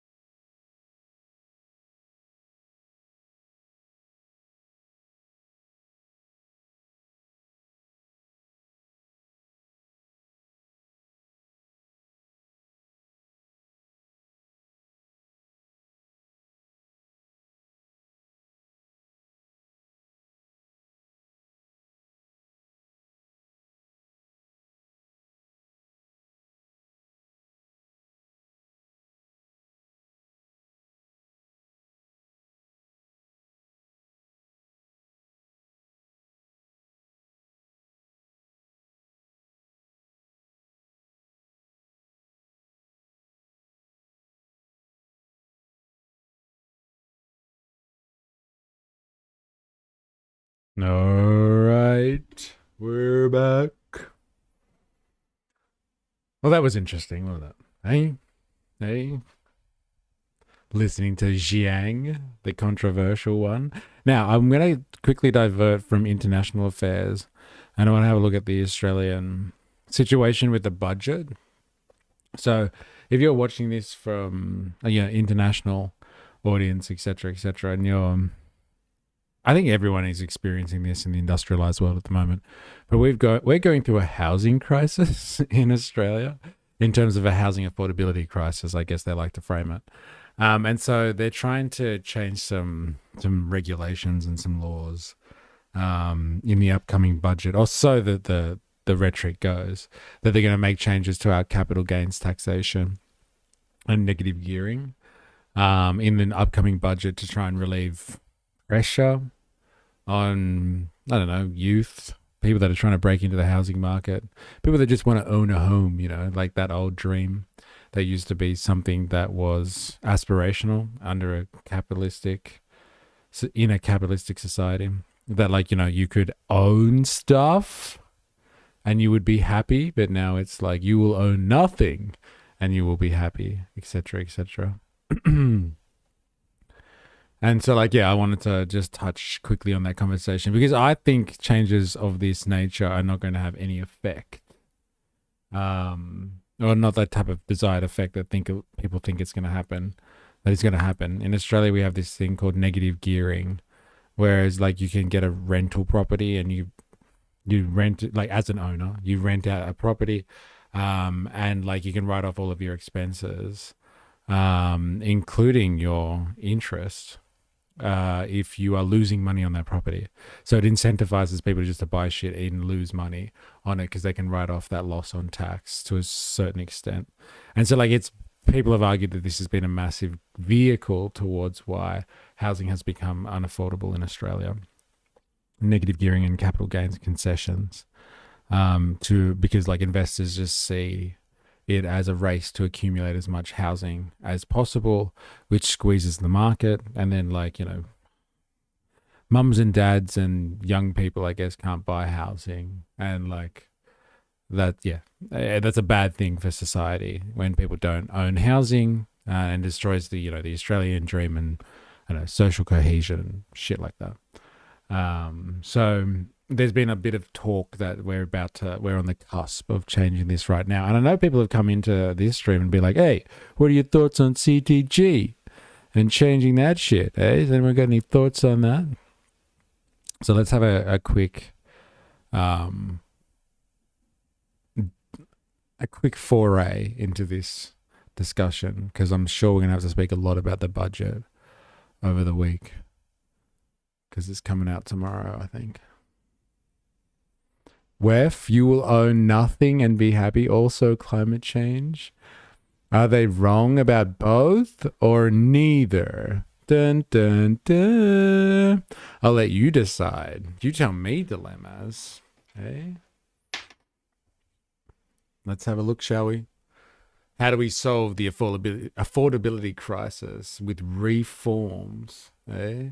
Turning to the market and changing taxation policy. Everyone knows my opinion on this. You don't fucking change a housing crisis. It's called in crisis for a reason, with fiddling with some fucking regulations. A crisis needs to be solved with significant action. Action. And action as a meaning an alternative to something that has led you to the point of crisis. It'd be like you had an earthquake and the crisis was that it destroyed all of your housing. And so you've rebuilt all of your housing to the same specifications without any way of withstanding an earthquake in the future. That's just fucking stupid. Oh my God, that is stupid. So you would rebuild your housing stock now that is earthquake resistant. So you need an alternative, or you just end up in the same crisis, or you actually compound the crisis. Anyway, let's see what all the geniuses out there have to say about this. House prices started rising at twice the rate of incomes in the year 2000. house prices started rising at twice the rate of incomes in the year 2000. And that's what led to the housing affordability crisis. By the, you know, they've actually, the relationship of house prices to incomes has doubled in the past 25 years since that year. And what happened in that year, the end of 1999, was the introduction of the CGT discount. Now, so that looks like a smoking gun for housing affordability. A lot more things happened at that time, so it wasn't just that. What I think the CTG discount, what he's talking about is this idea that like the capital gains that you make on property. So let's say you buy a property for $100,000 and you sell it for $200,000. The $100,000 is your capital gain on that, and the CTG discount is you get 50% off your capital gains. Like half of your gain is like untouchable by tax. And that's if you have that property for like a year. So I think they're talking about turning off CTG discount on property. So like people won't be incentivized to know that like any gain they make in housing, 50% of it will be free from taxes, or capital gains tax anyway. They're trying to just make it less incentivized to invest in housing. Like that's not a fucking silver bullet at all. If like CTG marks the point at which housing prices and wages became separate and went off in different trajectories, that doesn't mean that just changing CTG taxation policy is just going to like, everyone's just going to be like, oh my God. And then like housing prices are going to drop to meet wages, or like to be more comparable to wages or something like that. It's fanciful stuff. This is just like, you know, cutting around the edges. Like it might be important policy decisions to stop people from going nuts in the future, but it's not going to have any change on house prices now or in the short term. So if people think that like these types of policy decisions make like impact now, it's not going to do much. It's just going to stop the housing crisis from spiraling out of control faster. It'll slow it down. Essentially, it's already out of control. So like this is just going to rein it in a little bit, as opposed to it being completely out of control. It's going to be less completely out of control. And in that year, as a result of the CGT discount happening, was a change in the way people thought about housing, and housing became the most popular investment in Australia, the most popular investment asset class. And so that was a big deal. I think mathematically it won't make that much difference, but maybe it'll change the way people think about housing. The negative gearing, as you say, we don't know what they're proposing, but the leak appears to be that it'll be what the Labor Party proposed in the election. Cut the CTG discount and negative gearing, and cut government spending to lower taxation. Everybody who matters wins. And so like, what do you propose then? So should we cut the CTG discount, we cut negative gearing, and what we cut? Centrelink? Just get rid of Centrelink. You don't know anyone who benefits from that type of government spending, do you? Like what type of government spending are we talking about here? Apart from like the empty rhetoric that usually comes out of like libertarians or like whatever, anti-government types who hate like, you know, taxation. Like what do you mean by government spending? Like do we stop spending money on roads and building infrastructure? Like the social safety net? Like what are we talking about here? Income tax, not Centrelink, and cut government spending to lower taxation. But how do you do that? How do you cut government spending to lower taxation? Council rates? Like, and then what? So then people won't pick up your rubbish anymore, and you won't have parks?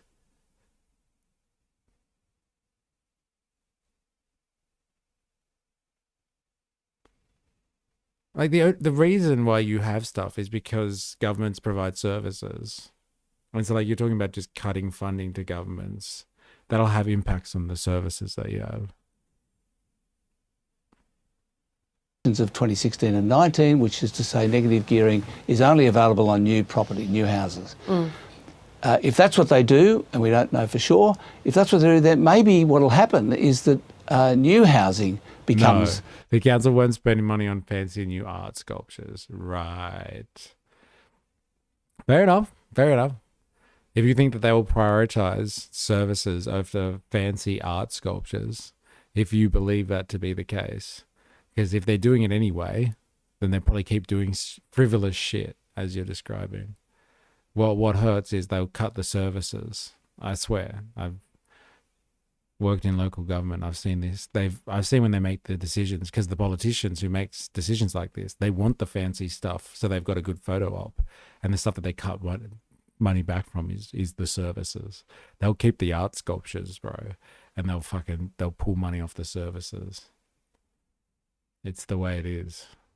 The new most popular investment class in Australia, in which case that'd be great. I mean, sure, if what happens is that everyone wants to build new houses, well, that's what we need. What else could the government be doing, in your opinion, to address the housing issue? We're talking about CGT here and negative gearing, but what other areas could it be looking at?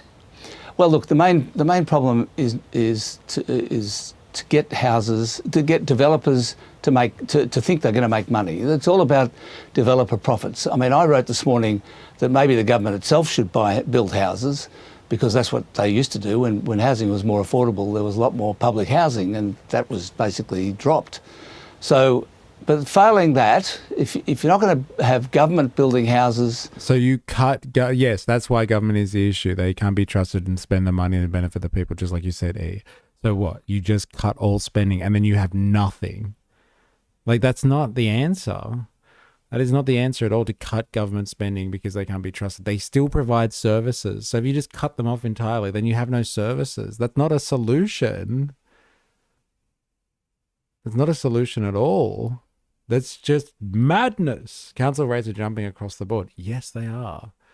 And so is inflation and the cost of living. So the cost of providing services, after like much of local government services have been privatized in the first place, so they have to contract out to get all this stuff work. It's done. It's not surprising that council rates are going up. It's not because of fucking sculptures. It's because of the way that we have neoliberalized the way that we organize Australia. I'm telling you, it is that makes a massive difference. The privatization of everything. What E is talking is the whole point of Keynesianism, lender of last resort.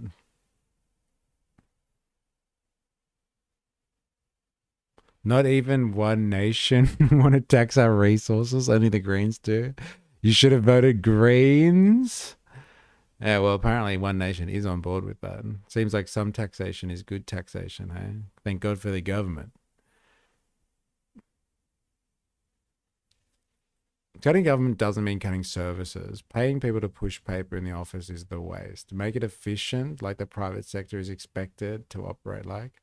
But that's the great irony, isn't it? Or misconception is the private sector isn't expected to operate efficiently. Small businesses, medium businesses are, but massive private sector players, they're not very efficient at all. They just have market capture and control over politics. And cutting government doesn't mean cutting services. What fantasy world are you living in? If you cut government spending, the first thing they do is cut government services.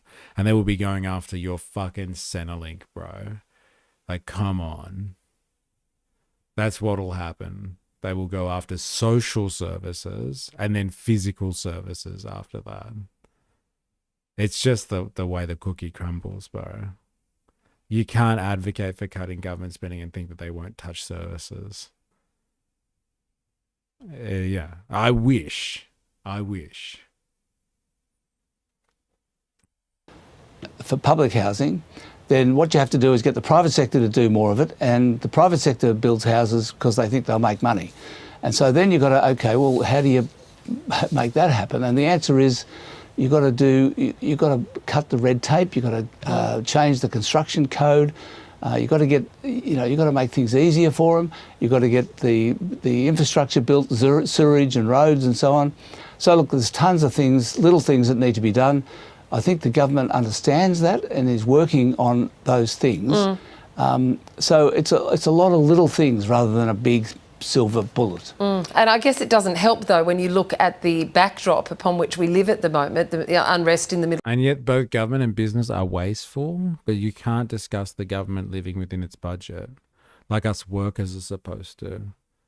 Well, you can discuss it all you want, but if you think that cutting government spending is going to be anything but someone taking an axe to services that you rely on, that is, unfortunately, I think, misdirected. Like, completely. Like, that's first. So if you want government spending to go down, like, don't expect your living standards to rise. That's all I'm saying. You will struggle more. Just like I wish government had all the answers, but they don't. I don't think you need answers to provide services like, you know, garbage, like waste collection, waste management, ensuring that public places are serviced appropriately, like parks, public roadways, like all that sort of usual kind of stuff that local councils are in charge of. It's not about answers. You just have to pay them to provide the services. And that's basically what people pay taxes for, to have basic shit like that. I think the problem here, Dilemmas, is you're assuming that the state budget and a company budget is the same thing. I'm thinking government constantly growing is good for the country. It's the same issue. Both are bad. I thought we were talking about spending, cutting spending. Who said anything about government growing? Taxpayers are subsidizing the weapons manufacturer in Geelong, making non-lethal weapons for Israel. Yeah. At least the war in Iran, that's fueling prices. Well, the Commonwealth Bank economist put out a report the other day saying that the closure of the Strait of Hormuz has put up building costs by 4%, which has made it even that much more difficult for developers to get projects to stack up. So that's kind of put us behind the eight ball a bit more again, as you say. 4% on building costs? Eh? No, it's the government. That's why it's so expensive to build houses. It's regulation.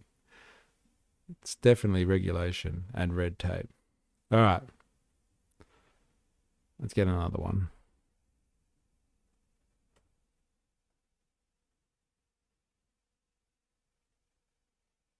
Government grew more than the private sector in Australia. Okay, do you have like a source for that? So we can have a look at it? Or is this one I've just got a good feeling about this. Almost like the market needs a state to do what it wants to do. Hey, mystery. Hey. I am picking up what you're putting down here for us. I asked Google AI. Okay, so you got your research assistant to give you that one. Do they give you like a source, like studies or something, or news articles, I guess? Denying the size and spending of government is a non-issue, is intellectually dishonest. At least I can admit there is faults in both government and big business. Like, why are you even drawing the conversation there? I thought you were talking about government spending. Now you're over here talking about, like, I can admit there are faults in government and big business. Whoever said there were no faults in government? But if you think, honestly, that cutting government spending, which is what you said, won't result in a loss of your services, which you rely on for your standard of living, as you have told us multiple times, then you are kidding yourself. Cutting government spending means cutting essential services, because they don't have frivolous services, because they all are working on very tight resourcing. So, like, it's not like they just chop away frivolous stuff. They put an axe to anything, and you will lose your services, things that you rely on. It happens, man. It's real. I didn't deny that. Hard choices will have to be made. But if you think things will get better, they won't. They definitely won't get better if you cut services. Like, I can tell you that one for free, honestly. I'll tell you that much for free. Building a housing budget on broken tax promises. The Prime Minister confident voters will back his fiscal conversion. Making an enormous difference for the Australian people. That was why we were elected was to make a difference, to make tough decisions. 500 million for a Papua New Guinean rugby team. Plenty of government waste out there. Yeah, fair enough. Cut it. Get rid of the spending on a rugby team.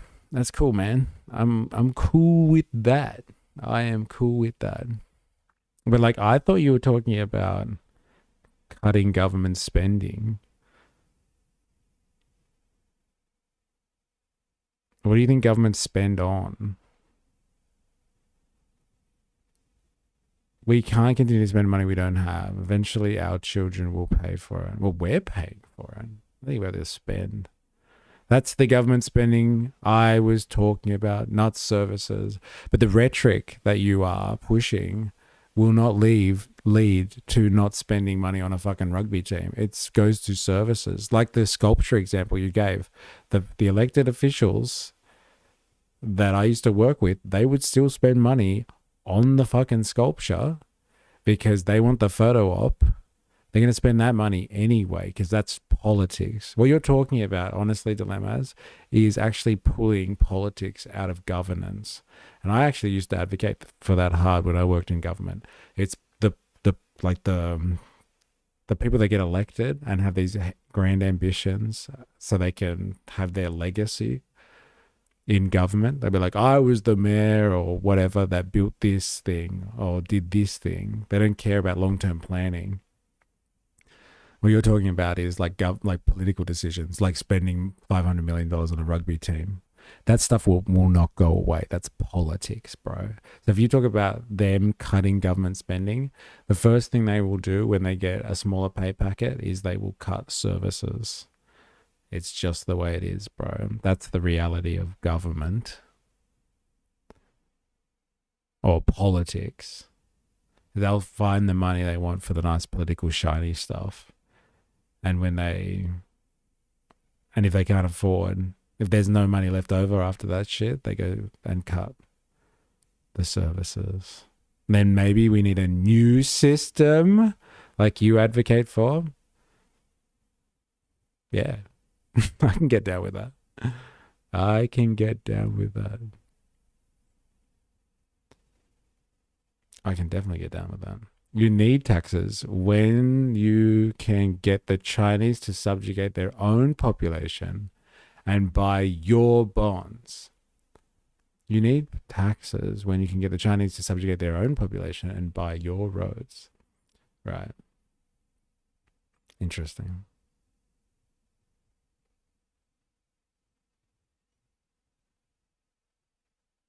Am I wrong there? That was what the reporting I read, Heidi. Wait. Not a rugby team. Where do you hear this BS? And you're ignoring that, like Australia, where the first colonial settlers disobeyed. Oh, wait. This is a separate conversation. There's no political party in Australia that won't waste money on photo opportunities. One nation will do the same shit as any other government. You are. 500 million was spent on our defense base there. All right, back to it.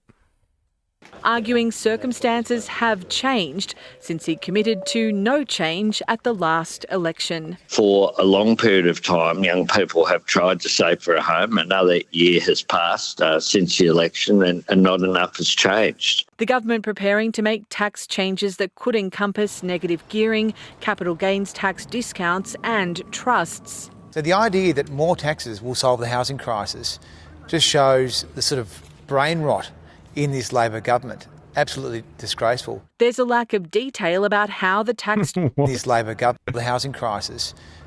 And trusts. So the idea that more taxes will solve the housing crisis just shows the sort of brain rot in this Labor government. Absolutely disgraceful. There's a lack of detail about how the tax changes will work.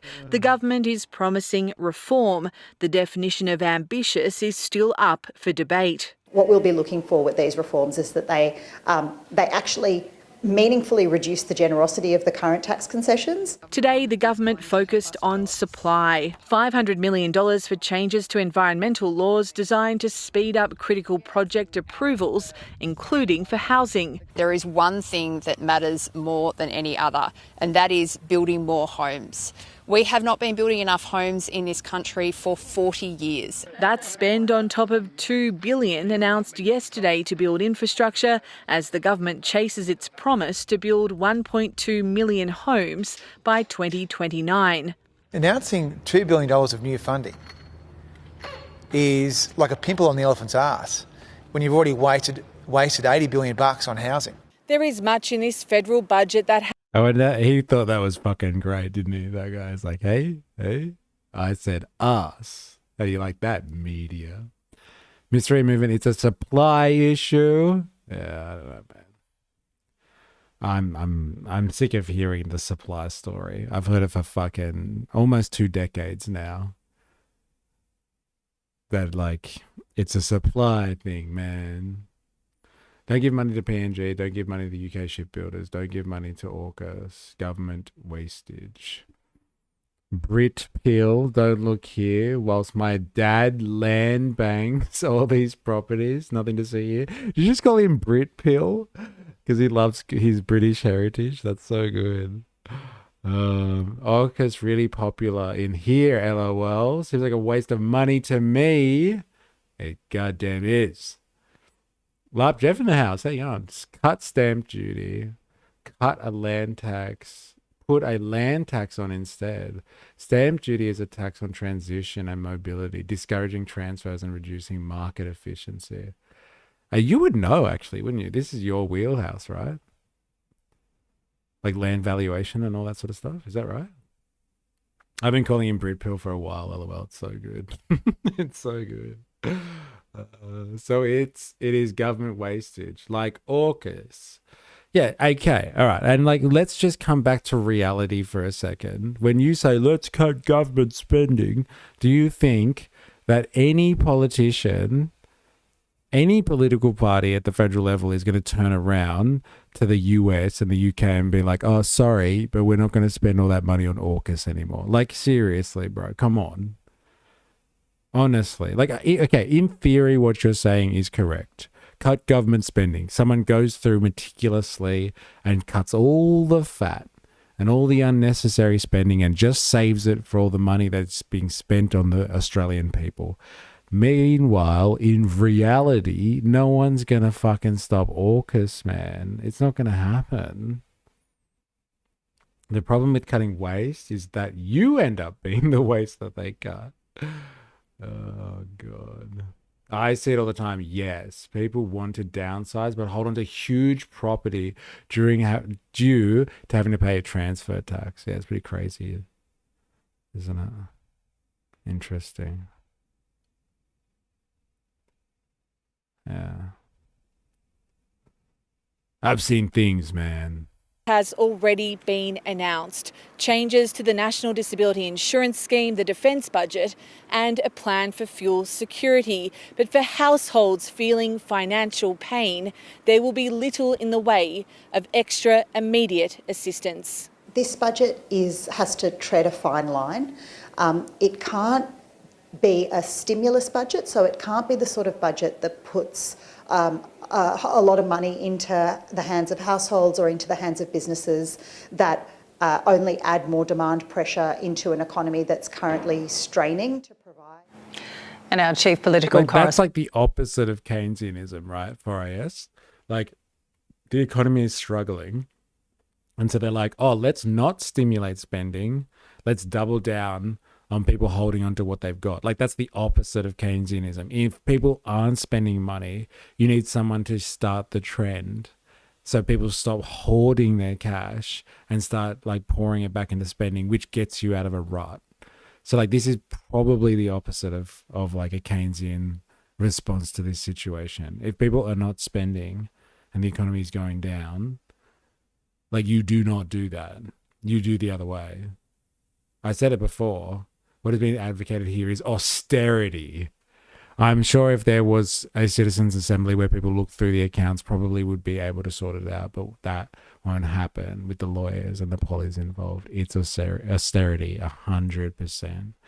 Jeff, meanwhile, your average young family can't get into that larger house being held onto by an older couple. This is very interesting stuff you're talking about, Jeff. Very interesting. And that's an easy policy decision, that one. I vote for the party that wants to enshrine freedom of speech on the Constitution and cut taxes. Do the Greens want to do that? I don't know. I haven't looked at Greens policy, to be honest. Hardly fair to kick an elderly couple out of their homes for the youth. Nursing homes cost a fortune. No, he actually was saying that like these people want to downsize, Heidi. They want to downsize, but like they get hit up with transfer fees. And what do we call it in New South Wales? Stamp duty. So like they want to move and downsize, but they can't afford to pay stamp duty to downsize. So they just stay in a big house that like a young family could use or something.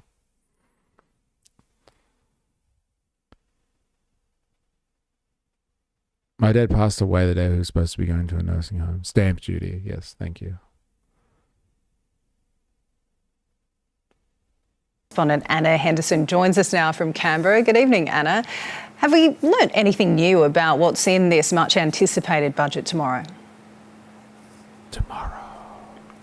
Well, Janice, continuing on the housing theme, we can confirm there will be $60 million in additional funding in the budget over the next 4 years to deal with the problem of youth homelessness. Now, there are some details to unfold here. It's designed for people on youth allowance and AB study to help them pay their rent. And it comes after a big campaign from social welfare groups who've highlighted that the people who are most likely to face homelessness are young people between the ages of 19 and 24. This feeds into that bigger narrative from the government about the need to, as the Prime Minister says, deal with intergenerational inequality. Today, he addressed his MPs and senators saying that it was important that young people saw that the government is willing to tackle a tax system which he says has really been stacked against young people. Labor politicians I've spoken to today say they do think that the electorate is willing to forgive broken promises in order to address this issue, while the opposition is continuing to say that if they were going to make these changes, they should have been taken to an election. Janice?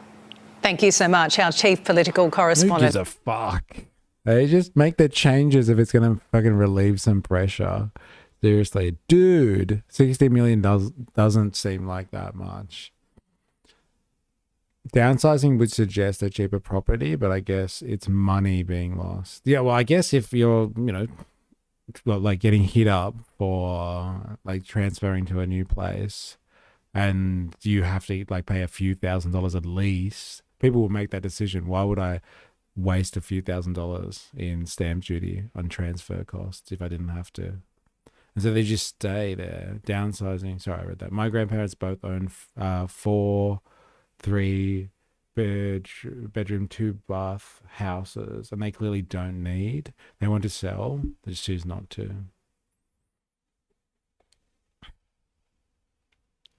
Interesting.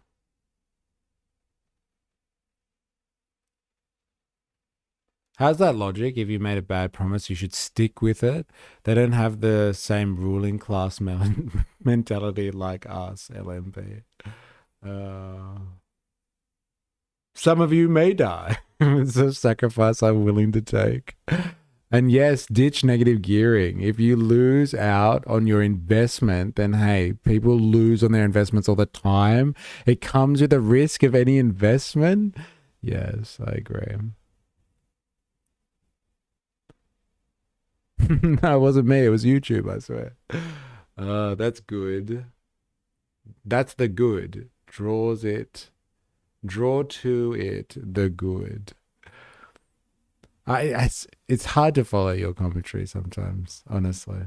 I've got to try and decode you.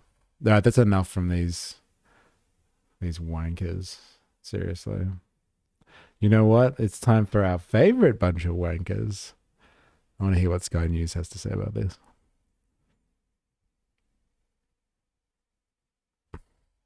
Economic harm. Albanese may break election tax promises in upcoming federal election.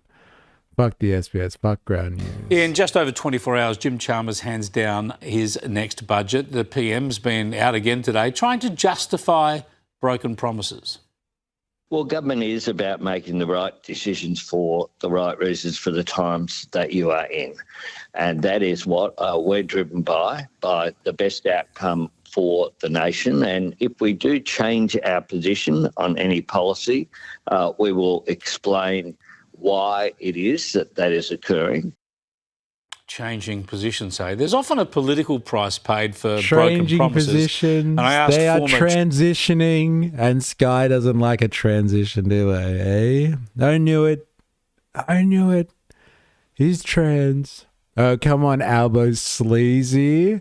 That was a whole lot of nothing, eh? It was radical centrist talk, bro. It won't be a silver bullet, but it'll be a great start to enable people to start catching up. It may take a decade, but a decade is less than an eternity. Yeah. It's from my poem, if I remember correctly. Chris Hedges quotes it? Okay. Ironic points of light flash out on a black earth. Very interesting. You are a fucking enigma. You are. Go on. Quoting Hedges, quoting someone else. Interesting. Treasury official David Pearl, whether there's ever an economic price. That's a good question, Chris. There can be an economic price paid. If a government broke its promise to cut corporate or income taxes, for example, and didn't deliver, it would result in some economic harm because people would plan on the basis of a policy that wasn't enacted. In this case, one of the key broken promises will relate to negative gearing and not changing those arrangements. It's clear they're going to be changed. There'll be no more negative gearing except on new builds. Is that going to help housing supply? It won't have a major impact on housing supply. 4AS, thanks for hanging. Good luck. For all of you watching at the moment, if you are new here, subscribe for more and follow on Twitch. If you haven't already, activate the like button, please. Activate that like button. And potentially a negative one. I think what the government has in mind is the idea of taxing investors out of the market so that owner-occupiers have potentially lower house prices. Now, that's not going to be the case, Chris, and even Treasury officials don't argue house prices will be lower. To explain house prices, as you and your listeners know, Chris, you've got to look at immigration, interest rates set by the RBA, and restrictions on housing supply. So this won't make any difference. It's a 2019 bill shorten class war. Yeah, it just confounds me that Labor could argue that by Who's the fight against when you get rid of negative gearing? Who's the class war against? The investor class and the everybody else who needs to live in a house because they're a human class? Like, what the fuck is that about? I guess I should let him fill that one out for me. Come on. Spin doctors. Economy more broadly. In housing. A 2019 bill shorten class war.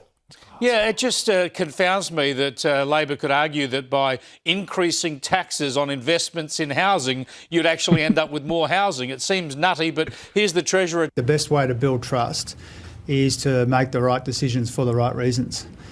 And there are genuine intergenerational concerns and pressures in our budget, in our tax system. The class wars, the rich versus the mega rich. I hate it when they fight. We all go down. Spin doctors. Love. Yeah, I know, right?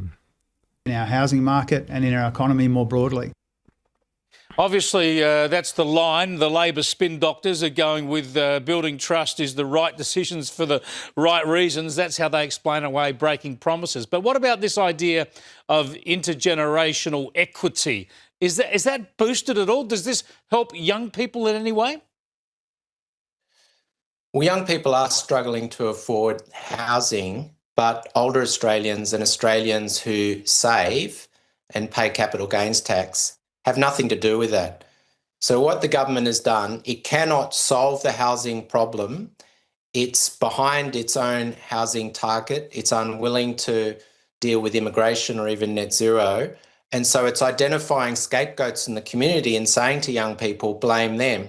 Now, what's to stop the government at the next election or the next budget when it needs to raise money, Chris, saying all Australians who earn more than $100,000 a year are to blame for inflation or for housing being too expensive, and then going after them with high tax rates. So it's a very nasty diversion to mask the fact that the government has created problems it can't solve.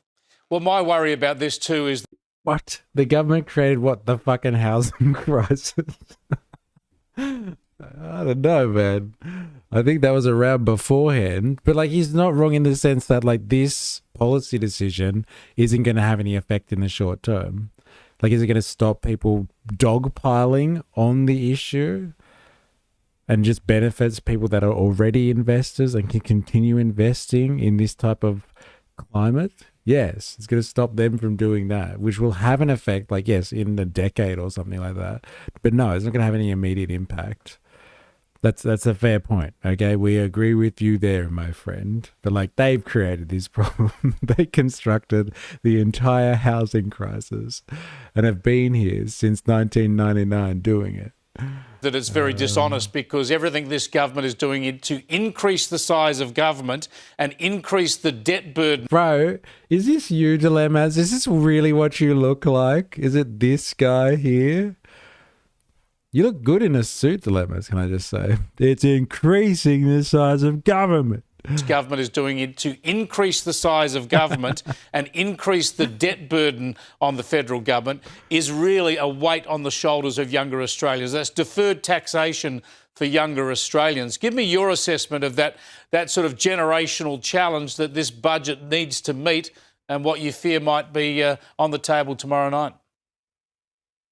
Well, the prospects of younger Australians, Chris, are being harmed not only by, as you correctly point out, government growing and debt rising, but also net zero, which is limiting the economy's growth potential and limiting real income growth.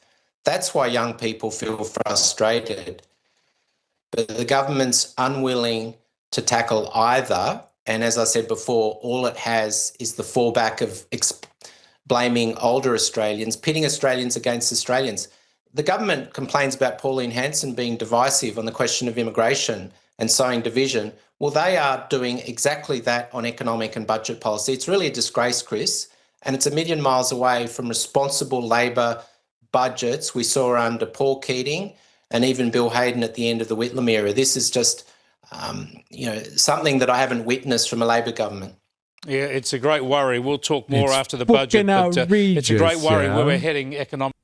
It's fucking outrageous. All right, that was less entertaining than I thought it would be. It just made me a bit angry, actually. But whatever. I guess I should expect that from now on.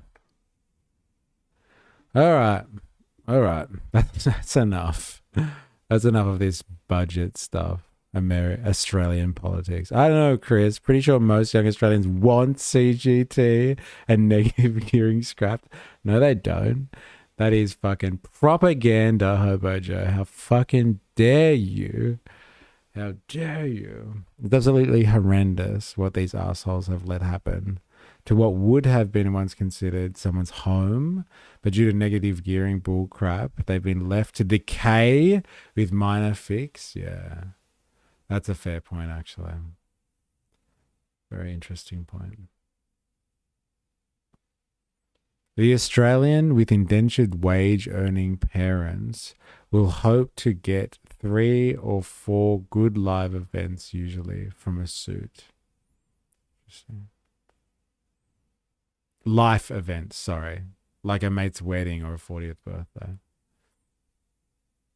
My bad. More tax cuts for the rich. It's so good. There we go. That'll solve the problem. Now we're back on track. All right.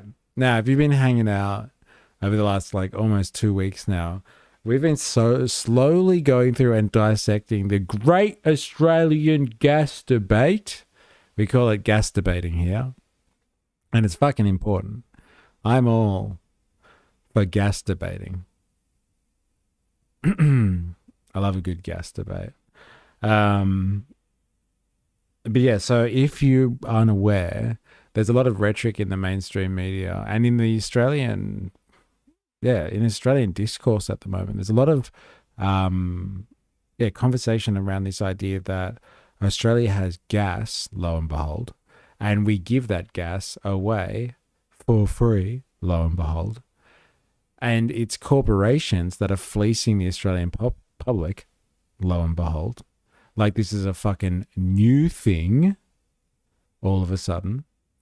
But like for some reason we're allowed to talk about it now. So anyway, long story short, if you haven't been across this, you've been missing. Thanks for pulling me out of that dirty leftist thoughts. You are welcome.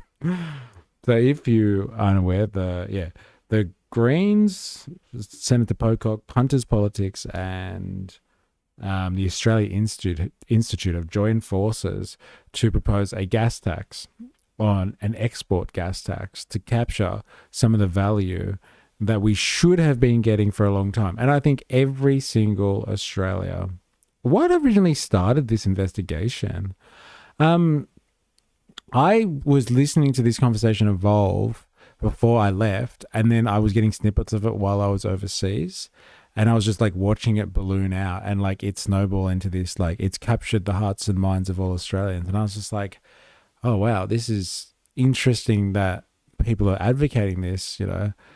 And like maybe they're going to start talking about nationalizing resources and going after the capitalist classes or something like that. And I thought it was some amazing event in Australia's, class conscious awakening. And then so I started digging around in it a little bit, and then I noticed that it was potentially related to some type of class war issue, and capitalists were fighting each other and using us to push their own agendas. And so it just became a really good case study in Capitalism 101, actually. And so that's why I wanted to just like look at it in more detail, because it looked like a great lesson in how capitalism really works. Like when we think we're finally getting a break and we're going to get, some value for us plebs, it ends up just being us being used as pawns in some big capitalistic fight or something like that. So that's why I started this investigation, and I'm learning more as I go. And it would seem that my intuitions on this one are largely correct. But like to say though that it's not to say that it's not a noble cause. We should have a 25% export tax on everything when it comes to resources. If like the corporations that are that have monopoly control over the resource extraction in Australia have set up schemes so they don't have to pay anything in terms of taxes, or pay very little in compared to what they actually make in profits. So like I think we should tax it all, but like so far the conversation's just been about gas. And I think it's just about gas because, like I said, it suits one section of the capitalist class who is trying to attack another section of the capitalist class, which is the gas corporations getting attacked by all the other mining capitalists. And this is just some interclass war that they're having, and it's got nothing to do with making the plight of the average Australian better somehow by sharing some of that wealth around and redistributions of that nature. It's just we're getting caught in we're just being used in some war between warring sections of Australia's mining capitalist classes. That's why this investigation started, because it was a great examination of how capitalism really works and how we get all played for fools, to be honest. But anyway, long story short, there's a gas tax on the table, and it would seem, and this is what we started looking at yesterday, there's an Australian billionaire called Andrew Forrest, who's also known affectionately as Twiggy. I don't actually know why he's called Twiggy. Maybe somebody in the chat knows why he's called Twiggy. Anyway, we were watching him give a presentation yesterday, and he's explaining how he set up Fortescue, which is his mining company, to be like basically carbon neutral. So they've kicked fossil fuels, and now all of a sudden he's turning around and funding people like the Australia Institute that are waging war on gas capitalists. And so like he's happy to destroy the gas sector, which are all these foreign corporations anyway, are backed by foreign corporations anyway, and he's willing to like, you know, absolutely destroy them in the great gas debate because it suits his interests. And like here we are, and like I think Australians legitimately feel like this is a conversation worth having, and we should have been fucking having conversations like this for decades, but like it's only happening because there's a billionaire with money behind it. It's not because we've all woken up as a society or as a working class or a consumer class and been like, hey, we demand satisfaction. It's just because there are powerful interests that are dedicated to a gas tax specifically, as opposed to a general tax on all mining exports. They just want to fucking destroy some of their rivals if they can in the meantime. It's a great case study in capitalism, and like for like a resource country as well. We're not America. We're not the imperial core that makes decisions.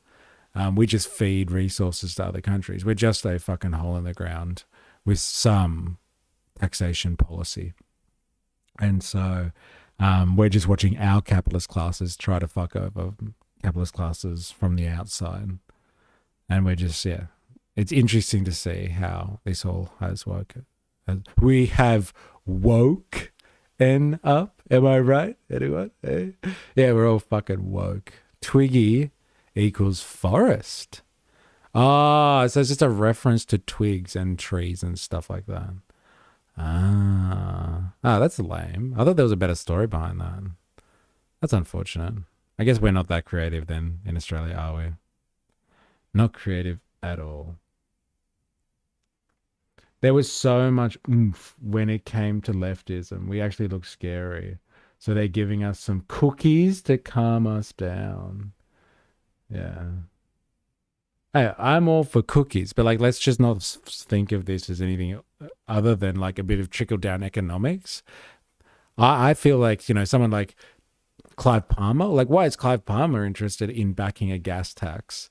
Like, doesn't he see a tax on resources being extracted and sent out of the country as like an existential threat to his existence as a billionaire? But no, he's pushing it. And I think it's just because generally the conversation in Australia has been moving in the sense of like, should we be digging up fucking iron? No, not iron, but like, let's say we shouldn't be digging up coal, let's say, and adding to like the effects of climate change. Like, should we be doing this? And like that's a threat for Clive Palmer. But now the conversation, for some reason, I don't know how they've magically pulled the rabbit out of the hat here, the capitalist classes, but the conversation is no longer about, oh, should we be mining fossil fuels like gas? And now the conversation is like, hey, are we getting our fair share from gas? And the Greens are pushing this. That's the most mind-boggling thing ever. Like 5 years ago, you wouldn't have expected to hear the Greens being like, yeah, let's get our fair share from gas. They would have been like, no, gas is off limits. Let's not benefit from fossil fuels. Let's stop this shit from happening. And now they're championing the idea that, oh, well, if we're going to mine for fossil fuels, let's just make sure we get a fair share. They're like indirectly advocating for drill, baby, drill. It's crazy shit. The crazy, crazy timeline that we're living in at the moment. Anyway, all that for saying, I just want to finish off watching this Fortescue video. They dotted around the horizon. We started this yesterday and we didn't get a chance to finish it. And it's just like, I think it's just fascinating though, listening to billionaires talk about how fucking wonderful they are. I had the vision to do carbon neutral. Everyone thought I was crazy. And look at me now. I'm going to be even richer than what I was before. Suck that, other capitalists. That's what you get for not being twiggy, baby. Oh, yeah. So like, it's just, I think now it's just an incredible investigation into the lifestyles of the capitalists of Australia. But anyway, shall we continue? Said lecture from Twiggy, an Australian billionaire. Elon thinks it's great. They can replace customer service with AI. People are the problem, of course. Well, he was an early adopter. He got past the window. Yeah, look. But like, this is the thing, like when people stop to be like, oh, it's actually quite admirable that someone like Twiggy has done this. He was an early adopter. What a great guy. He's going to be carbon neutral. It's just like, yeah, but like he didn't do carbon neutral because he actually cares about the planet. It's like all those people that used to tell me that Elon Musk built his Tesla fleet because he loved the environment and wanted to cut carbon emissions. It's like, no, he saw a market opportunity and capitalized on it. And he knew that people would pay more money for cars that didn't rely on fucking petrol. And so he developed that fucking brand and pushed that technology and fucking made bank on it. Just like this guy, Twiggy. Like, okay, he took the risk before the other capitalist classes did and made it and showed everyone that it's possible. But like, that doesn't make him like admirable in the sense like he didn't do this because he wanted to save the planet. He's doing this because he knows it'll put him in a position one day to make a killing and dominate his competition. He doesn't care about the fucking planet at all. He bought Tesla. Correction, if I may. If you're worried about the environment, let China know. They alone have upwards of 30% of the pollution to their name alone. But you want Chinese solar panels. Am I right? Eh? Am I right? Yeah, fuck China. Let's just cut them off and see how we go as an economy. Eh? That'll teach the Chinese. They have electric dump trucks, saves them hundreds of millions a year on diesel.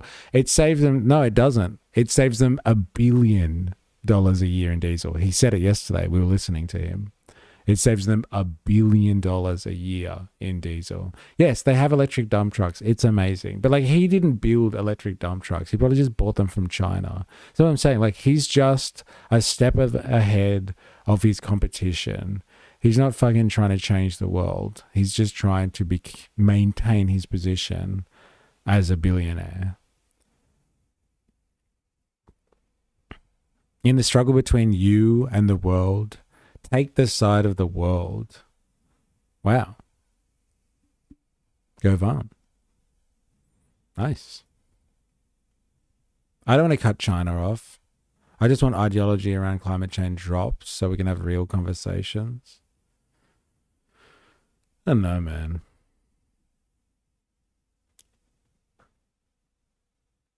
Electric dump truck. It's gonna be my drag name. That's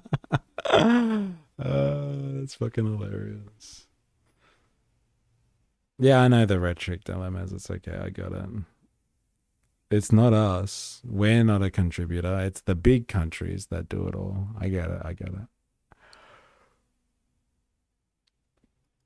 Excavators. Now I just want to talk to you a little bit about big power generators, which you can see dotted around the horizon here in Sydney or Australia or anywhere in the world. You have these massive spinning flywheels. It's called rotary kinetic energy, or massive spinning turbines. When the grid goes down, when it gets attacked by a missile in Ukraine or Iran, or by a weather event in the Pilbara, or by some fruitcake running into a pole somewhere else, when that grid is attacked, what keeps it going right now, think of a wheel on a horse and cart. I want to take you to that because that technology probably hasn't changed much since horse and cart. This tech is quite simple. It spins. Your big generators around New South Wales have this huge spinning kinetic energy. So when your grid goes down, that rotational kinetic energy keeps the grid going while you run around and fix it. It's declining fast. It's very basic. Why Glenn Carruthers said this: the grid healed itself in front of my eyes. For most of my 35-year career as a power systems engineer, I thought this was impossible. I think he does have interest in coal and like gas as well, probably. But I think he is mostly iron ore, I thought. He probably has his finger in a lot of different things. But like I think Fortescue is mainly iron ore, I thought. It spins. Yeah, I know what rotary means. Getting lectured by a capitalist. So a billionaire, sorry. Hey, rotary, do you know what that means, plebs? Mining benefits from increased adoption / production of solar panels. And Fukushima is fine now. Japan is actually restarting nuclear reactors. The biggest in the world. I didn't know that. I didn't know Fukushima was fine now. I thought it was slowly poisoning the Pacific. This is a glimpse of the future, and bar the birth of my child, the most exciting thing I have ever witnessed. Now, I've got to say to Glenn, you've got to get out, mate. But what he's saying is that without any spinning inertia, which you see in every single generator around the world, AI and batteries, simply when that grid got attacked, it reversed the electrons. The batteries held the electrons, it sent them the other way, that grid stayed untouched. If you're watching these lights, when the grid got attacked and the grid went down and AI fixed it, you would not see these lights flicker. That's how efficient it is. Now, this AI emerged on us last year. We put ourselves in the position of success and AI got us there. You put a cloud floating over a solar bank or a slight drop in the wind in a wind farm and you've connected a whole grid to it, everything changes in nanoseconds. Humans cannot make decisions that fast. But AI can and has, and as you can see with Glenn, has done it. So just quickly, what's happening right now? I mean, you're talking about the future, Fortescue. What's happening right now? Well, 300,000 megawatt hours of energy already, 22% of our electricity use right now, 62% of our non-iron bridge, which is all our hematite operations, that's 180 million tonnes a year, from shifting 1 billion tonnes of earth per year, was met through solar. And in December 27, a very happy day, 100% was met purely from solar. Timeline to 2030, when we're going to be out of diesel, out of gas, is upon us now. The green grid, fully complete. It'll be mostly complete next year, ladies and gentlemen. As you can see, we're banking savings as we speak, but mostly complete by 27, done by 2028, by 2030. By 2028, ladies and gentlemen, by November 2028, Fortescue is locked and loaded. All we're waiting on is the delivery of equipment. The pain is behind us by the end of 28, and by 2030, the final equipment is delivered, and we've stopped burning fossil fuel.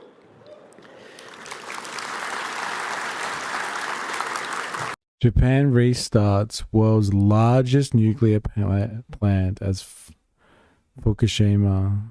Japan restarts a reactor at the world's largest nuclear plant nearly 15 years after the Fukushima meltdown. There you fucking go. Crazy. And I just want to point out, what does it mean? It means big companies all across Australia don't complain about fruitcakes, despots, oligarchs and invaders who don't care for your company, who don't care for your shareholders, who don't care for the mums and dads of our country. In fact, the words were, couldn't care less. Don't complain when they control your future, when they drive your standard of living, because they drive your cost of living. Don't complain if you've stayed locked into diesel, 90-odd% is imported. Don't complain, just say, I didn't move. I had a diesel fuel rebate. The politicians stopped me from moving. No volatility, no imports, no shock. See what he's talking about? Like, he's giving the game away. I'm telling you, the only reason we have a fucking gas debate is someone like him funding that conversation, you know, in a roundabout way, let's say. But like funding that conversation because he's just like, look, my competitors, they kept their hands out getting government subsidies for their diesel. Hey? Those fucking leeches. And look at me, I'm set up now. And so like, I'm going to fucking throw them all under the bus. And like the conversation that's been happening in opposition to the gas tax has been by like Liberal senators who are like, oh, well, like it's going to destroy Australia's reputation and no one will want to mine gas in Australia. All these corporations will walk away and like the business won't be profitable. They'll walk away. They'll never come back here for another contract again. Someone like him, he's rubbing his hands together. He's like, great. Great, they don't come back here. Then everyone's going to have to come to Twiggy. Yeah. Everyone's going to have to look at Twiggy and Fortescue to meet all their mining needs. Australia's going to need Twiggy, baby. Oh, yeah. He's giving the fucking game away right there. Absolutely. As plain as you can see. And when did they upload this? 5 days ago. Interesting. Made here in Australia. What's not to love about Australian made? That's what I want for our energy. See? So, as I mentioned, each digger. What's not to love about Australian made? That's what I want for our energy. Fuck the gas corporations. They're all foreigners anyway. Eh? It's all going to be Twiggy. Australian made Twiggy. So, as I mentioned, each digger saves 1 million litres of diesel a year. Fuel costs already down $100 million US, not chopped liver, and aiming at $1 billion out by 2030 US dollars. Sorry, you were right, Violent Queen. You said he's saved $100 million to date, or he's saving $100 million today, and he will save $1 billion by 2030. I just want to say, why are we alone? Why aren't others following? Well, here is the answer. The diesel fuel rebate. Why would you change 90% imported? That's the reason. No control over your own future. That's another reason. Shareholders and mums and dads suffering the shocks because you, big diesel consumers, chop through billions and billions of litres of diesel, which you've seen from Fortescue, you could replace with homegrown energy, and all those litres of diesel could go back to mums and dads. Everything's coming up, Twiggy. Fukushima is safe. Their biggest issue is rumours and misinformation. Interesting. Fair enough. Well, if considering Fukushima is safe, I'm going to move there straight away. Can't wait to try the local seafood. I'm glad that Twiggy can sit in his mansion and count dollar bills. It's good for the environment, eh? Sausage Queen. On Struggle Street in Australia, pushing down the cost of diesel, pushing down their cost of living, rising their standards of living, all because you took decisions. But no, we have a diesel fuel rebate. Mining alone burns 9.6 billion litres of diesel a year. That tax credit system allocates 10.8 billion. I'm sorry to use all these big numbers, but just imagine the schools, the hospitals, imagine the teachers, the nurses. Forget the huge numbers. So good when capitalists talk about this stuff, isn't it? It's just like, look at all these tax rebates going to diesel, which I've benefited off for fucking decades. But now, now I'm out of the game. All that money could be going to schools and hospitals. Like I give a fuck about schools and hospitals. All of a sudden, it's important. Schools and hospitals. Should I say it again? Schools and hospitals. Cheap housing, maybe Australians should move there. Yes. Oh my God. If anyone wants to own their own home, you just got to become Japanese and move to Fukushima. All the fish you could have, you could want, all the cheap housing you could poke a stick at. Living Colour is a goat band, by the way. Poets, really. Good to know. Walk in the shoes of people who are struggling and then ask, really? $10 billion? $4.5 billion to the mining industry?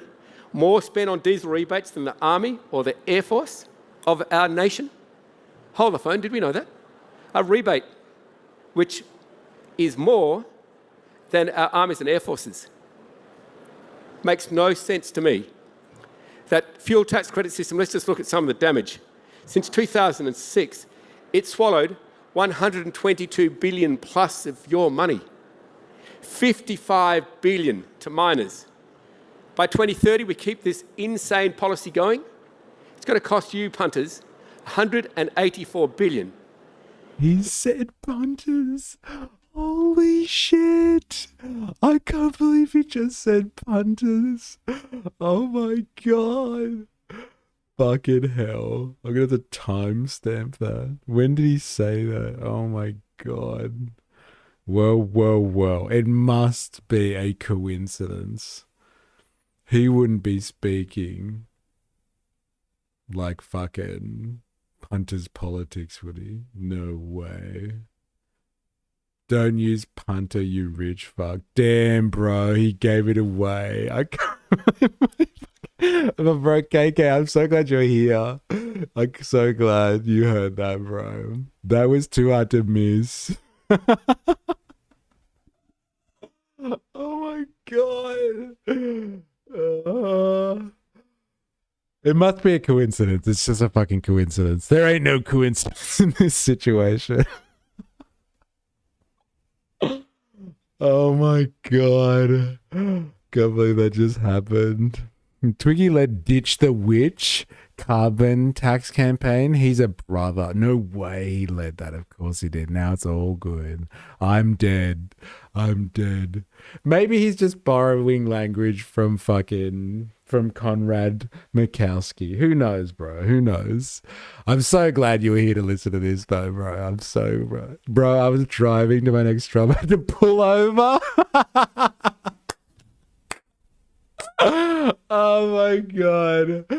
Oh man, that's fucking hilarious, isn't it? It must be. There ain't no coincidences, baby. Billion to miners. By 2030, we keep this insane policy going. It's going to cost you punters 184 billion. You could build the state of New South Wales with that. It's just horrendous. 83 billion to mining. It is. Now, I'm horrendous. a miner. Trust mostly what someone says. Trust completely what they do. As a miner, I'm receiving these credits, and as a miner, I'm saying this is old pork barrel politics from John Howard's era when he was sliding into a losing election, and he thought he'd buy off the farmers, he thought he'd buy off the fishermen, the cockies with the diesel fuel rebate. But what he did was hand a huge wad of cash inadvertently to a part of the economy which didn't need it, which is the big end of town in the mining industry. Now, at a $50 million limit, all those people which Howard wanted to win votes from, they're looked after. That's a good one. I might take that. Hey? Now punters will everywhere see the forest for the trees. Hey? Very good. That's clever. I like that. It's horrendous while my personal chef cooks my breakfast. Yeah, I know, right? What did he say before? You just need to walk in the shoes of people that are struggling. Like, hello. How would he ever know what it's like to walk in the shoes of someone who's struggling? KK, you honestly can't make this shit up. It's like a Freudian slip. Maybe they both use the same AI to write their scripts and stuff. Man, Howard really fucked us.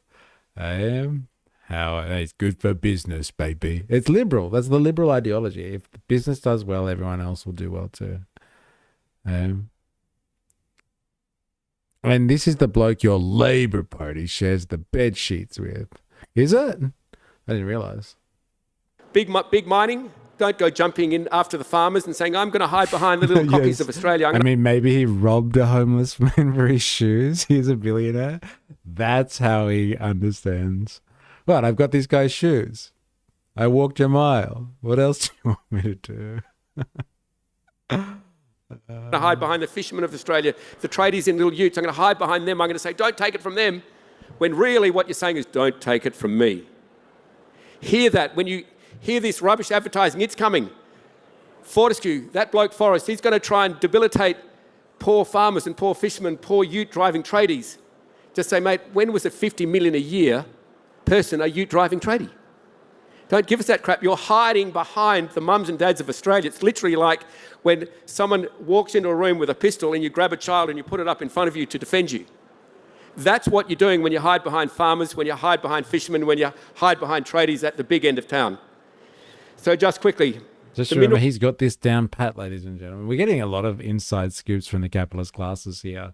When anyone talks to you about some policy change, whenever you hear politicians talking and they say, what about farmers?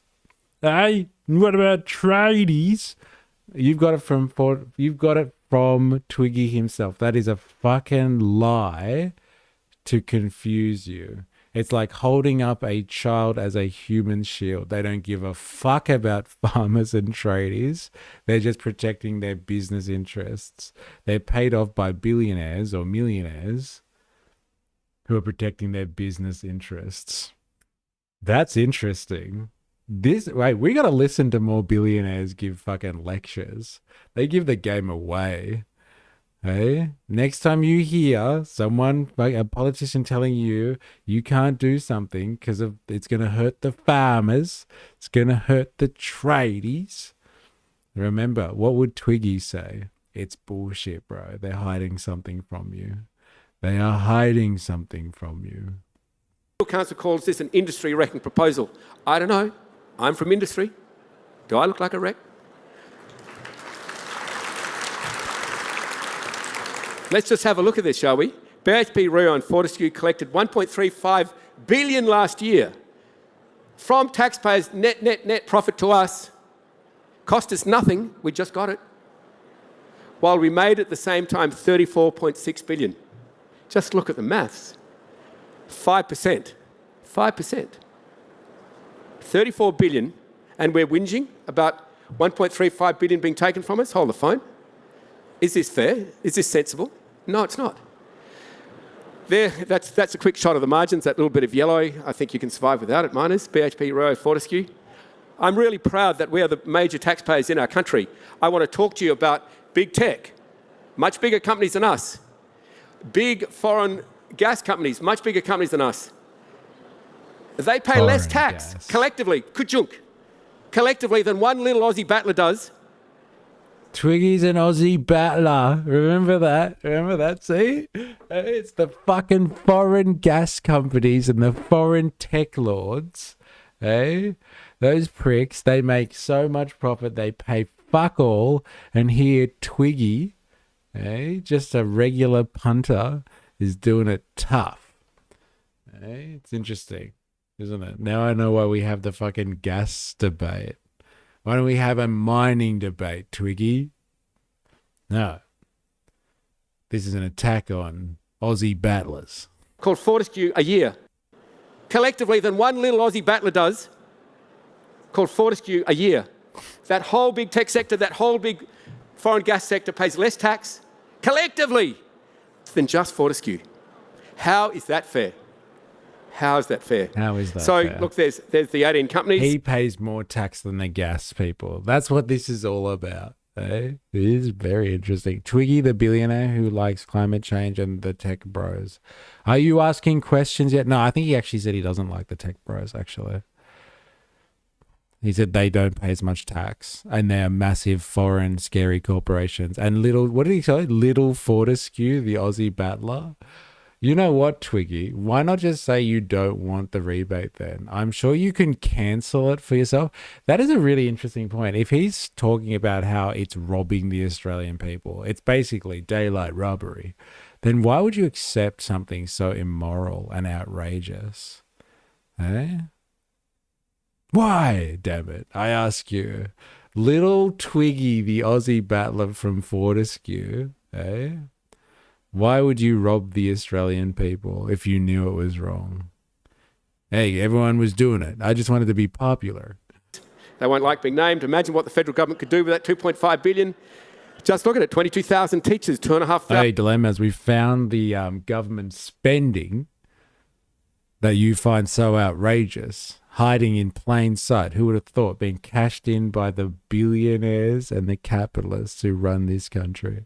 I'm sure he is ideologically opposed to the tech bros on principle. Not that he gets taxed more than them. Hype. Yes. It's still an environmental disaster. The water is radioactive. They can't clean it up. There's nothing good about nuclear. Wookie, he's so honest. He can't lie about being eligible for those tax credits to Mr. Taxman. 1,000 homes, $10,250 household energy rebates to 10 million Aussies, or 16,000 aged care places. This is each year, ladies and gentlemen. This is not collectively to the next budget. $150 turn named. Imagine what the federal government could do with that $2.5 billion. Just look at it, 22,000 teachers, 2,500 homes, $10 $1,250,000 household energy rebates to 10 million Aussies, or 16,000 aged care places. This is each year, ladies and gentlemen. This is not collectively to the next budget, blah, blah, blah, politicians speak. This is a year. Come on, Australia. We can do better than this. Then you've got the safeguard mechanism. Now, this is groovy. We hear a lot about the safeguard mechanism. It gives you a safeguard mechanism for $37. You wind that up against $194 you get as a credit as a mining company. What are you going to do, baby? Huh? What are you going to do? You're going to go for the safeguard mechanism or the diesel fuel rebate? You're going to say, thank you, Mr. Bowen, for the safeguard mechanism, because I'm going to pay it because I get another $160 in my back pocket, thank you, taxpayer, from the fuel tax credit. There you go. That's why we all love the safeguard mechanism. It's the cheapest get-out-of-jail-free card. You get $200 on the way past go. Woohoo! So here we have it. Australia spent an extra $4 billion on fossil fuel since the start of the Middle East conflict. We can continue to support imported fossil fuel, or we can make all our own energy. Ladies and gentlemen, Australia can make its own energy. Let's get out there and do it. We have an issue where we have grids and we plant energy near the grid.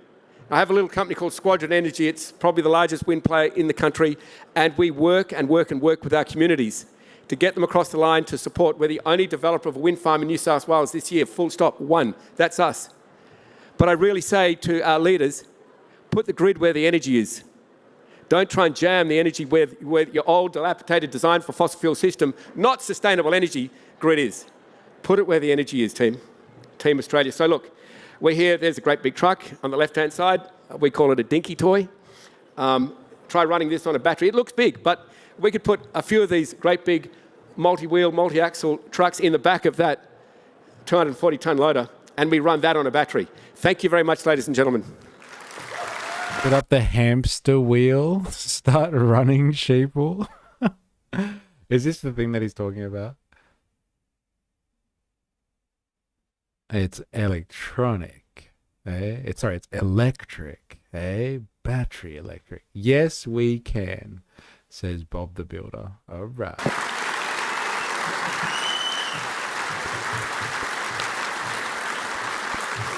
No, just sit down, or yeah. do you want to walk the stage? Over here? No. Sit down. Well, thanks. You want to turn me on? Thank you. Thanks, Dr. Forrest.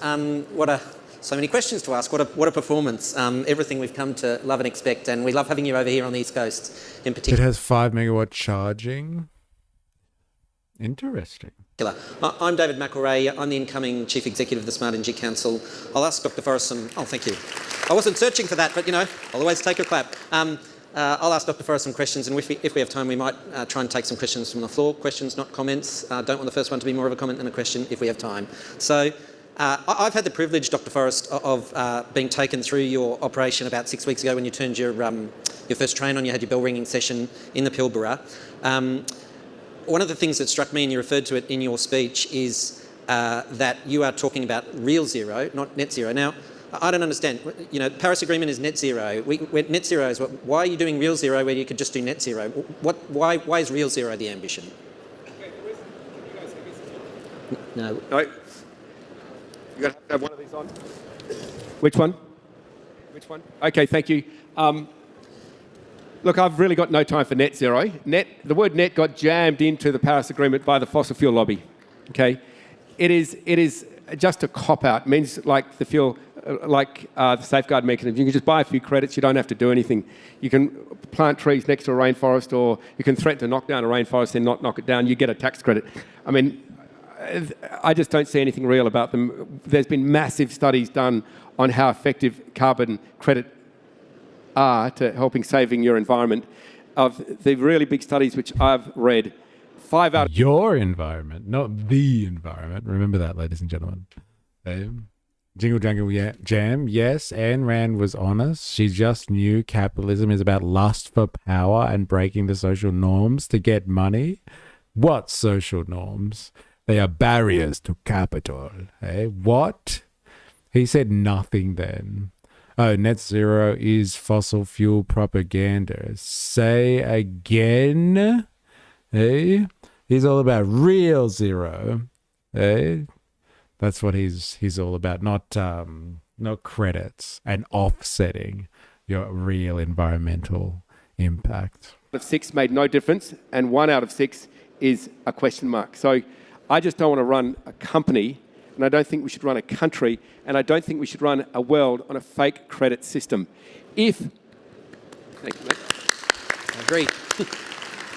If we can profitably stop burning fossil fuel, if we can accept we've got a microcosm in our economy which gives politicians a path forward when they say, well, we can't go spend taxpayers' money, fair enough, on something which isn't proven. We need to see a prototype, we need to see proof of concept, and then we can do it. Well, your proof of concept, your massive prototype, is Fortescue. Fortescue's going real zero. We're simply stopping burning diesel and gas. Real zero.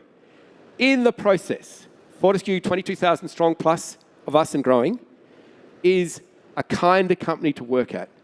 It's cleaner to work at. It's way smarter. It's way more innovative. It's root and branch restructuring itself to be fully green. And in that process, we're having to adopt new technology. We're having to look for cutting edge everywhere. And that drives the morale, it drives the spirit, drives the culture of Fortescue. You can look at the people trying to get employment at Fortescue. They go up the street and around the corner in queues trying to work at Fortescue. You don't get that in other companies.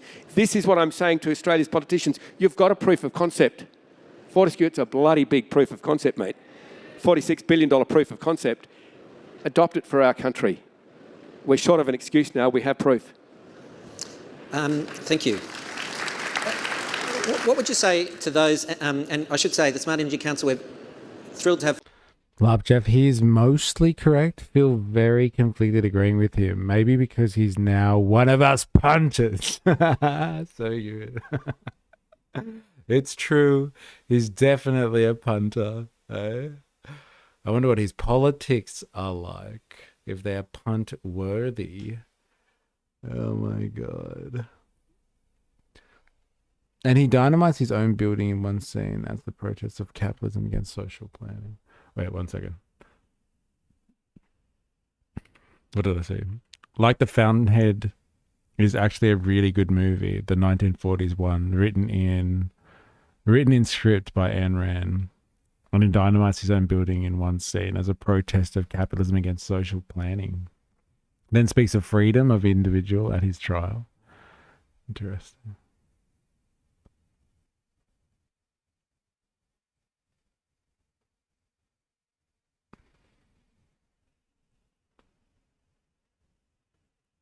Meanwhile, people can't heat their house because the grid power is too expensive. First world country, my ass. He's still a billionaire. He's just able to see where actual growth can be achieved. Yeah, at least he has some sort of a conscience. Yeah, well, if they would keep upping price of power so our old coal plants could stay viable. It's not like solar and wind is getting more expensive. There are no good billionaires, but there's some that are smarter and therefore more useful than others. Yeah, I'd just say he's like, it's not an ethical question. He looked at where things are going and decided to make the change before his competitors did. And now he's looking to fuck them all over because he's made the change and they haven't. I don't think there's anything ethical about this at all. This is just like usual capitalism. He's taken a risk and he wants to make fucking bank on that risk. And he can make better bank on that risk if he throws all of his competitors out or crushes them, actually. And so he's starting on a campaign of that, crushing his competition. Now he's set up. Because capitalism, baby. Yeah, that's capitalism, baby. Oh, yeah. That's basically Elon there, smarter and seeing the change coming. Like, didn't we talk about this before? Yes. Like, Elon didn't care about fucking carbon emissions and producing an electric fleet because it's good for the environment. That was part of the branding exercise of Tesla, and everyone bought into it. He saw a gap in the market, and he fucking capitalized. And he made lots of money doing it.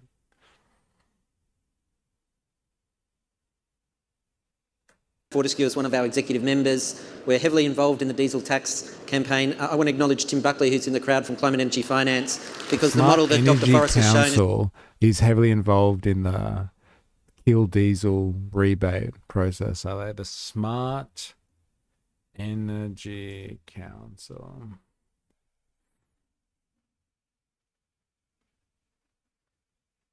So these are the people that advocate on behalf of what? The capitalist class who's ready to transition. Right. Smart Energy Council. Make a smart move.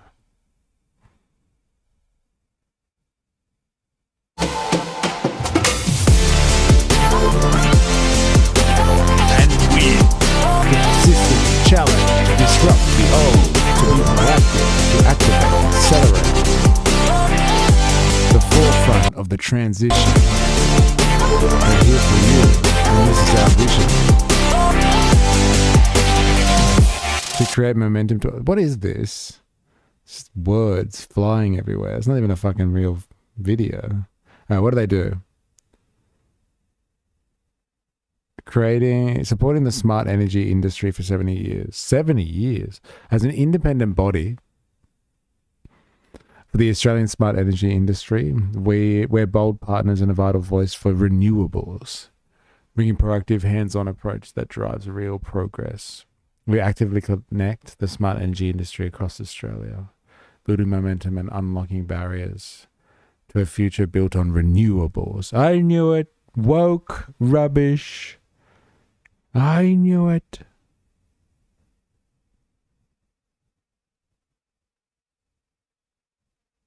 Look at all these wokies. Look at all these wokies. God damn.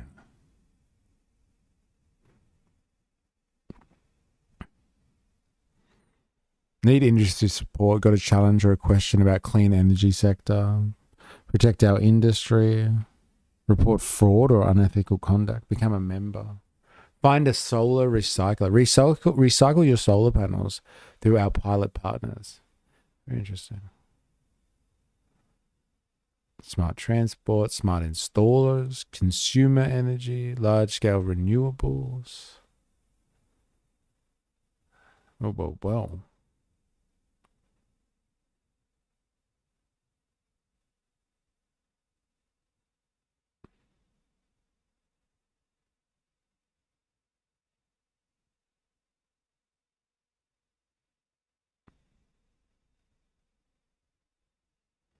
All right, back to it.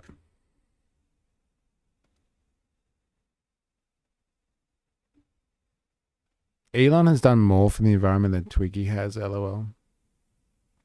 I'm glad it's in B&W. Don't want to see all those rainbow hair. All that rainbow hair.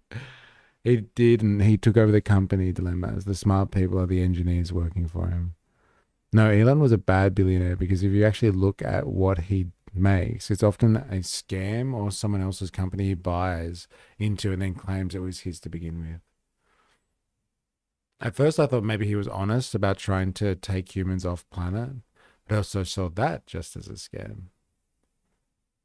The rockets he's building will never have the thrust to go to Mars or even the moon and back. So what's he really up to then, eh? It's a model that his organisation has come up with, and where you, as you flashed on the screen, it's only a small number of mining companies affected, including your own. So we are all supporters. But isn't it just, I've worked in politics myself, isn't it all too hard? I mean, is this just something you're going to do for 5 minutes and give up on, or is this something that Fortescue's in for the long fight? No, look, we're not giving up on this. I mean, we're not giving up on going green. We're rubbish questions. Like, oh, is this just something you're going to throw away? Like, obviously not. He said he spent $46 billion on this. What a fucking rubbish question that is. Do you want to suck Twiggy off any harder? Up on our shareholders, we're not giving up on our company. This is something which we see is errantly wrong in the Australian system. It was old pork barrel politics going into an election. You know, if this doesn't... If this layup. So good. Here, Twiggy, this one's for you. Government doesn't remove it, then the next government will come along and say, well, that was a free kick. I'm going to remove it. Yeah. So it will get removed. It's a waste of taxpayers' money. You can listen to all the bleating from the Minerals Council saying it's going to hurt industry. Just remember, 1.35 billion last year against 36 billion of profit. 35 billion margin to keep the industry happy. Yeah. It does seem mad that we're paying people to import diesel which we can't get into the country. If you have to think of the stupidest policy we have as a country, this would be up there. So look, we're right behind you, and hopefully this time next year we can have you back and celebrate its removal. So Can I just comment on this? Diesel is in limited supply. Yeah. When we go around Asia and pat ourselves on the back, Australians, for securing Australia's diesel supplies, don't think we were clever negotiators. You're one of the few advanced economies in our region. Sarsaparilla Jane, welcome back. Hope your gardening went well.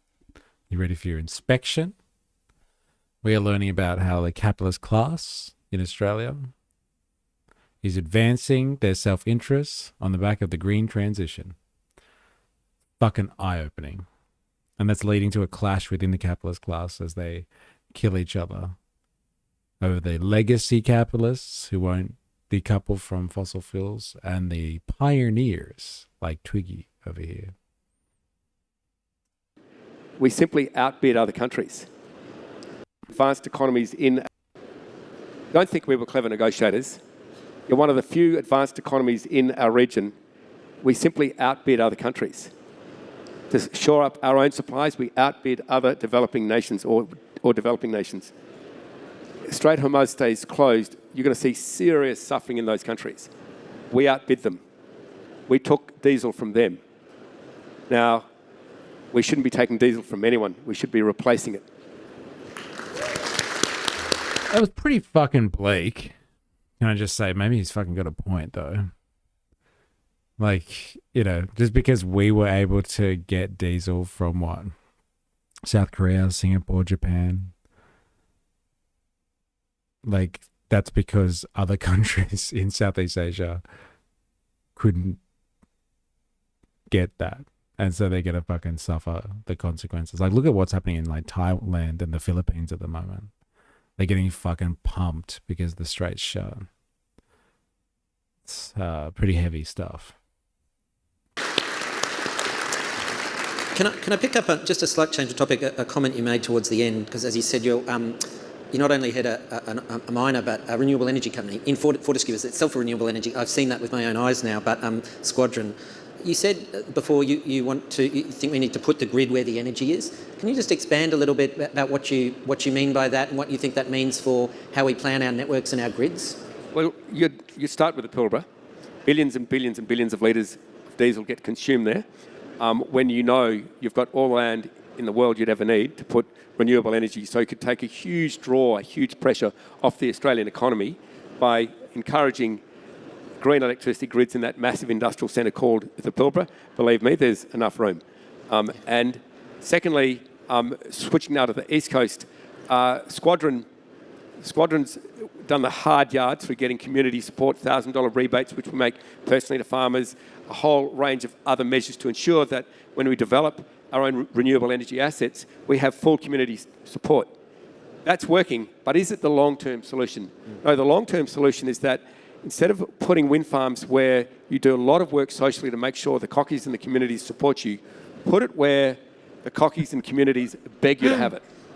Yeah, and I'm having to make my own calls because our Philippines team are only working 4 days now. It's bloody outrageous. Who do they think they are, getting an extended weekend? Eh? Someone should cut my fuel. I want my 4-day working week. God damn it.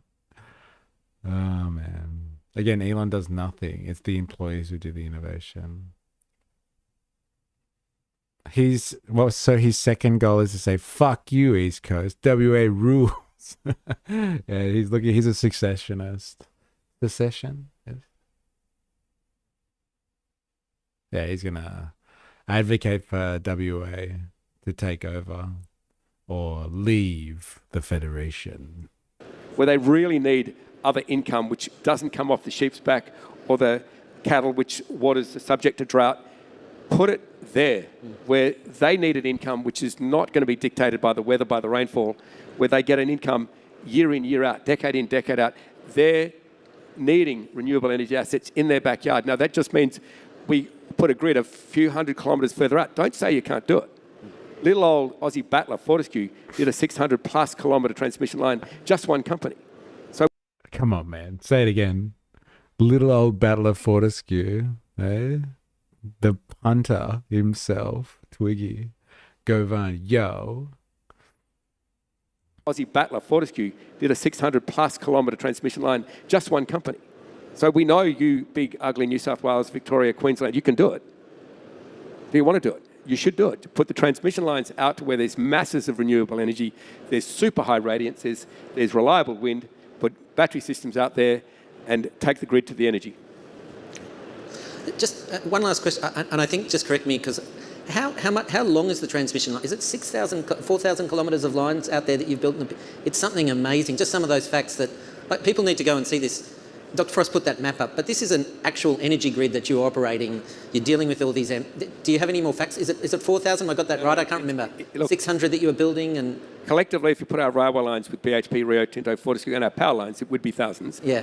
Just Fortescue alone has done over 600 odd kilometres of transmission lines, and that gives us absolute flexibility. It means if any part of the grid is attacked or goes down, then it automatically heals itself because you've got AI and batteries everywhere now. So it is just a bulletproof system. It costs a fortune to go build these huge generators, which taxpayers pay for. Now you've got a much, much cheaper solution. You put batteries with renewable energy, you don't need them. Like, you know what's interesting? How he keeps talking about his electricity grid being attacked. Now, like, who's fucking bombing the Pilbara or Western Australia? The Houthis? I don't think so. He's talking about fucking cyber attacks, like cyber warfare that hacks into his AI system and his grid somehow, because it's all connected. It's all smart grid stuff. He's talking about cyber hacking from like what? Cyber warfare, sorry, from like where? What, China or something like that? Maybe Russia? I don't know. Does he mean verbally attack? Yeah, people standing there yelling at the power lines. Oh, fuck you. So good. Do you belong to Twiggy? Asshole. The AI fixes the problem. all right, we might take some questions from the crowd. We've got about 10 minutes left. So I've got a hand up here. Can we get some roving mics? The third gentleman with the Chambray, who's standing up a little bit, had his hand up first. If I can get a roving mic to this gentleman here, who's standing up. Please, questions, not comments, if I can be so kind.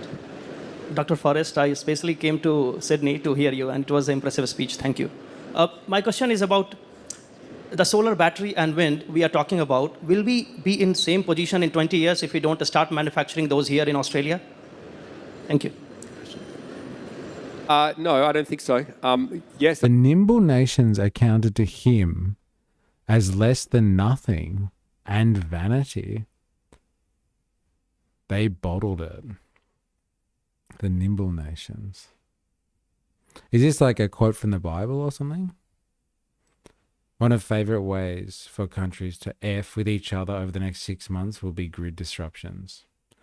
Well, it's interesting if you think of it in light of what that Professor Xiang was talking about, like the modern, like a World War III will be fought as economic strangulation against your enemies. Like the forefront of economic strangulation will be bringing down people's like power grids and disrupting their economies by hacking into them. And AI is at the forefront of that as well. Because if you can get AI, smart spyware, software, like viruses, etc., to hack into an opposing government systems and bring their country down from the inside and fuck their economy over for days, if not weeks or months, periodically.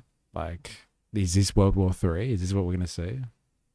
Yeah, USA is already building them. Oh, yeah, they are. Oh, yeah, they are. And like China's already, there's been instances like China has taken down like the electricity grids in the US before. Well, they suspect it's China anyway. I think they found one case where it definitely was Chinese hackers. But like, yeah, this is where World War III will be fought. Cyber war. I'd love to see manufacturing here in Australia. I'm a big driver of manufacturing in Australia. As you can see with energy, with a Cobra, with RM Williams, I massively believe in it. But I also believe we can make the best hats and boots and energy in the world here. Other countries are better equipped at making batteries, making solar panels. If we want to put it here, great. First class, have a crack at it. But no, it's already raised the thin margins overseas and the highest tech overseas. And because I believe in a rules-based order, I believe that free trade is key. If some countries can do... This is the thing, right? Like, remember he was fucking spruiking. He's just like, oh man, Hormuz goes down, the Gulf goes down, and all these people relying on diesel. And, you know, hey, look how unstable that situation is. You know what? I don't have to rely on diesel because I get my own power. Twiggy answers to no man. It's just like, well, you've just admitted that I'm a fan of the rules-based order and free trade because he needs his fucking solar panels from fucking where? Hey, from the world market, specifically from Asia, from China, probably. He's not as independent as he thinks he is.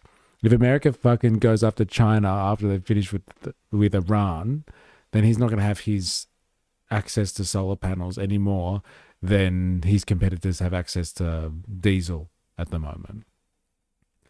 And not so independent now. He just was like bashing Australian companies trying to make solar panels in Australia. He's like, yeah, we can make boots and hats, Hakubra. What was it? RW. What was the clothing brand that he quoted? Something Williams. First class, have a crack at it. But no, it's already raised the thin margins overseas and the highest tech overseas. And because I believe in a rules-based order, I believe that free trade is key. If some countries can do things better than other countries, then use that to your best advantage, Australia. Yes, R.M. Williams, thank you. Yeah, we can make hats and boots. Because Australians, like, people like Australian hats and boots. But don't touch solar panels. That's for the rules-based order. He's very reliant on free trade to work. I guess the silver lining is, like, at least we are in the Asian region, and so we can rely on our regional trade better than we can rely on, I don't know, stability in the Middle East or something. But, like, he's not as fucking independent as he's making out to be. He still needs someone like China, I guess, to produce his renewable infrastructure, renewable tech infrastructure, so he can power his mining operations. Thank you, Mr. Forrest. Climate Capital Forum, Blair is my name. It's absolutely music to the ears of everyone in this room and knows the cost just makes sense, the economics make sense. I feel like we need to see that slide of the companies holding us back one more time. Could we go back and show the slide, because that's what we're up against and we need to know our enemy and look it in the eye. Amen. Shame. Can you put that slide up, please? I think, again, another advertisement, Climate Energy Finance. If you look at their report, you can see all the mathematics worked out there as well. So I think we'll have some putting women. that slide up, guys. Let's have some women, because we had a lot of blokes talking. There's a woman over there with her hand up in the stripes.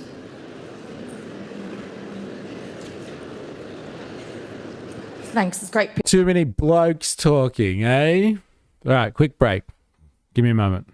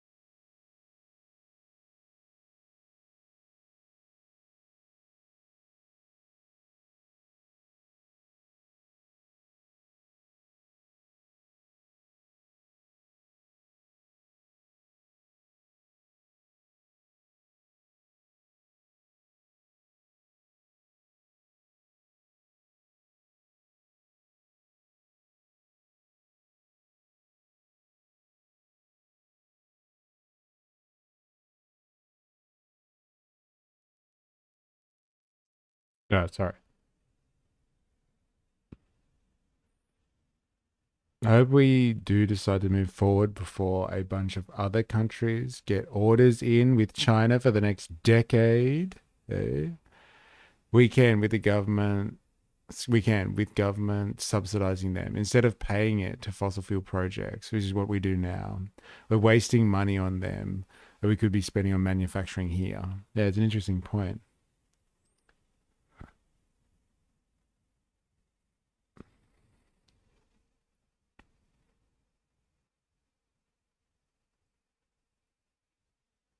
He told you before he has the biggest wind power company in Australia. He has a vested interest, but it doesn't mean it's also not the right direction. I trust him to try and screw people, though, at some point.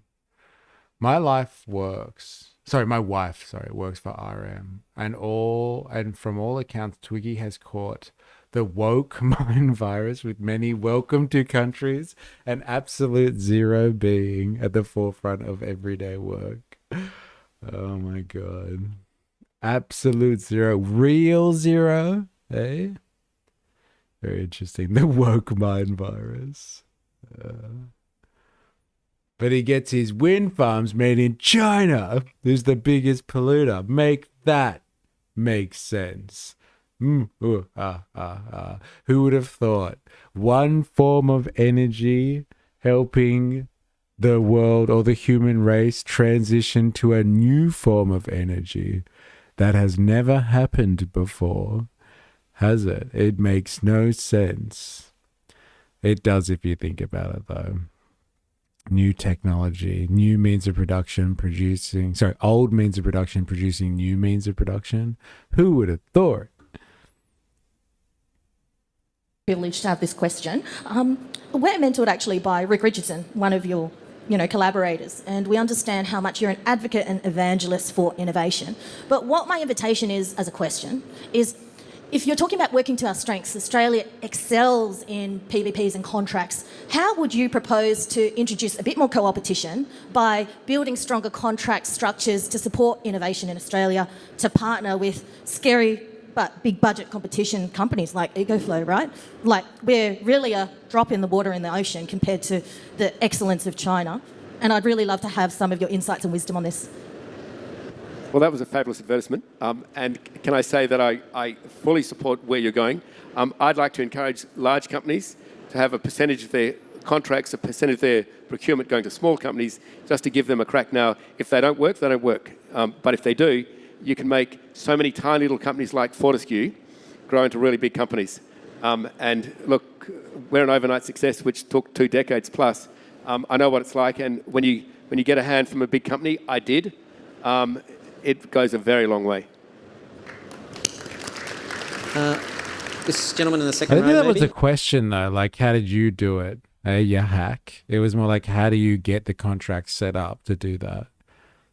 Okay, you didn't even answer the question. Can we get a woman on to answer the question so Twiggy over here can ignore her actual line of questioning and just say whatever he wants to say? And then this lady at the back, and then we might have time for one more.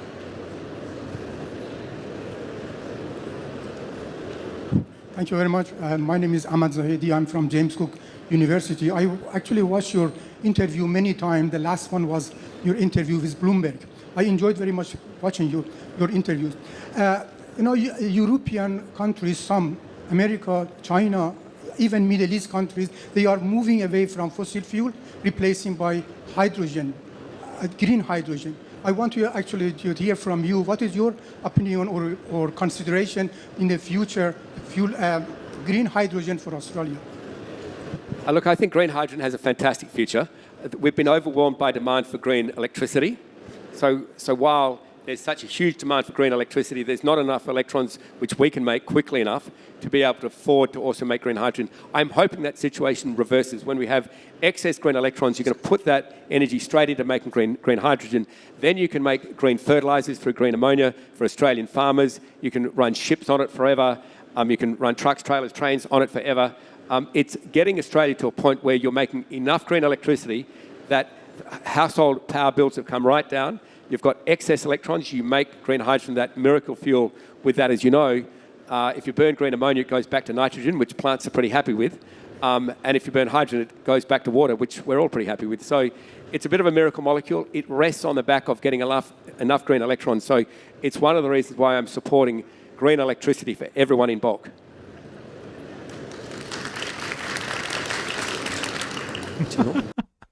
Green hydrogen sounds an awful lot like cooking the ocean. We've already armed the dolphins. They might strike back. Oh, man. That's hilarious. God, I love those dolphins. They've provided us with so much entertainment over the last couple of weeks. It's great. It's been great. Hi there, Ed Lynch Bell, Second Mouse. Last year, 28 terawatt hours of renewable energy went unsold in the NEM. Out there, we've got things we can get from China in 4 or 5 weeks: electric trucks, batteries, solar panels. What can we do to get government focused on the now, not on what we can do in 3 years, 4 years' time, not in strategic plans, but in getting thousands of electric trucks on ships from China, getting thousands more batteries, getting things done right now? Look, I've seen Germany, which, by the way, has really crap solar compared to us, you've probably noticed. I've seen them put household funding to put batteries into their systems so that they could draw the power out. So all that energy wasted, which you refer to, I think is just devastating. That's energy we could have used, but we didn't have, as you've talked about, the equipment which could store that in their own batteries, and we didn't have subsidised batteries across households which could have taken it all in and used all that free power for free. So all I can say is that other nations are moving to support households. We could as well, and we have a huge free kick with our solar, which is why all that energy sadly got wasted. Hi, Sarah Reid from Electrify Canberra Community Group. Thank you so much for your leadership in this important space. Back here. Hello, over here. Thank you, Sarah. Thanks, Vicky. Love what you do. Thank you for your climate action. The barriers that you've been talking about today seem mostly political. Will you run as an independent?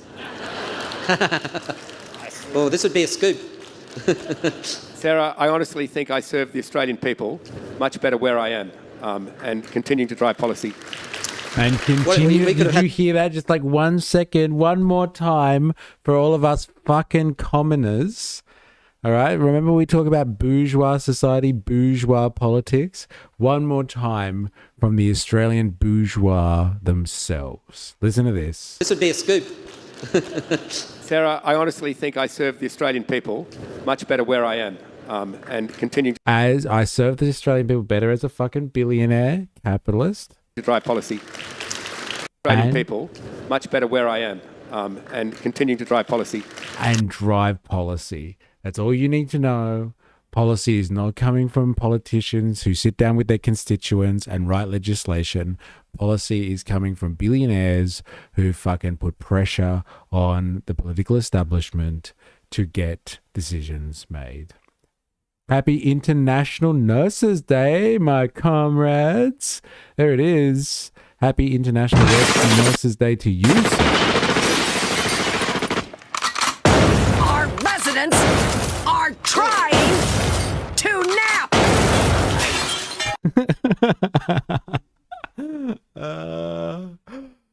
God, I hope work isn't that bad at the moment, but good luck to you, Ninja Nurse. Good luck to you. I hope you have a great International Nurses Day. All right, back to our billionaire. We could have had the front pages there, Sarah. Can we ask one more from one of our board members, Rosemary, at the front here? Last question. Hi, I'm Rosie Barnes from Public Consulting and SEC Board.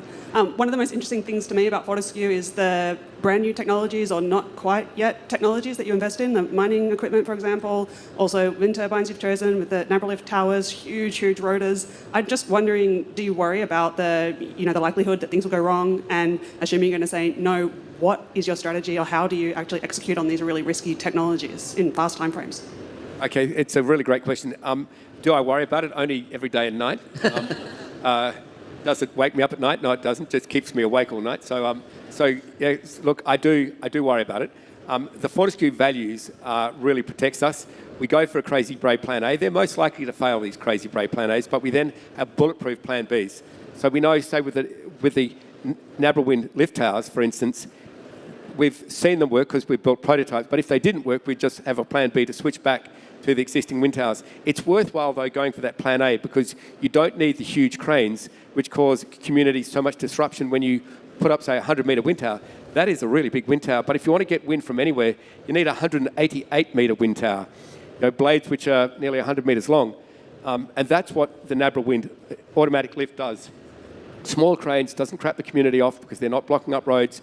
And then once you've got the first module up, they self-lift. So this is new technology, which we're pioneering. Like we've put $1.5 billion collectively into battery technology. We're automating solar panel rollout. If we can bring this up from 3,000 to 4,000 a day to 30,000 to 40,000 a day, then you've got the creation of energy, permanent energy, unimaginable in history. That scale of energy you can only get from fossil fuel. If we can do that in months instead of years, say 10 months instead of 10 years, then you're changing the face of the world energy industry. And going back to the gentleman who asked about green hydrogen, that's when you can drop the electricity costs right down because you're producing energy at cost of money and maintenance. That's it. And then successfully storing it for the average punter. So all these technologies are on the cusp. He said it again. He said it again. Shh, don't tell anyone. Yeah, the majority of lobbyists are fossil fuel mining corps, so at least he's driving policy in the direction we want. I didn't see another strategy or solution for us until there is actually class consciousness.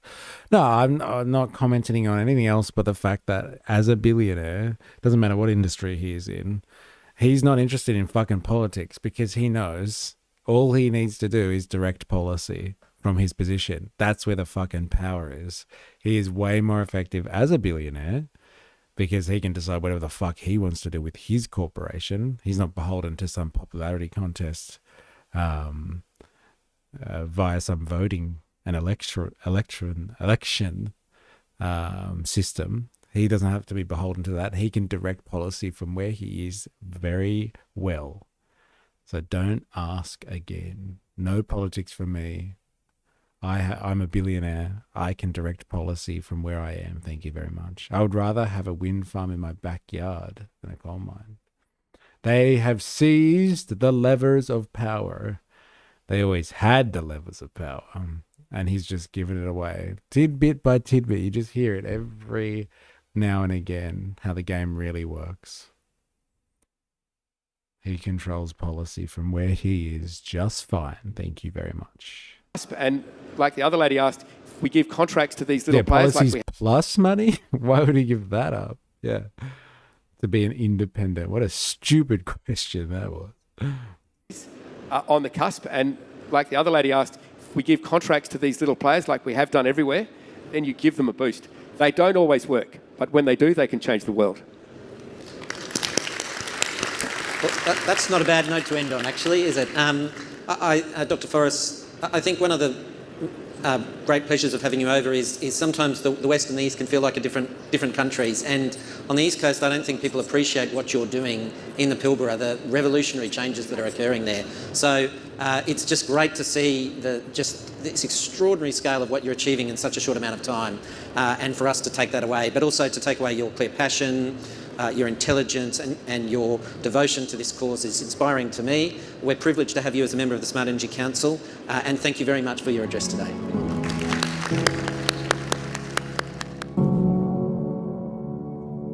Thank you, Fortescue. The power of now.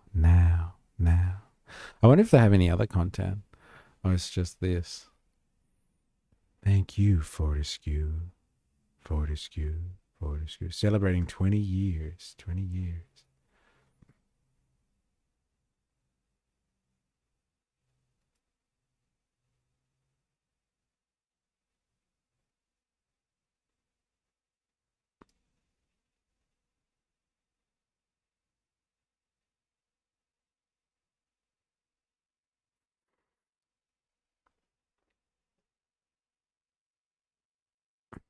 The Fortescue Hive? What's that? Wow. Real zero. Not net zero. Outrageous.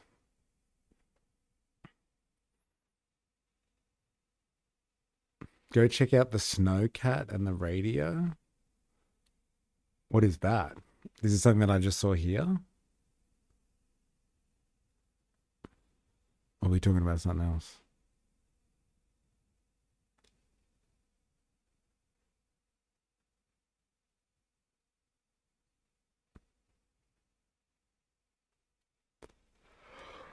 Ooh.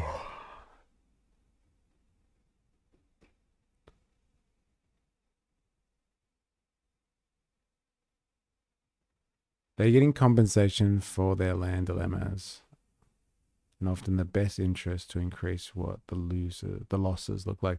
Hobo Joe, I don't know if you're still here, but you put something in like general chat, maybe. Yeah, here it is. No, it's Wookie. Let's check out how much of a blood diamond situation Fortescue really presents. Let's check this out. Hobo Joe, I'm back, baby. Welcome back. Check out this one. This is from Wookie. So we just watched the video on how Fortescue is going to change the fucking world, and they're amazing. Oh no, actually this is more personal. This is just about Twiggy over here. Court to rule. This is Monday 11th. Court to rule if Andrew Forrest will have to compensate the Yindi Bandi people, I guess you would say, Bandi, for mining their land. Interesting. Look at this thing, man. Look at the fucking size of that operation. It is being portrayed as a David and Goliath battle, a group of Aboriginal elders from a remote country in Western Australia's outback versus one of the richest, most prominent men in Australia. Aboriginal and Torres Strait Islander readers are advised that this article contains an image of a person who has died. And tomorrow's historic federal court decision in which Justice Stephen Burley will reveal how much compensation the Indigenous group will receive is certainly not without drama. So Twiggy, if you don't know, was born into a family of forests who fucking... very much like what happened in America during like America's colonization. You had like these basically, these people going throughout the wild, wild west basically, and laying claim to property and lands and calling them their own. The Forrest family went around Australia and laid claim to whatever the fuck they felt like was theirs.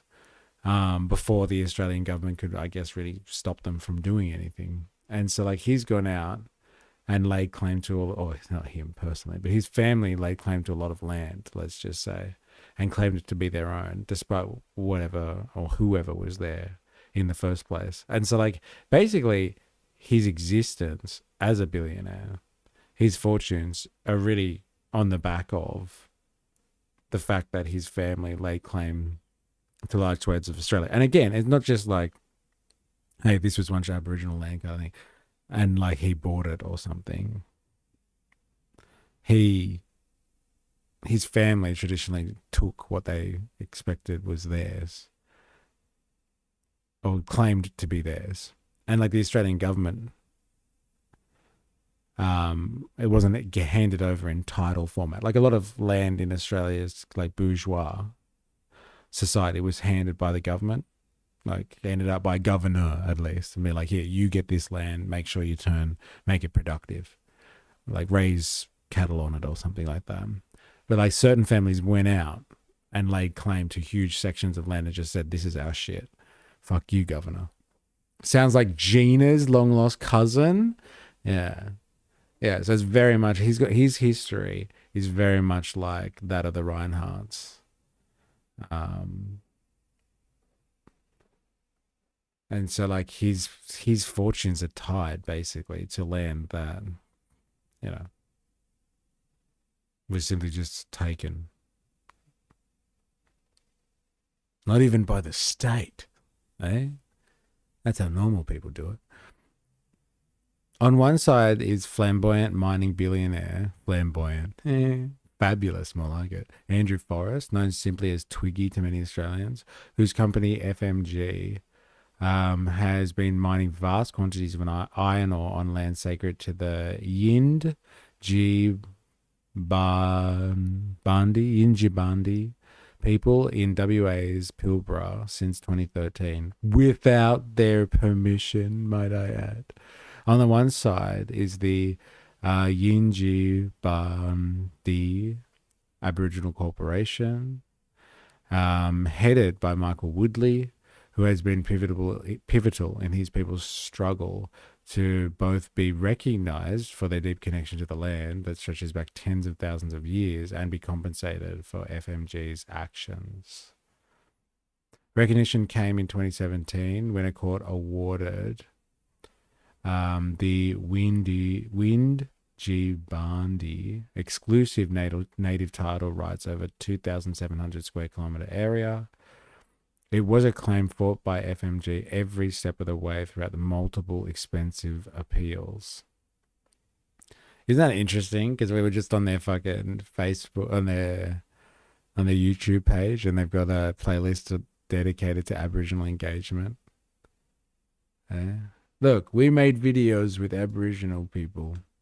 They've clocked up hundreds of views. But we also fight them in their native title appeals. Ancient history, the story begins not in 2017 or 2013, but about 50,000 years ago when Aboriginal people first settled in the Pilbara. Evidence of their occupation in the form of archaeological sites and rock carvings is scattered throughout the region and helped form the basis of the native title determination. It's not until the early 1860s, more than 30 years after the Swan River colony was established by the British at what is now Perth, that the people of the Pilbara came into contact with white settlers keen to establish cotton plantations. Interesting. Violent and bloody confrontations were to follow in the years to come, including the notorious Flying Foam Massacre at the Burrup Peninsula, as the settlers sought to establish a colony and develop a burgeoning resource industry. Pastoral stations were carried out across Yinji country, and Aboriginal people were rounded up and used as indentured labor. Hello, indentured labor. This is fucking capitalism 101. What's better than wage labor? Huh? Fucking slave labor, baby. Oh yeah. And in a land so sparsely populated, it's hard to get wage workers, but slave laborers, that's how you build capital fast.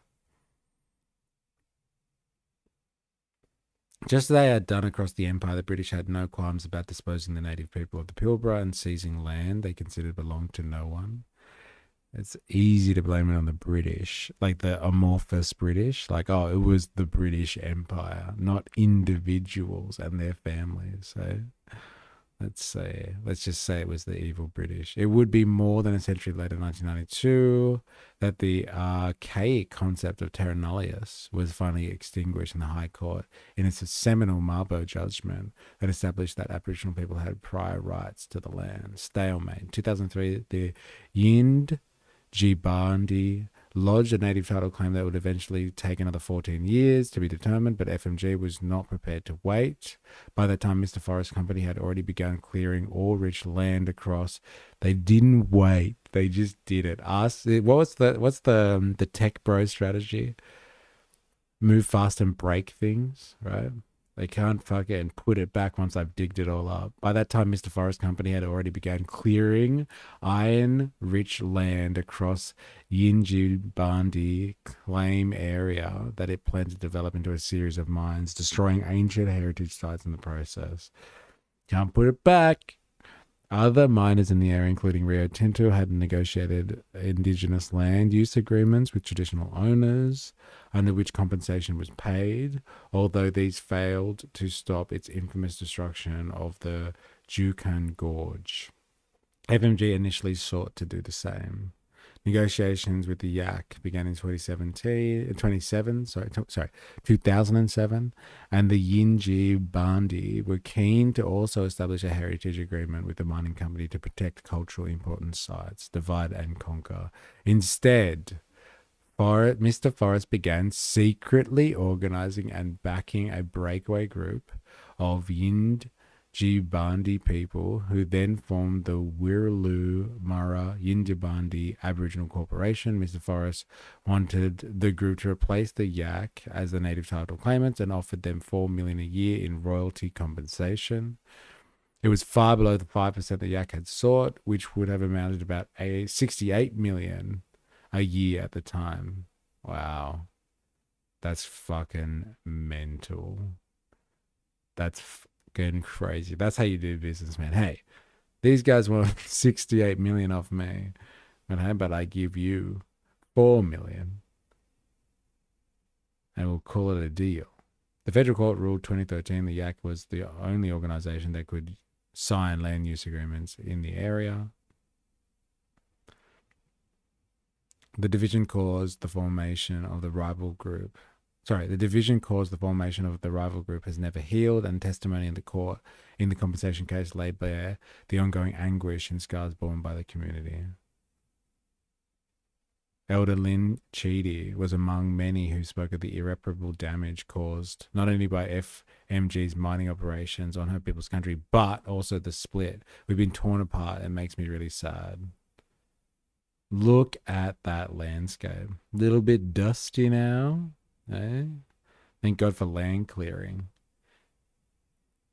Mr. Forrest did not let the absence of an agreement with traditional owners get in the way of his iron ore dream, and neither did the federal state governments. In 2013, FMG officially began digging up iron ore at its Firetail mine on Yindjibarndi country, having gained the necessary government approvals to do so. No one, it seemed, was prepared to wait for the federal court to assess the Yindjibarndi's claim. Not when there are billions of dollars in ore to be dug up and shipped to China. Ah, bourgeois society. It's so good. So good.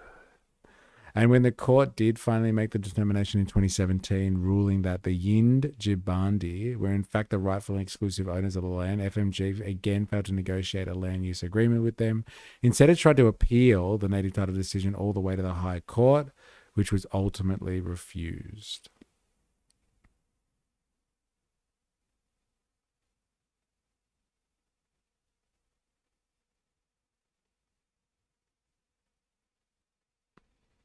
Tomorrow's federal court decision may end up being the biggest native title compensation package in Australia's history. It is only the third determination for damages ever made, and follows a ruling in February that the NT government pay more than $54 million in compensation to the Gadangji, Wanyuwa, and the Yanyuwa Murra peoples after Glencore's MacArthur River mine was built in their country.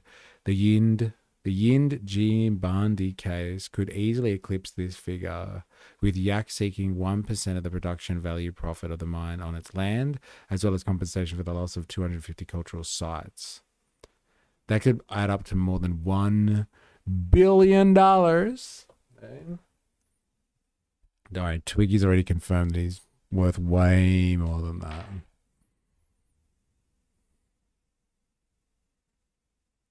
Who has to pay up will be keenly watched as part of the decision. Is it FMG or the state government on the hook for granting Forest Company mining approvals in the first place? Should the amount be based on royalty payments or land value? And how do you put a price on the cultural value that has been lost? For the Yindjibarndi man Charlie Cheedy, whose grandfather gave extensive evidence in the first native title case, he hopes the decision will ultimately carry on his elders' legacies. It's been a journey for me because my grandfather had a big part of it, he said. He was from day one, and that's why this battle was important to me. I'm sure the price tag might be nice too. He said that dedication to protect country has been passed to the younger generations. They are on this journey with us. They want to fight this battle with the mining company, Mr. Cheedy said. Whatever happened back in the past, leave it back then. Tomorrow's a new day. Justice Burley will hand down his decision in the federal court at 2 p.m. on Tuesday. That's pretty close, right? Because Western Australian time, I'm pretty sure it's, like 3 hours behind where we're at the moment. Twiggy just wants everyone else to pay since he has to. Yes, that's what it is. That's in 25 minutes, is it? Oh, wow. We get to find out what Twiggy's really like. And I love how they painted the picture, 4 p.m. our time. Okay. Wookie. Hey, I wonder what it's going to be like, huh? And I love how they painted the picture that it was like, it was the evil British government that did all of the bad stuff to the Aboriginal people, not the people that were actually settling there at the time, who engaged in a bloody battle over land. I wonder if it was Forrest's direct descendants or ancestors, sorry, Andrew's ancestors directly that did this. See, here, like, this is a really good case of divide and conquer as well. Like, Twiggy figures out Aboriginal people want native title claim to his fucking iron ore. The Yak established resistance. He goes to the community directly and sets up a new group, and so they fight against each other. And then he can give less money to the other group and say, hey, I gave money. I gave compensation. What's wrong with you people? It's just they were fighting over which group has legitimacy. Not my problem. I provided the money. Not my problem at all.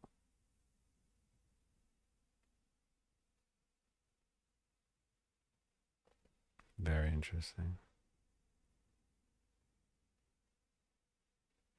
The federal court set up at the remote Bankangara campsite. Wow. I didn't know the federal court went out and did stuff like that. Who would have thought, eh?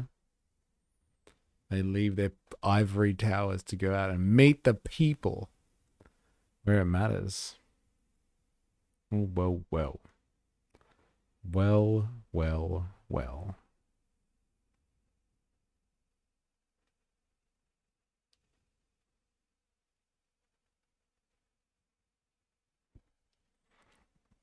Now, let's have a quick look at this one. It's related, I think.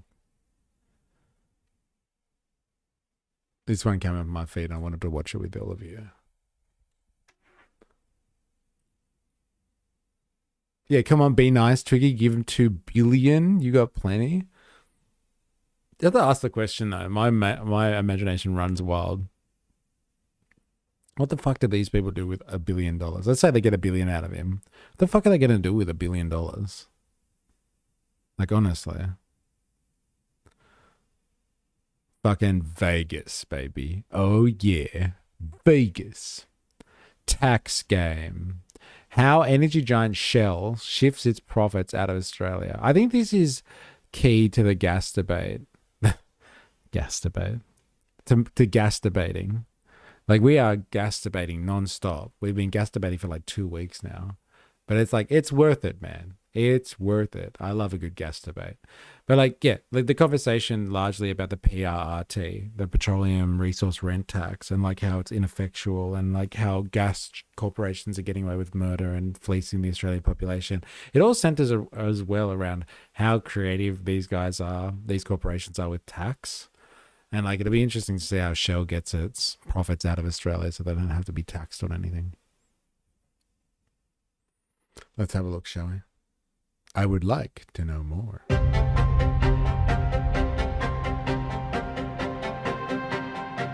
It has one of the lowest company tax rates in the developed world and is a well-known haven for financial institutions, but they're not the only ones.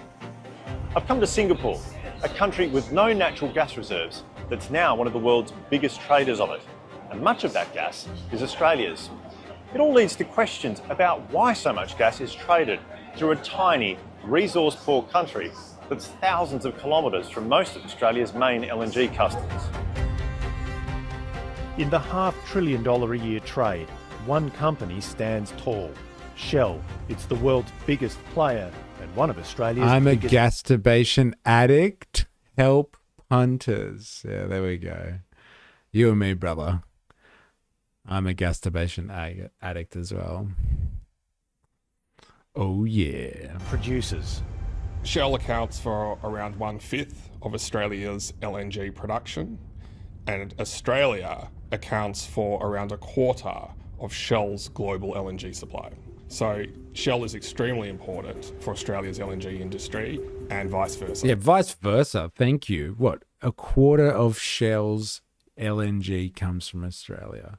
So basically, Shell owes us a quarter of its undertakings when it comes to liquefied natural gas. Isn't that absolutely incredible? Talk about gasturbation. My God, we prop up a quarter of Shell's operations when it comes to gas. My God. This is capitalist society right here. The gas does not belong to the people, or a sovereign state either. It belongs to corporate types. Fucking a quarter of their gas from Australia. Over the past decade, the island nation has become an increasingly important part of its Australian LNG business. Our export market works like this. For example, Shell extracts the gas, cools it to a liquid form, and then puts it on a ship. About 80% of the gas Australia produces is exported this way, mostly under long-term contracts with North Asian countries like Japan, China, and South Korea. But it's the spot market where there's real money to be made. Additional cargoes aren't locked into long-term contracts. It's gas that could be sold back into the domestic market. 4 years ago, as Australians' gas bills soared due to the war in Ukraine, the competition regulator realised an exporter had sold all its extra cargoes to itself for prices significantly below the international spot price. Shell confirmed the ACCC's reporting that it was effectively selling to a related Shell entity in Singapore that would then on-sell that gas as part of Shell's global portfolio. By doing this... That's so good. God, we're geniuses. Like, they take a certain percentage of gas to the world market. Did we all hear the same thing there? And then they actually had leftovers that doesn't meet their contractual obligations to service their customers. And they had extra stuff that they could have just fed into the domestic market to keep our gas prices low. But instead they're like, nah, fuck it. Let's just create another company and sell it to that company who's really us. And so we can take it offshore. Then we'll sell it back to Australians at the world price, as opposed to like having to keep it on a domestic market price, which is much lower. God, and the rich get richer. Gas exporters can shift profits outside of Australia's tax net. None of this is new information, but what is new is just how much money Shell made doing it. According to company documents, between 2017 and 2024, Singaporean-based Shell Global LNG bought $83 billion of gas. It then sold for $105 billion. That's $22 billion more than it paid for it. About 85% of that gas was sourced from other Shell companies, including those in Australia. I don't know the exact amount of Shell's equity LNG in Australia which goes through its trading hub, but I think the trend would be that companies like Shell are looking to move more to a portfolio model and have more of their LNG equity supply flow through their trading hubs. So they take the gas offshore and sell it to themselves. No, they take it to their facilities offshore and then they sell it back to their own companies in Australia for the inflated global market price. And that's how they're able to screw us over for not having cheaper gas in Australia, and are able to get around tax as well, because they're selling gas to other companies, so they're not making their profits here, I guess. Very interesting. The 8-year period, Shell Global made a pre-tax profit of $2.8 billion. It paid $178 million to Singaporean authorities. That's a tax rate of 6.3%, which isn't bad when you compare it to Australia's corporate tax rate of 30%. Shell acknowledged that most of its Australian gas was sold through Singapore. saying the island nation provided access to markets and had significant expertise in trading, marketing and shipping. Jim Kalele worked for the Australian Tax Office for decades. Based on public information alone and not his time at the ATO, the former Deputy Commissioner says Shell's Singapore trading arrangements are a red flag. You've got an Australian entity dealing with an entity that has a base in a low tax jurisdiction. It's happening over a number of years.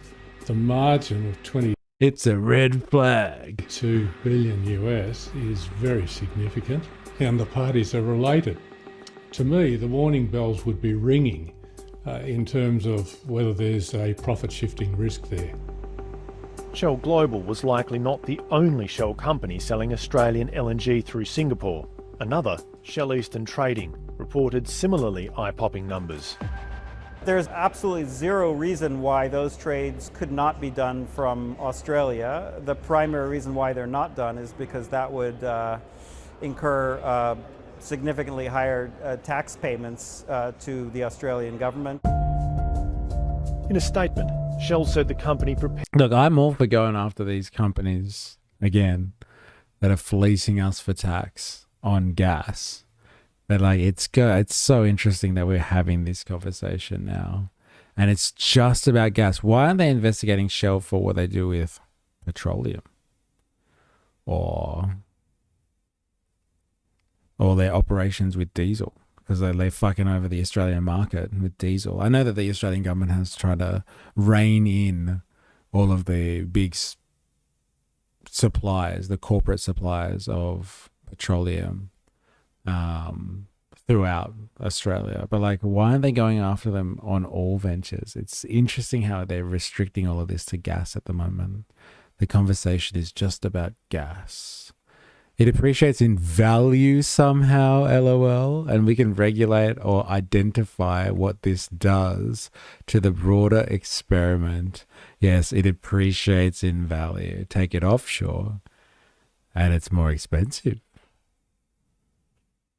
All of a sudden, traded at global rates and a better tax rate too. Prepared a voluntary tax transparency report showing all taxes paid in Australia each year since 2016 and has an ongoing and transparent dialogue with the Australian Taxation Office under its Justified Trust program. Ultimately, this becomes a game where the industry will try and minimises tax as much as legally possible, and the tax office is aware of that and makes its rules accordingly to limit the industry's ability to do so. Shell stresses it's one of Australia's biggest foreign investors, and oil and gas companies account for 1 in every 10 company tax dollars paid. Jim Kalele says that may be true, but using Singapore as a trading hub may be masking the real value of Shell's Australian exports at a real cost to taxpayers. And the fact that a tax payment appears quite stunning in terms of being quite large doesn't, by virtue of that fact, make it the right amount of tax. Because if your profit is a multiple of your tax payments, then it may well be that you have to be paying a lot more tax. Back in Singapore, the game of shells goes on, with billions on the line. Game of shells? Eh? Obviously, it's all Gina's fault. Like, come on. Did you say Gina just to, like, trigger a reaction? Or, like, you actually believe in that? You're like, see? Shell's doing it. Leave Gina alone. I don't know about you sometimes, dilemmas. Like, honestly. What are you trying to prove? Eh? They're all doing it. So it's acceptable behavior. Let Gina have this one. Let her have her small win. Please. Please let her have a small win. She needs everything she can get, the poor woman. Don't you feel for her? Don't you? Alright, this one's for me. I just want to know what's going on here. What do you think is going to come out of this whole meeting with Trump and Xi that's coming up? And I think it's end of this week. the American president and the president of the CPC going head to head. Yeah, I did it facetiously, LOL. Yeah. Oh, man. You just got to get bites. Come on. It's such an easy trigger, LOL. Sometimes I can't help myself. Oh, my God. What do you hope to get out of the summit in China, and how much has the war in Iran changed the agenda? Look, I have a great relationship with President Xi. We're doing a lot of business, but it's smart business. We used to be taken advantage of for years with our previous presidents, and now we're doing great with China. We make a lot of money with China. I have a great relationship with President Xi. And I think you can see that with the fact that in Hormuz, they get a big percentage, 40% of their oil from Hormuz. There's been no ships coming in, no nasty ships coming in that we end up in skirmishes with. There's been skirmishes? You old pirate of the high seas. Come on now, seriously. He'd like to see it get done. He doesn't want to see, I'll tell you what, look, I respect him a lot. And hopefully he respects me. He didn't respect our previous government, that I can tell you. The guy couldn't talk. It was ridiculous how that ever happened. Our country was hurt so badly the last 4 years. You know, I say it all the time. It was the king of Saudi Arabia, but everybody says we were a dead country a year and a half ago. And now we're the hottest country anywhere in the world. And you know that better than anybody. You know, we're the hottest country. We're so hot. Gotta love it when he says that. What if Dilemmas is a secret ultra leftist and he's training us to combat the right? This is how we learn. This is how we learn. The hottest country ever. We're so hot right now. They're all saying it. We're so hot. You see that? Olivia sees that. You see it in the numbers. Look at the numbers. Look at the stock market. The stock market is now higher than it was when this war started. So I thought that would go down 20, 25%. It was fine. You know, I'm willing to, it's a terrible expression, take a bullet. It's a terrible expression, especially when it's used by me. But I'm willing to take a bullet for the country. And I said, look, the stock market's going to go down. Can we fucking clip him on that one, please? We might need it a few more times. I am willing to take a bullet for the country. Oh, I hope so. I hope so. But I'm willing to take a bullet for the country. And I said, look, the stock market's going to go down, but we're going to have a Nothing says collapse of an empire like talking about how the empire is not failing. It's so hot. It was dead, and I resurrected it. I breathed new life into it. It's what I do. It's what I do. The rich have never been rich. It's great. Thanks, Trump. Never been this rich. Threat of lunatics having a nuclear weapon. I deal with them. I say it to them. I say, you people are crazy. I deal with them. They talk differently. I say, you're crazy. You're crazy people. You're nuts. You're not having a nuclear weapon. They think they can talk me into it, and they don't do very well with it. But they know how I feel. They can't have a nuclear weapon. They would use it within an hour after getting it.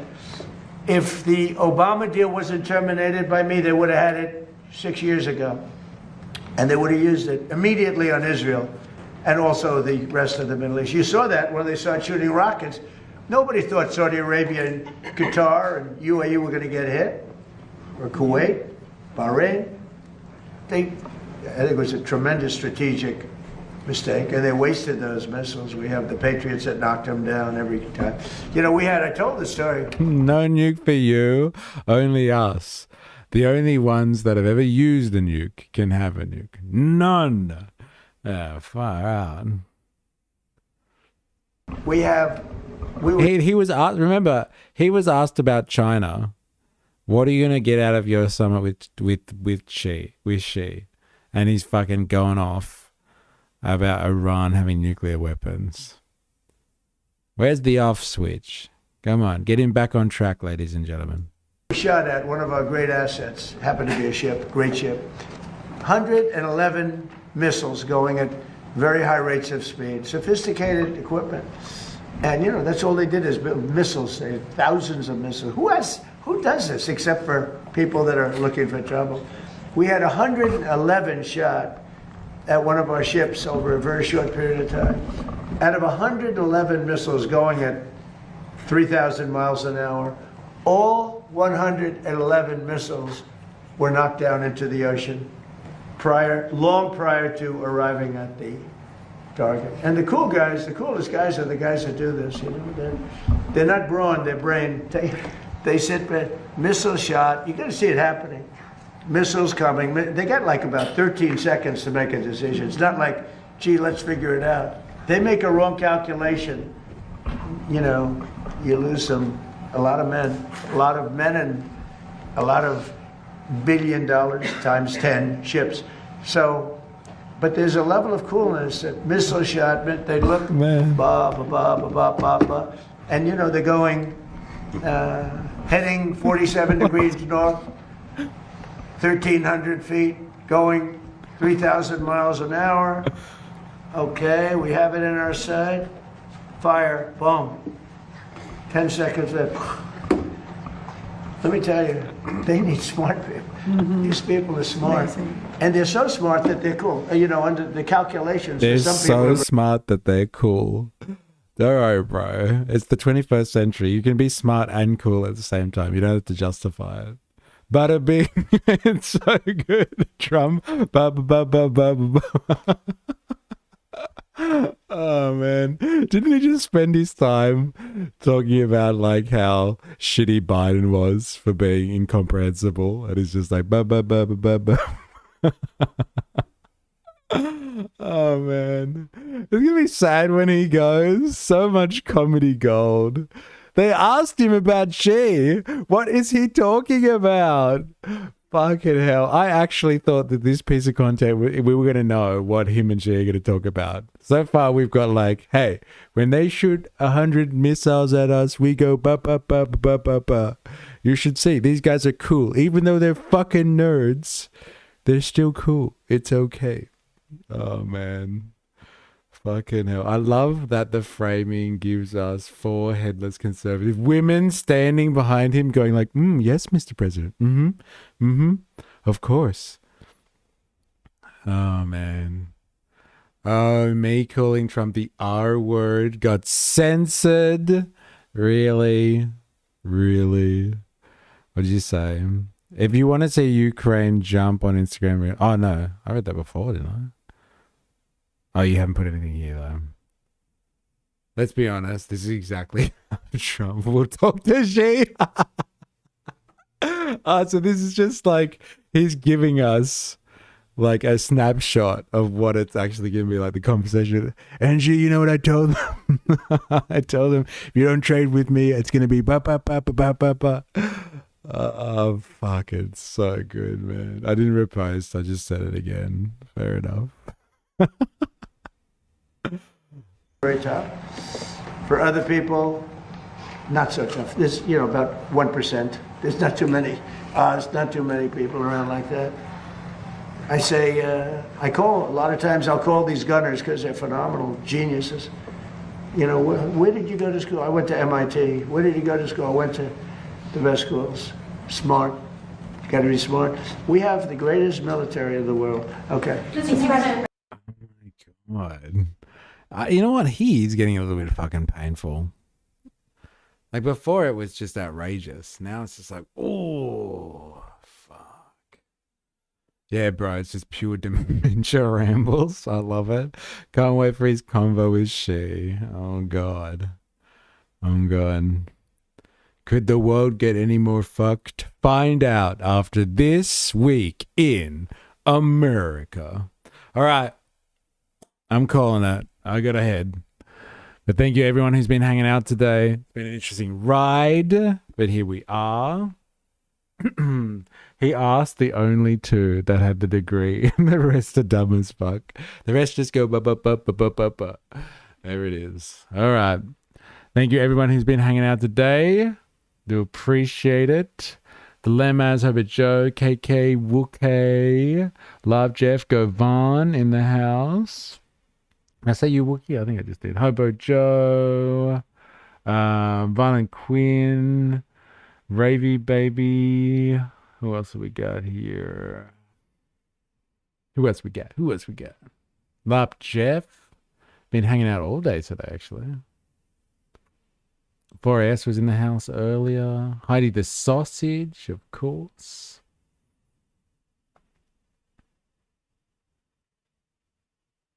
I think we had St. Chi in the house too earlier. Sarsaparilla Jane coming in and out today. I'm sorry if I've missed you. I can't go back all the way. Ninja Nurse coming in to say hi too. I said Ravy, I'm sure. But yes, if I've missed you, I do apologize. But yeah, thank you everyone for your interactions. Your ba. Thank you very much for doing that. Do appreciate it. And we will be back tomorrow for Hump Day. It's Hump Day already. That's crazy. But yeah, we'll be back tomorrow. Same time, same place. You know how it is. And until then, please remember, I am, you are, we are a mystery. See you tomorrow. Goodbye now.